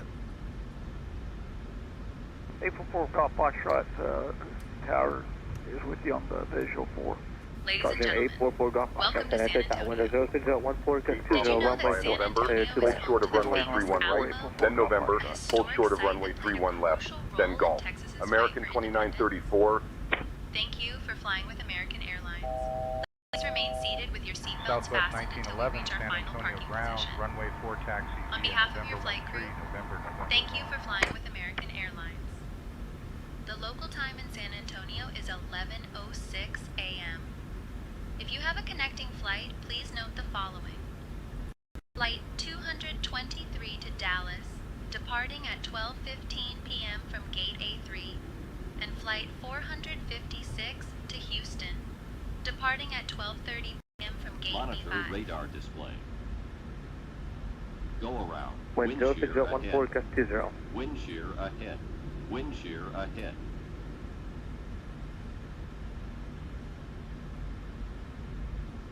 November, hold short of 3-1, then November. Oh, it's not Delta. Okay, so it's just straight down.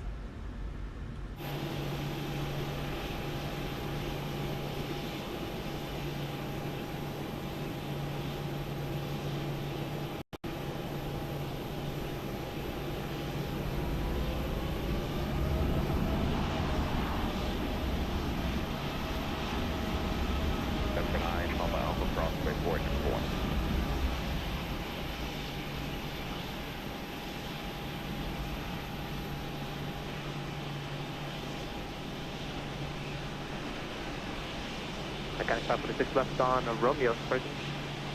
Left on Romeo going to signature, Mechanic 546.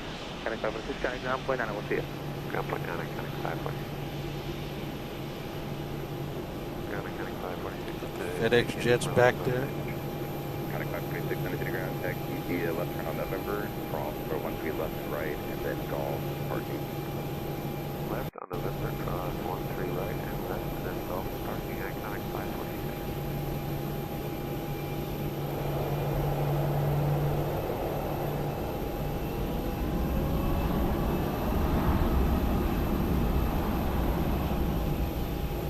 Tower Frontier 3418 ILS to runway 4. 3418, sent 107016, gust 20. 5 minutes, we have to meet our Clear to land runway 4, Frontier schedule time. 3418.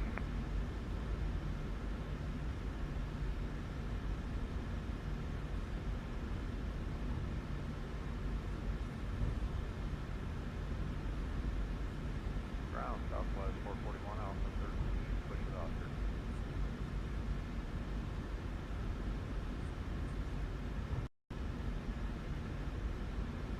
last call for ground Elizabeth. Southwest 441 Alpha for transmission officer. Southwest 441, push back to your discretion.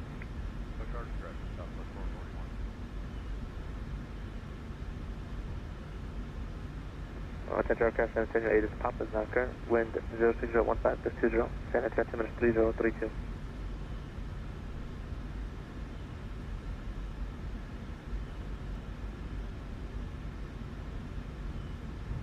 American 2934, cross runway 31 right, then continue taxi via November, hold short of runway 31 left, then Golf.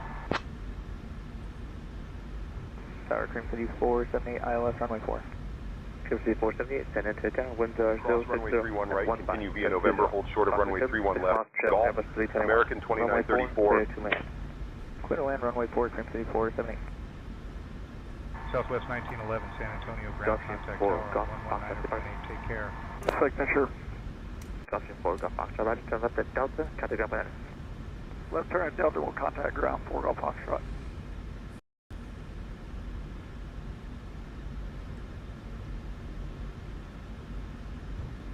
Clear right. So November to Golf it says. San Antonio ground 844 Golf Foxtrot, exit Delta going to signature. Number 844 Golf Foxtrot, to the ground taxi via Delta and Golf departing cross runway 13 left and right.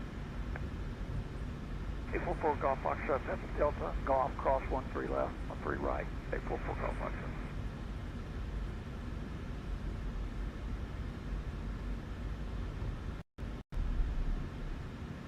He clears to cross this runway? I don't think he did he? Oh, he did.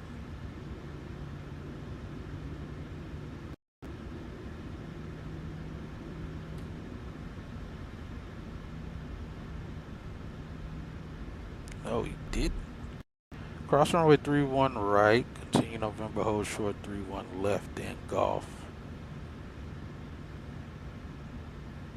And it's the hold short line for that. And ground American 2934, holding short runway 31 left.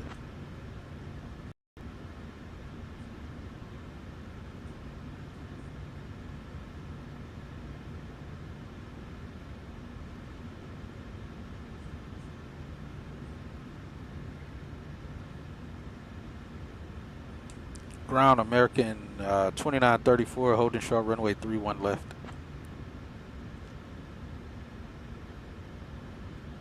American 2934, cross runway 31 left, then continue taxi via Golf to gate B1. Who's just coming in?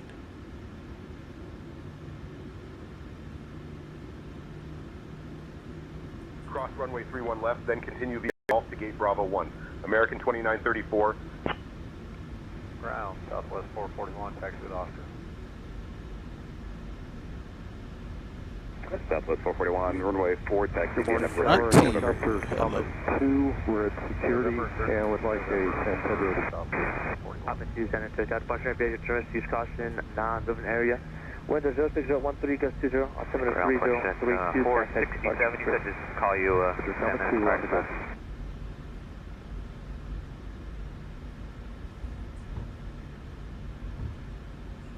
Golf. American 24, cross runway 31 left.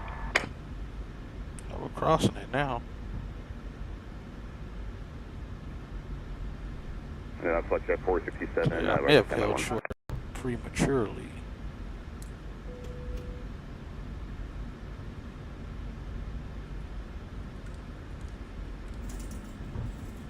Frontier 3418, turn left on Delta, contact ground point 9.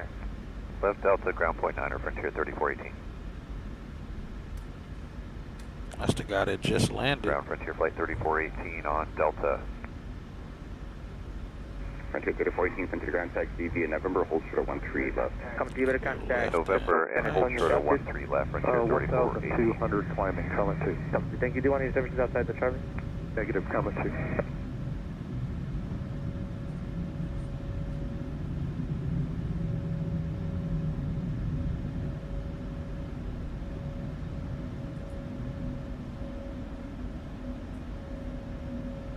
Flexjet 467, what's up is 36.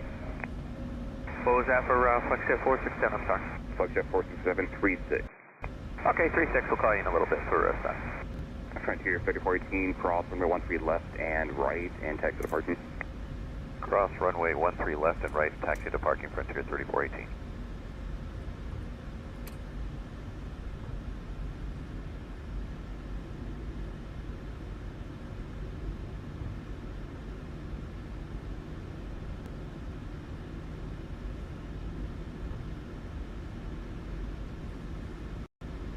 Guys, welcome back to San Antonio.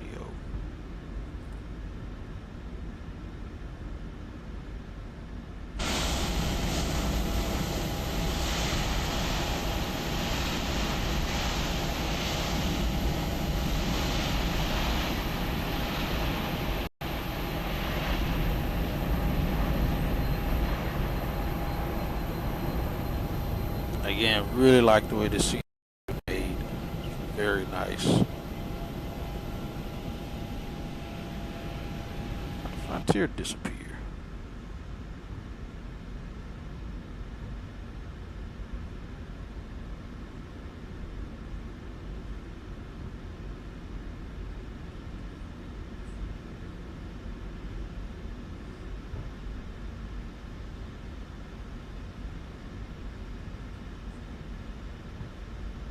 San Antonio ground, medevac Screamer 51 at Millionaire, ready to taxi with Samba.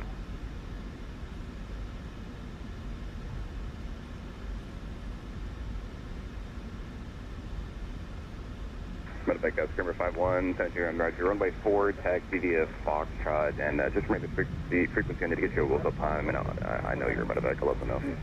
Copy, thank you, runway 4 to Foxtrot, via Foxtrot, medevac. Left and right.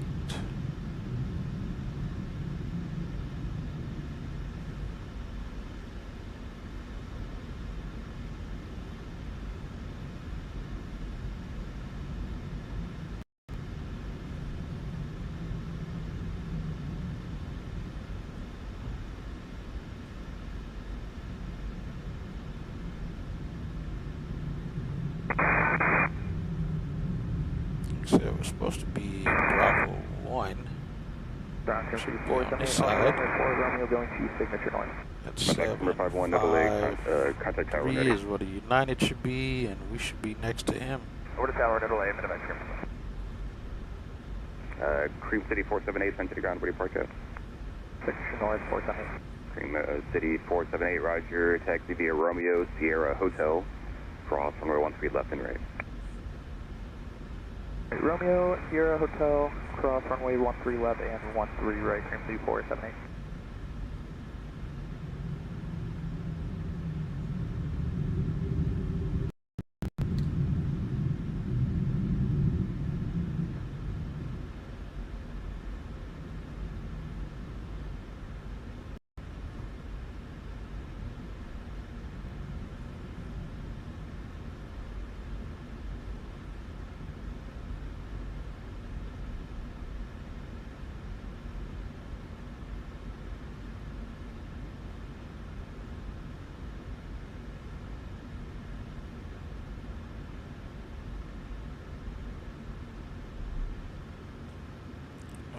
Alright. Parking brake is set. Shutter down.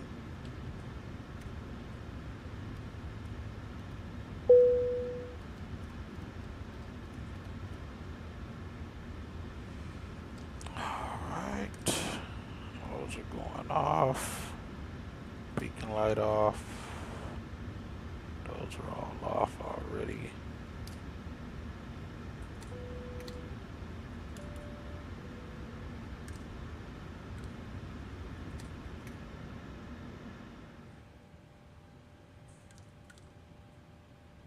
These folks out of here.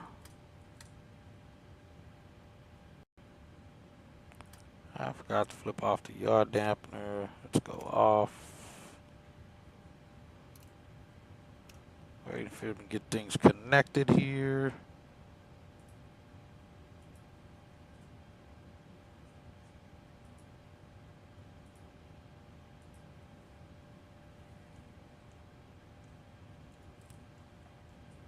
Up, stop this clock. 13 minutes to the gate. Dang it. Hit the wrong button. Alright, they're connecting the ground power now. We got power there.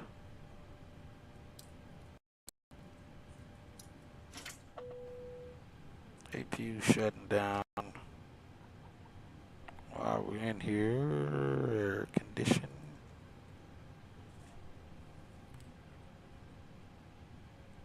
I don't need nothing in there. JetBridge is connected. Let's get these folks off the airplane here.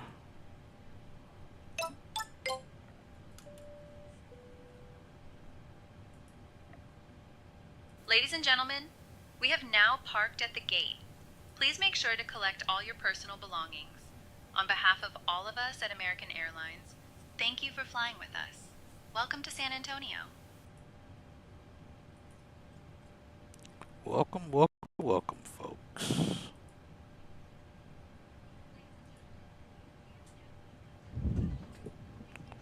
I'll get deboarded here. We did pretty good, I'd say. Just getting run over by the cart there.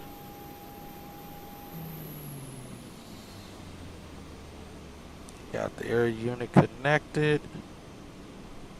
He got us in here pretty well. We'll take it. Hey, that's where he stopped us. That's where they stopped us. But yeah, this scenery is absolutely fantastic. I really do enjoy coming into this scenery. Alright, now that we're at the gate, go ahead and give us a debrief of the flight. See how he debriefs us here. Alright, Hatchet, we had a smooth flight from Charlotte to San Antonio, cruising at 34,000 feet. The landing was a beauty, rated 8 out of 10. We're taxiing never to give gate more than B1 8 now. out of 10. Great job on the controls. Thanks. Let's see what it'll look like from the window. They got this as a United gate.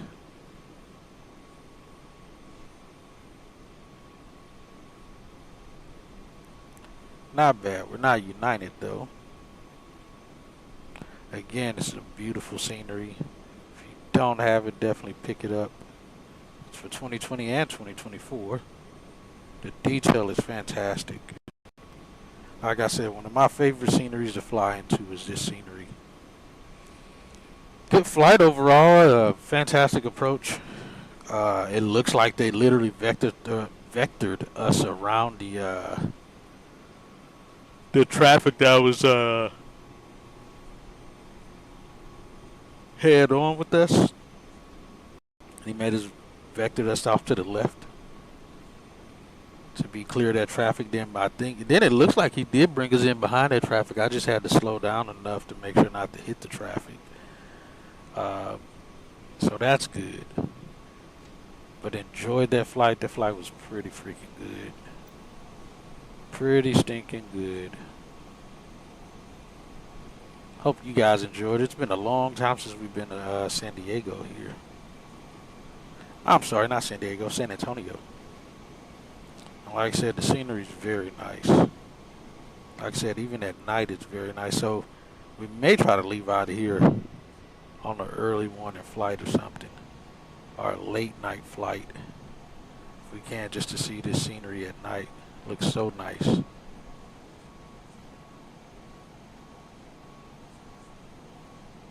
hope you guys enjoyed it. Flight in. Oh, nice, nice. From where to? Where you think you're gonna fly to? And from?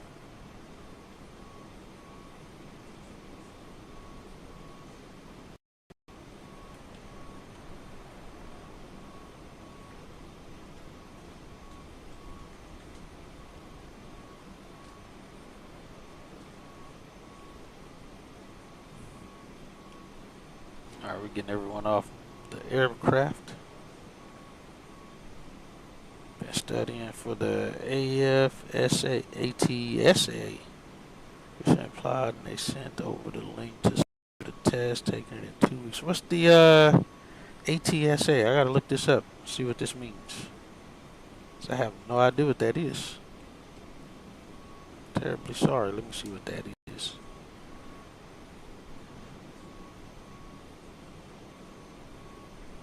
Oh, air traffic skill assessment test? Is that what it is? 214 is with you on Tango. Jet 214 sent to ground. Where do you park at today?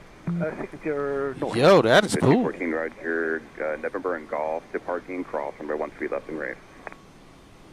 Okay, golf. Nice, Cross, man. Hey, best wishes. 13 right, object 214. Best of luck.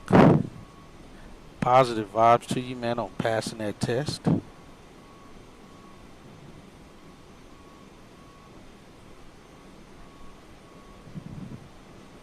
Grand Alaska I 9983. wonder how many questions is on this test. Calling ground second. So this is so you can become ATC, correct? Go ahead. And if so, man, that is pretty cool. Which means you're definitely under 30 years old, because I didn't find out about this position to be able to do until I was already over 30, and it was too late. I was like 34, 35 or something when I found out about the age limit, which put me well over the age limit, because you got to be under 30 if I'm not mistaken to even get the job. So you can't even be turning 30 on the day that you start or get the interview or something, I think it is. That's correct. Apply for the bid that just opened up. I said, nice, dude, man. I hope you get it, man. I really do. That's pretty sweet, man.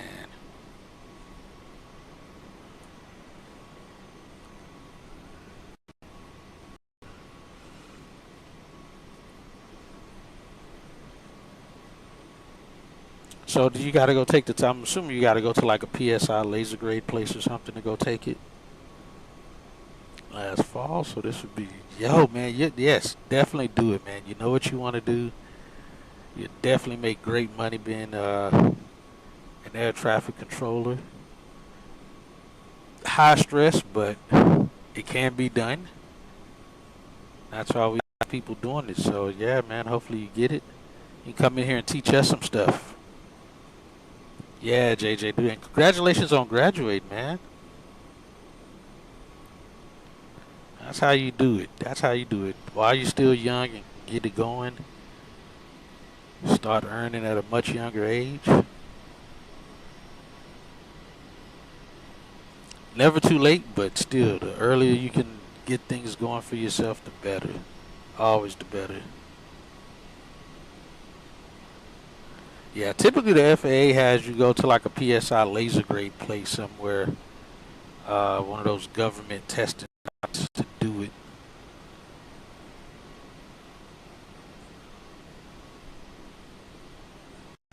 Yeah, definitely. Let us know how it goes for you, man. Let us know how you do. Again, sending all the best wishes to you, man, to get that passed and continue moving forward.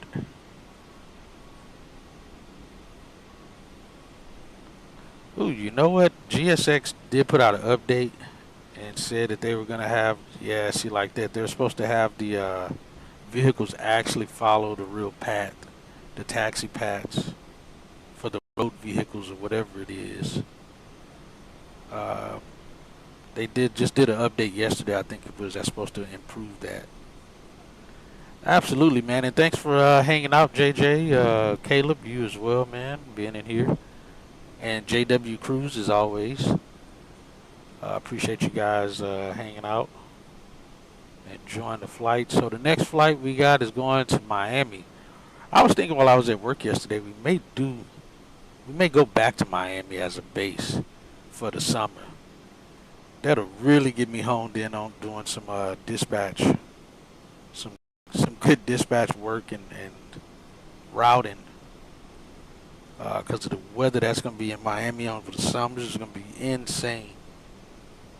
Get to get some more of those crazy flights we've had before in Miami. That was like one of the only places where I really had like torrential downpour of rain. And a couple, I think Fort Lauderdale one, we had a wind shear alert. While it was crazy raining, we had some other things happen that was pretty insane. So yeah, hopefully, I don't know, we might do that. We might go back to Miami and do some we get lava already? I don't know that we did. But yeah, they're actually following the road here.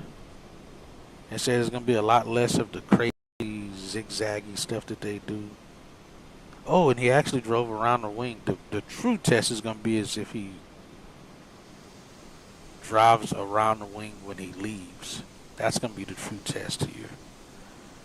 But either way, appreciate you guys, man, as always, hanging out and enjoying the streams and being here so early. Appreciate you guys. It means I'm doing something decent here if you guys are enjoying it at this time of morning. So yeah, the next flight will be going to Miami from San Antonio. We'll be in the 737 again. As soon as this stream ends, you'll see the other notification pop up for the that stream for tomorrow. Most likely it'll be tomorrow morning. I was feeling pretty good this morning to get the flight and not be late. That's why I moved it forward from 10 a.m. to 7.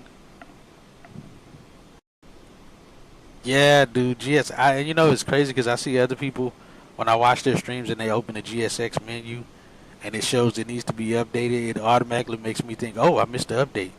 And I could have just did the update that morning.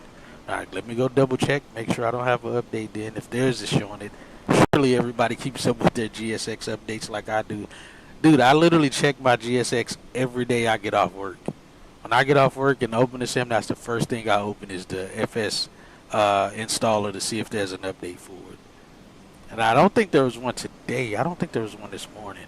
I know there was one yesterday.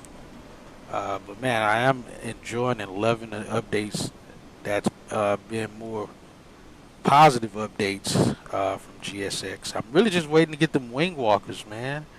We get the wing walkers here for when we're parking. We can see them on the edge here. He said he was bringing them from a post I posted in the forum. He said that it's in the works, but I'm like, you're bringing out a lot more complicated stuff than the wing walkers for parking us that I think is definitely less complicated, but it's clearly a certain way he wants to do it as to why he hasn't brought it out. But hopefully he does here pretty soon. We'll actually get that on top of all the other great stuff that is coming out. But yeah, it's like a habit for me now. I gotta check it before I do any flight. Because the last thing I want to do is open the menu during the flight. Because for me, I don't want to miss a great update for something that I can actually see and use on the channel if it's like something spectacular, groundbreaking that we haven't seen. Because then if I see a video, I'm be like, dang it, I gotta wait till my next flight to actually do it. So, but yeah. So yeah, we'll be going to Miami tomorrow morning. It's scheduled for 10, but keep an eye out. Get that notification bell on if you don't already. It should be a 10 a.m. It's set for 10 a.m. It may end up moving forward earlier. Seems like it's weird. The door looked like it was closing back there, and then it just popped right back open. So now he's not going to leave because it's still, the door's still open. But let me see what this guy up front do. It looks like he may have them independent of each other now. Well, he'll leave even if he's still there. No, he won't. Let me see. I want to make sure they actually drive away correctly. Let's see.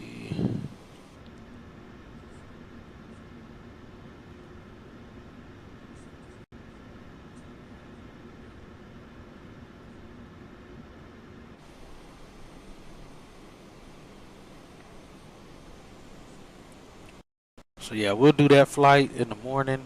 Like I said, it may be again 7 a.m. or 10 a.m. But like I said, today I was feeling great.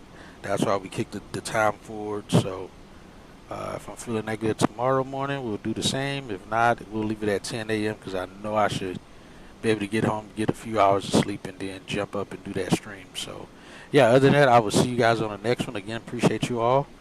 See y'all on the next one. Oh yeah, he did move and drive away pretty normally. And this guy drives right through the airplane. He's worse than it was before. That didn't help none. Oh well. Southwest 934, Central approach, welcome, expect runway 4. Southwest 934, expect direct freeze shortly for the island approach.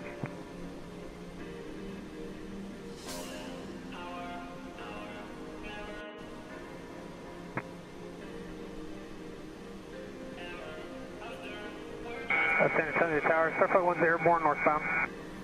Starflight 1, roger. Do you want flight following, or just Full get a contact heads up? with Julia, and Just give me a heads need to up. amend the time real quick. Starflight 1, I'll roger. have it Frequency for you. change approved. Starflight 1,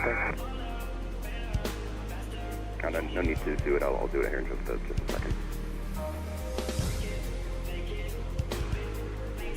EBM 980 X-ray, San Antonio Tower, winds 06012, runway 4, number 2 intersect departure, clear for takeoff, turn left heading 330. Alright, bye back with Julia, advise ready. Bye back with Julia to pop it with Holo Airport, yield it to departure. EBM 980 X-ray, San Antonio Tower, turn left heading 330, wind 05013, runway 4, number 2 intersect, clear for heading takeoff. maintain 5. Alright, turn 330, just pick up over there. 410, 10 minutes after. Departure frequency 127.1, squawk 7314. Southwest 4170, San Antonio Tower, runway 4, full length, line up and wait, traffic departing the intersection. Ground at that Quest Clamp 2 at Billionaire, ready to taxi with Papa. Bye back to Julia, reach back is correct. And who's ready to taxi? At that Quest Clamp 2 at Billionaire with Papa.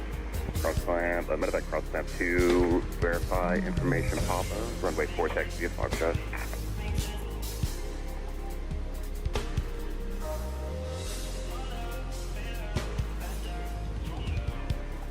Medevac cross clamp 2, runway 4 taxi via Foxtrot.